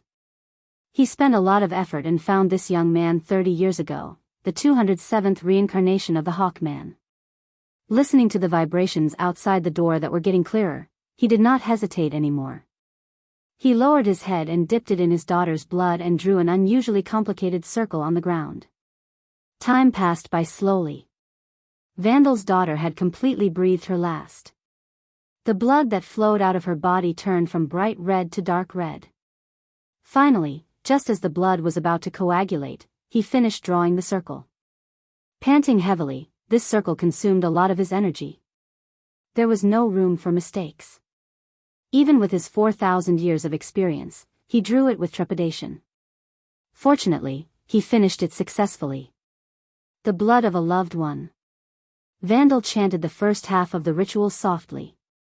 As his voice was transmitted to the circle, the pattern drawn with blood instantly came alive. There were bursts of light flashing in it from time to time. Thea, who was still digging outside, immediately felt that something was wrong. This was too wrong. The air was filled with a restless aura. The birds on the nearby branches had collectively flown away. Should they continue digging or observe the situation? Thea asked for Rip Hunter's opinion. Even though Rip didn't sense anything, the two quickly came to an agreement. A gentleman wouldn't stand under a collapsing wall. Let's watch from afar. What if the enemy used some kind of suicidal move? How dangerous would that be? At most, he could just travel through time again. It was not a big deal. At this moment, Vandal could not care less about the enemy's escape. His ritual had already entered the second stage. The blood of one's kin and the life of one's enemy are all contributed to the two ends of the scale. Me, High Priest of Horus, Vandal Savage, praise for the gaze of my lord. After a full 10 minutes, just as Vandal felt that the ritual was beginning to absorb his immortal life force, a mysterious power finally projected a near-omnipresent gaze from the depths of the multiverse. This line of sight was very faint and weak, almost between existence and non-existence. It barely sent a signal to Vandal, with praise and encouragement. Vandal was about to die from exhaustion. His life force had been greatly drained. If it had been an ordinary person, they would have died long ago. He was cursing in his heart. I haven't used it once in 4,000 years. It's so difficult to summon you for the first time. Can you do it or not? But the arrow had already been knocked. He trembled as he completed the last step of the ritual. He reached out a hand and aimed at his left eye. His heart was full of hesitation. There was no small matter when it came to the gods. As long as he sacrificed it, the eye would not grow back even if he was reborn. But his hesitation was immediately felt by the gaze. The message sent became more and more impatient and dissatisfied. Gritting his teeth and stomping his foot, Vandal aimed at his left eye and dug it out. Ah! The excruciating pain almost made him faint. But he still had some rationality left. He threw the bloody left eye into the ritual. I sacrifice my eye. I pray for the guardian of the pharaoh, the symbol of royalty, the eagle god Horus, the eye of all worlds. Destroy these fugitives of time, the destroyers of world order. Vandal's last few words were almost roared out. There was no other way. He was too weak. His face that used to be 40 years old now looked like he was 80 years old. One had to know that he had maintained the appearance of a 40-year-old man for 4,000 years without any change. Now, a ritual had sucked away his nearly limitless life force. In addition, he had lost an eye and a daughter. His sacrifice was really too great. Thea naturally did not know about his sacrifice. Even if she knew, she would not take it seriously. Because at this time, she was already a little shocked. In the sky and on the earth, ancient sounds kept echoing. A faint eagle cry kept circling in everyone's mind. Rip Hunt of the Church of Science also saw that things were getting worse, but he did not know what it meant. He could only ask Thea, who seemed to know a lot. If it was any other question, Thea would not be able to answer. After the fusion, she only gained some knowledge about unicorns. That knowledge was passed down through her bloodline. Not only was there little, but it was also very biased. But Thea could still recognize the current scene. As the representative of the heavenly realm's creatures, even if she had not seen it, she had at least heard of it. Facing Rip Hunt's inquisitive gaze, she gritted her teeth and said with a bit of bitterness, "This is the omen of a god's descent." Walla walla. Rip Hunt could only hear the sound of his worldview shattering. Are you kidding me? It's already the year 2166, we're already using space-based weapons, and you're telling me about a god? Aren't we living in an era of science and technology?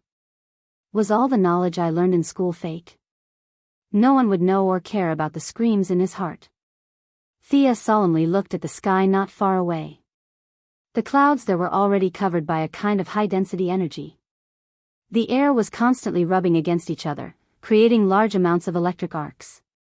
Just as the energy gathered and finally reached a certain point, a pair of sharp claws suddenly reached out. Although it was very difficult and slow, as if the claws were tearing something, they still managed to tear a large hole in the energy. Miss Thea, should we? Rip Hunt received information from the Wave Rider. The Atom Man had killed the big robot sent by Vandal at the cost of serious injuries. The spaceship was quickly approaching and was preparing to make a strategic turn. Thea was not that anxious. After repeated comparisons, if this god was only at this level, she really did not have to be afraid of him. God sounded nice, but in reality, they were life forms that were much higher than ordinary people, so they were called gods. Comparing life forms, Thea was now a half-human half-world creature. She was definitely inferior to him, but she was not afraid of him. Chapter 166. The pressure of a god had some effect on her, but it wasn't strong. Compared to Rip Hunt, whose lips were trembling and couldn't even speak clearly, Thea's performance was full of the demeanor of a strong person. Captain, go and catch Vandal Savage. He's down there and can't resist anymore. As for this big guy, leave it to me. Thea was amused after she said that. It wasn't because she thought of a joke, but because she felt the excitement in her soul. She smiled with fighting spirit, and her blood was boiling. Finally, there was a worthy opponent. This was a real god. After a good fight, she wouldn't have any regrets even if she returned to the original spacetime. The unicorn felt her monstrous fighting spirit and took the initiative to let go of part of its body control, causing Thea's aura to increase by a lot. Rip Hunt also knew that he couldn't stop her and the unicorn. If you want to fight, then fight. I'll go and catch Vandal first. He ordered the Wave Rider to start breaking the door, and it didn't take long before the door was blown open. He ordered the Atom Man, Sarah, and Captain Frigid to guard the house for the 3 seriously injured. The remaining Firestorm and Heatwave Hawkgirl followed him to catch Grandpa Vandal. The cumulus clouds in the sky were getting heavier and heavier. Although the pair of sharp claws used all its power to dispel spells, the effect wasn't significant. At this time, it didn't care about the dignity of a god. A hairy leg stretched out from the space and began to squeeze out with all its hands and feet. Thea naturally couldn't just stand by and watch. The villain could do whatever he wanted. She wasn't that stupid. Yes, she felt that she was justice, and the enemy was naturally the villain. That was what she thought and did. After communicating with the unicorn, the original unicorn pattern on the back of the cloak was replaced. Now, 2 large Chinese characters were displayed: justice. Anyone who went against him was a bad person or a bad god. Run over and kick the enemy back. After thinking about it, she gave up on this tempting idea. The enemy's strength was unknown, and if she was dragged in, she wouldn't be able to cry. Since she couldn't engage in melee combat, she would have to fight from a distance. Although Thea looked like a holy knight with her golden armor, that was just a facade. No matter how strong a unicorn was, she was still a magical creature. Her powerful magic was her only source of strength. Dekruin Ce, Agusakasha. Thea immediately cast the strongest spell in the unicorn's memory. Not only did she use hand gestures, even the incantation was much longer than before. As the mana around her gathered, the entire place fell into absolute silence. She and Horus, who was about to cross over to the other world, were like 2 whirlpools, each of them madly absorbing the mana in the air. Horus was not an ordinary person either. Sensing the danger in his body, he exerted more force toward the opening. A small part of his falcon-like head was already exposed. His right eye shone brightly, showing the vast wisdom of a god. His left eye was filled with hatred and hostility as he stared fiercely at Thea. Although it was just a glance, Thea, whose power level was infinitely high, instantly understood the past. Horus' left eye was once passed down to the world. Later on, it was made into a divine artifact, the Eye of Horus. This divine artifact was personally found by him and offered to the god of the underworld, Osiris, for safekeeping. Now, his right eye was the original eye of his divine body, and his left eye was probably Vandal's offering. Could his right eye also be made into a divine artifact? Thea couldn't be blamed for thinking too much. His eyes seemed to be able to see through everything in the world. It was really tempting.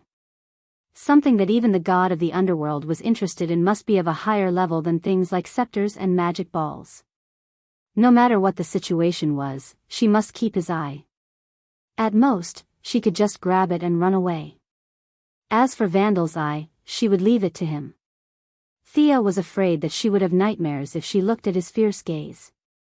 After 3 minutes of chanting, the spell was finally ready. Perhaps this world was a technological world, but the casting of spells was extremely jerky. Otherwise, even if it was the first time Thea cast it, it wouldn't be so strenuous. Burning cloud. She pointed at the figure of Horus in the distance, and a large cloud of fiery red energy instantly covered the god who was trying to climb out. A large amount of heat and light energy gathered in the cloud, and countless explosions occurred every second. The energy after the explosion would not dissipate, but would gather and explode again in the sealed cloud. In theory, the energy could continuously gather and explode, and the enemy's injury would also increase the destructive power of the energy. Although the clouds seemed airtight to the outside world, Thea could see inside as a spellcaster. She didn't know what this god was thinking. Was it because he was too bored? He was so focused on drilling in this direction that he turned a blind eye to the explosion in front of him. A faint layer of light appeared on his body. Although it was so weak that it seemed like it could be blown out by a gust of wind, it persisted in the continuous explosion. Powerful. Sure enough, the power of spells would be greatly reduced against gods. This was the memory inheritance in Merlin's bloodline. His ancestors had most likely done something similar to what Thea was doing today.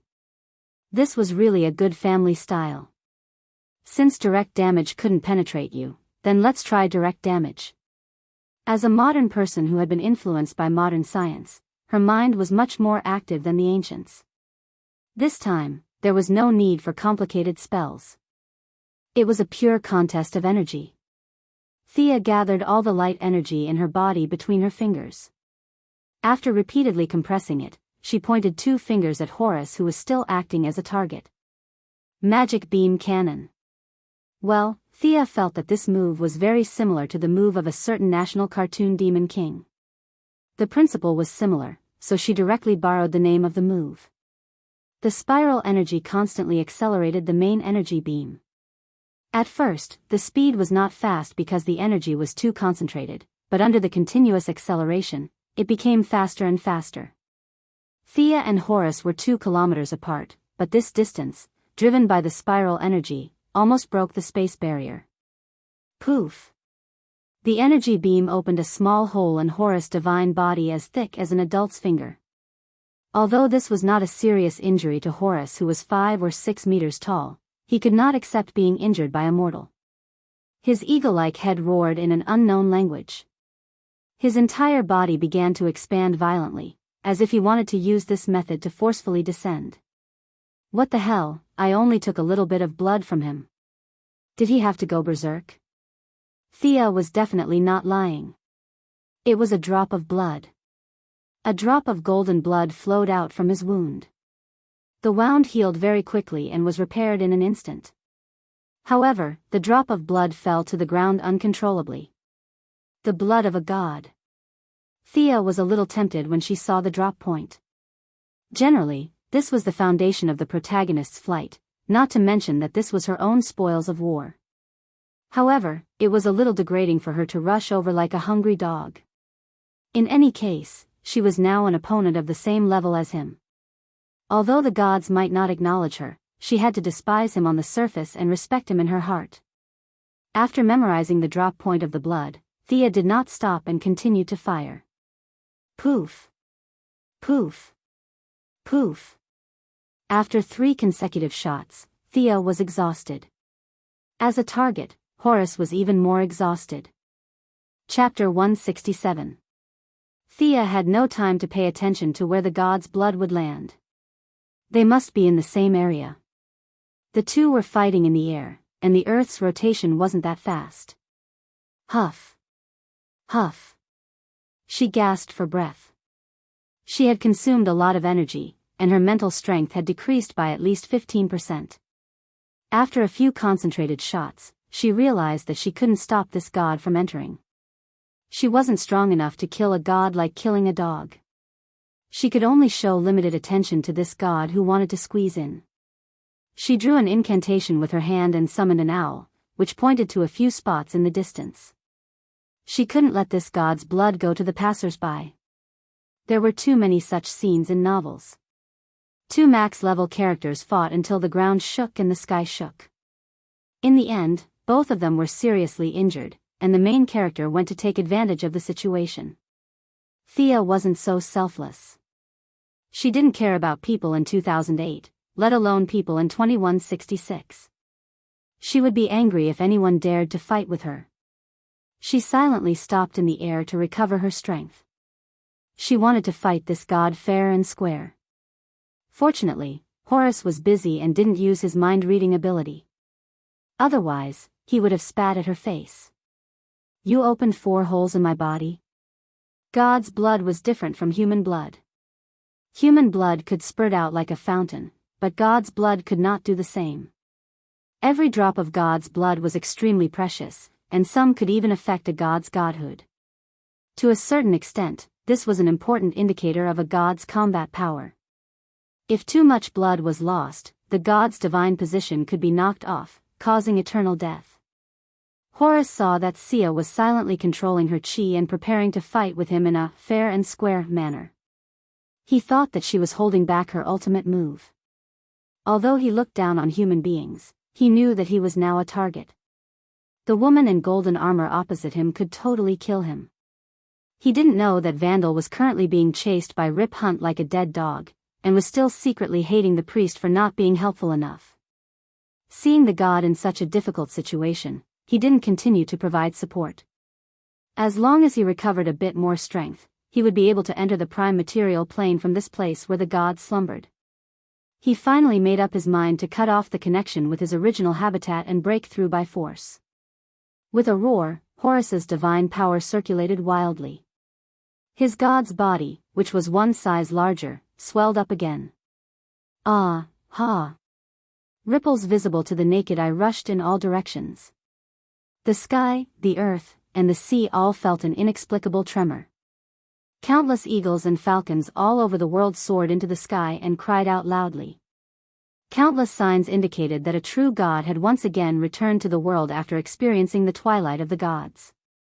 Naturally, Thea could also see these strange scenes.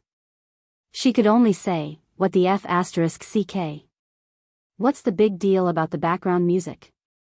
The special effects of this person's appearance were enough to touch the heavens and the earth. "My name is Horus. I am the son of Osiris and Isis. I am the patron saint of Letopolis. I am in charge of all justice and law in the world. You should bathe in the glory of the gods and worship me under the supreme sovereignty. This is the gift of the gods, this is the only contribution of your humble life." As for this person who didn't come out to fight, he first introduced himself and talked about his 8 generations of ancestors. Sia came to watch with the attitude of watching a show. But when he talked about worship, the humble life Thea was a little unhappy. Was he talking about her in a roundabout way? With a true god here, what are you waiting for if you don't bow? Hey, Birdman, it's a democratic society now. Your sovereignty was gone 4,000 years ago. Thea didn't dare to get too close. She didn't know what kind of attack this guy had.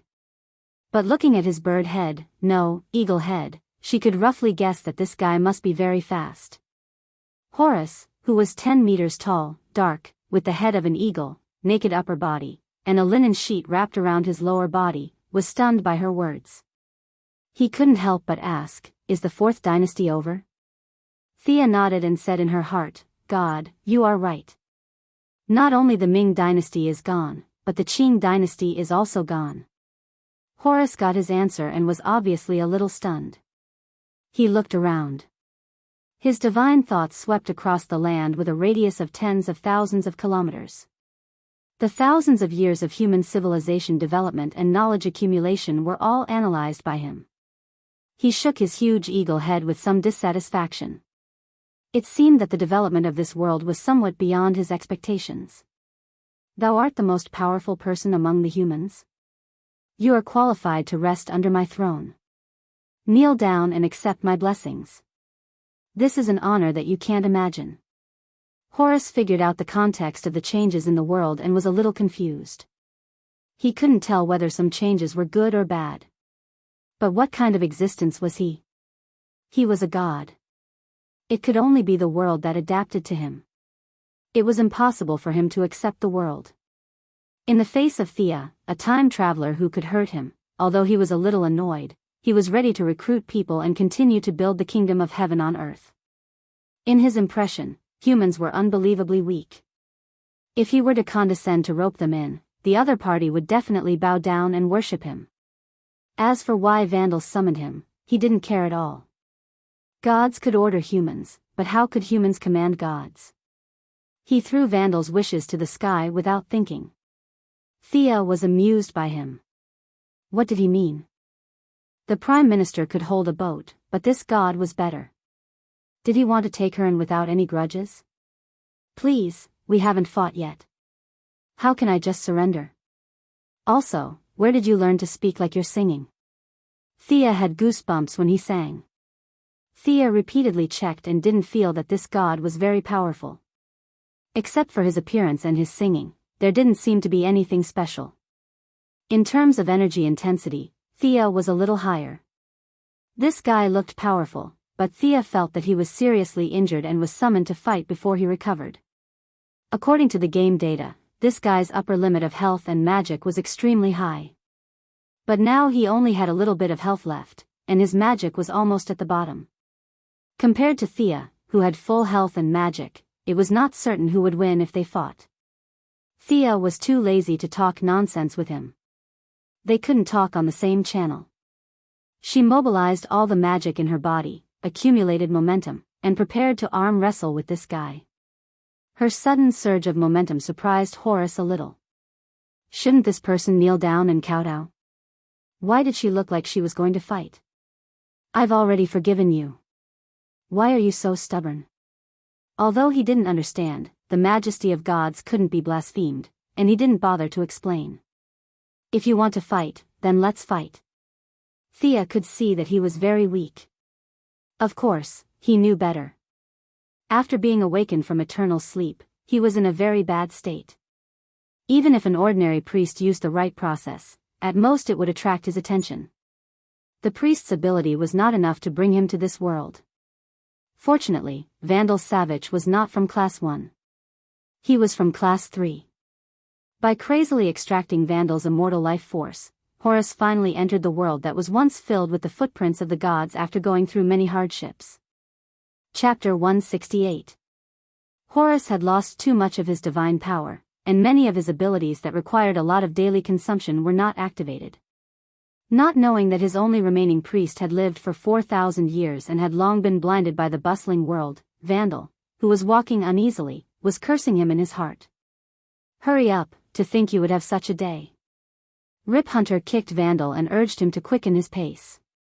The old captain was in a state of great joy and sorrow today. Initially, Thea's man-made nuclear bomb almost blew up the spaceship, which was a great sorrow. Now, he easily caught the enemy of his life, which was a great joy. Without any scruples, Vandal was now so old that he didn't even need to buy a ticket to board the spaceship. He didn't have any intention of taking care of the old man and dragged him back to the spaceship like a sheep. The spaceship quickly took off. It had no choice but to take off. Horace was 10 meters tall and stood on the ground like an iron tower. Thea was also hovering at the same height, staring at him full of fighting spirit. These two could fight at any time, and the ground was too dangerous. Is this a god? The Atom Man, who had been fighting with the giant robot, had been badly injured. Now that he had just recovered a little strength, he was helped by Kendra to the display screen to watch the news of the arrival of a god. This was not seen in Star City in 2017, and he looked at the tall and majestic Horace with some interest. It was unknown whether it was a coincidence or his gaze was too wretched. Separated by tens of thousands of meters and the spaceship's display screen, Horace's eagle eye quickly glanced at him, and there was a trace of divine power in his eyes. Ray Palmer was a purebred ordinary person. Although he was tall and handsome, it was useless in front of divine power. Even with so many obstacles between them, when the gaze fell on him, he was still instantly seriously injured. Poof! A mouthful of blood spurted out, and his whole body fell straight down. Where are you looking? Although Thea didn't know that her temporary teammate had taken a blow for her, she still seized the opportunity when Horace was momentarily distracted. This guy's divine body was too resistant to magic, and the preparation time of the magic beam cannon was too long. Thea could only do what she was used to doing, and she charged forward with her lightsaber. Fortunately, this wasn't a game. There wouldn't be any situations where warriors couldn't use magic or mages couldn't fight in close combat. Thea didn't have any psychological burden for a mage like herself charging forward to attack.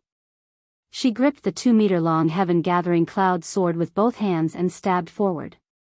At first, Horace might have been afraid of the majesty of the gods, so he took a few of her attacks with his bare hands. The result of his carelessness was that he was pierced with 2 more holes. Helpless, he could only take out a golden scepter from the void. At the top of the scepter, there was an eagle spreading its wings, ready to fly. Scepter of Horus? Sia's gaze couldn't help but be attracted to the scepter, but when she looked at it carefully, she was a little puzzled. The scepter was more than 8 meters long, and Horus wielded it with such vigor that it was airtight. Was this what Vandal was holding back then? He was 1.8 meters tall and wielded an 8.1 meter stick. The scene seemed a bit fake.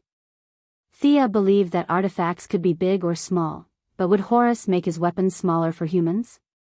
She knew the answer just by looking at how arrogant he was. Thea once again used her high-speed movement to aim her sword at Horus' head. Horus clenched the scepter with both hands and swung it in the opposite direction. With a crack, both of them used almost all their strength. The result was that Thea's sword and Horus' scepter shattered at the same time. The lightsaber shattered into pieces, and the scepter also broke in the middle and fell into the ground. Hey, Thea understood. This guy's scepter was the same as her lightsaber. They were both made with his own energy. Without her weapon, she quickly retreated. It would take a few seconds to condense the lightsaber again, but Horus' scepter could be condensed at will. Thea's control of energy was far inferior to these gods who had lived for countless years. Human powerhouse, do you want to see the distance between you and the sky? Do you want to know how shallow you are? Let me show you the authority of the gods. Horus did not rush to attack. His divine power began to spread in all directions. Wherever the divine power passed, high-rise buildings collapsed instantly, and asphalt roads broke. The high-tech city, which was full of modern atmosphere, almost turned into a sea of sand in the blink of an eye. From time to time, sand waves rolled, and some sand waves rushed to a height of 100 meters. Most of the residents in the city had blank eyes, and the modern clothes on their bodies were replaced by linen clothes. A few people who were still conscious looked at this scene in puzzlement, thinking that it was some kind of prank. There are so many stupid mortals, humph. Horus was very dissatisfied with those who still retained their own consciousness. In an instant, he sent out countless messages. Those who were under his control all had their strength increased dramatically. In groups of 3 or 5, they knocked down those who were conscious to the ground. Occasionally, a few people who were in a semi-conscious state were washed by the divine power and lost their own consciousness, but most of the sober ones were beaten to death. What the hell? Thea watched the city turn into a sea of sand, and the former city's inland river turned into an oasis. Countless low bungalows rose from the ground, and the surviving citizens were all bare-chested and surrounded by sheets, kneeling and kowtowing to Horus. Was it really that exaggerated? Thea watched in horror as a building slowly rose from the ground in the center of the so-called city. It was a huge pyramid that she had never seen before. As it rose, the surrounding crowd showed a fanatical expression, and many people were so excited that they shed tears. Do you see? This is the power of the gods. Change at the fundamental level of things. This is a field that you can't touch. Horus looked at the fruits of his labor and was very happy. It was a joy that came from the bottom of his heart. That's more like it. Those messy high-rise buildings just now were too messy. If humans lived 100 meters in the air, wouldn't they look down on me, a god? This was not normal. Thea did see his so-called power of change. The city turned into a sea of sand, and the inland river into an oasis. Given some time, she could also do it. It was nothing more than a few topographical changes. Turning the citizens into idiots could also be done with a large-scale suggestion spell. However, the changes of some animals made her a little frightened. She saw a few dogs turn into camels, and a kitten turn into a leopard. This was not a transformation spell that changed the appearance, but a fundamental change that she couldn't do. Not to mention the pyramid that was still rising. How did it change from invisible to tangible? All these questions made Thea a little confused. She was already preparing to retreat. Whether it was returning to her own timeline or continuing to hang around with the Legend Squad, it was better than fighting this non-human. Using her psychic power, she quickly found Rip Hunt and the others in the sky. She prepared to directly teleport into the spaceship. It was time for a new strategic change. Chapter 169. Miss Thea, these people, we have to save them. Isn't that right, Captain? Before Rip Hunter could say anything, the fat old man with a sense of justice spoke first. As someone who grew up under the banner of freedom and democracy, Martin Stein, who had lived for almost 70 years, couldn't accept the idea of brainwashing normal people into slaves. He was so angry that his lips trembled.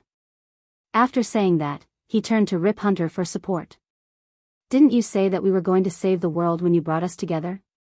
You're not thinking of running away, are you? Rip Hunter, who had a handsome mustache, didn't want to get involved in this at all. He just wanted to get his wife and son onto the ship as soon as possible. What happens to the world after that really didn't matter to him. But now that the fat old man was looking at him expectantly, he couldn't do anything about it. This was the pain of a neutral person pretending to be on the side of justice.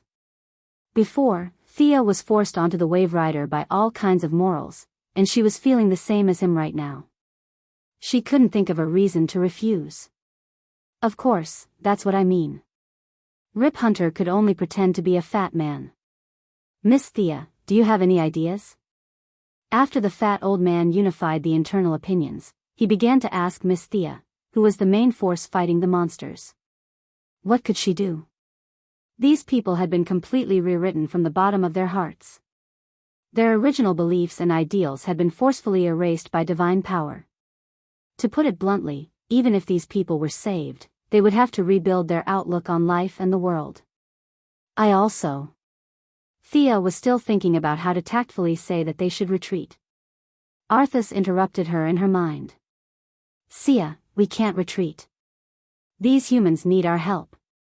The unicorn Shinibu that represented her kind side urged her to continue fighting. Thea was also a little helpless. She was currently in a fused state, without a unified mind, the external body couldn't move at all. Big sister, we can't win, okay? This god really isn't a bluff. Besides, we're not from this world, this guy is not as strong as you think. His divine power is almost exhausted, and there is not much left. Merge with me deeply. I am a divine creature, and I also have a little divine power. Although it is far inferior to his control of the mind, with our magic power, the total amount will be much more than his. Arthas never forgot about the deep fusion between them, and always used this to remind Thea. Unfortunately, Thea, who was a little obsessed with power, fell for this trick. Should he give up his bottom line? On one hand, it was a divine experience, and on the other hand, it was just a bunch of Shinibu. It didn't seem like a difficult choice. Can I cancel the fusion at any time? Thea was afraid that once they merged, they would never be able to separate again. If she had to fight criminals every day like a retard, she would go crazy. Of course, I am also you, or rather, a part of you. We are a whole. You can accept it or reject it. All right. What should we do? Thea finally made up her mind. Let the world have a taste of her righteous fire. Thea stared blankly at the bright silver helmet that fell into her hands. There was a shining horn in the middle of the helmet. Was she really going to wear it? Also, where did this strong sense of déjà vu of a Lich King wearing a helmet come from? By the way, is there really no harm in wearing this? Stop talking nonsense. Hurry up, that god has already begun to reorganize his army. Thea sighed and secretly said in her heart, I hope that the humiliation later won't be too great. Buzz, after putting on the helmet, Thea's senses instantly froze, and countless real emotions appeared in her mind. There was the warmth of a family, the support of a lover, the growth of children, and the peace and serenity of an old man. All kinds of beautiful thoughts emerged from the depths of her heart and soul. I can do it. No matter what thorns lie ahead, I can cut through them. I am that's. After putting on the helmet, Thea automatically obtained a trace of divinity. Although it was weak and insignificant, sometimes, there was a huge difference between having it and not having it.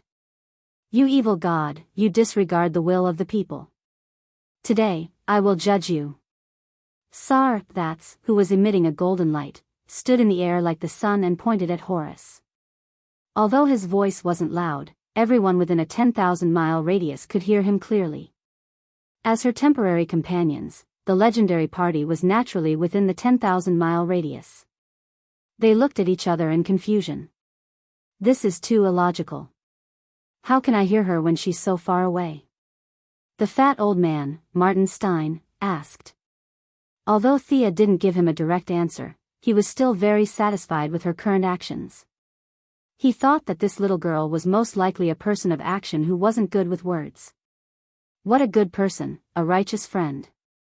Now that Thea's large-scale broadcast had naturally drawn out his scientific research spirit, his mind was constantly searching for various theories in an attempt to use science to explain this supernatural phenomenon. At this time, Sarah Lance, who had basically recovered, also rushed in front of the screen. She felt a little helpless, but more than that, she was puzzled. This Thea was like heaven and earth compared to the one she knew. Looking at her current state, even the Ninja Master and Damien Dark wouldn't be able to withstand a single blow from her. Thea, who was infinitely praised by them, was currently competing with Arthas in the bloodline consciousness space. Shut up, stop talking. Don't run, stop right there. The two chased and fought, and Thea finally regained part of the control. She couldn't avoid the Chinibu, but she could keep quiet. Let's see who's better with our fists. She couldn't make this group of people return to normal, but she could brainwash them again. Using the trace of divinity in her body as a foundation and a large amount of magic power, Thea began to communicate with the memories deep in her blood. It was the legendary final resting place of King Arthur, the Holy Land in Celtic mythology, the central belief of the ancient Druids. The ultimate Elysium in Wales, the legendary island that existed between reality and fantasy, the land of the afterlife and the afterlife, Avalon. Of course, the total amount of divine power needed to pull all the fantasy lands that had drifted to some unknown dimensional corner into this world, let alone her, even Zeus would have to bring a large number of main gods with him in order to do so. This world that rejected magic and divine power was too stubborn. Even a powerful god like Horus had to spend a lot of effort to squeeze in, and the distance was too far. She couldn't even pull a brick in the fantasy land. But even if she couldn't pull the real thing in, with the help of the bloodline, it was no problem to pull the projection of this fantasy land in. Originally, the attributes of Avalon were also inclined to the fantasy and dream type, and for things like projection, it had an innate advantage over the mountain paradise oak forest and the like. Thea pointed to a lake not far away and began to transform the ley lines.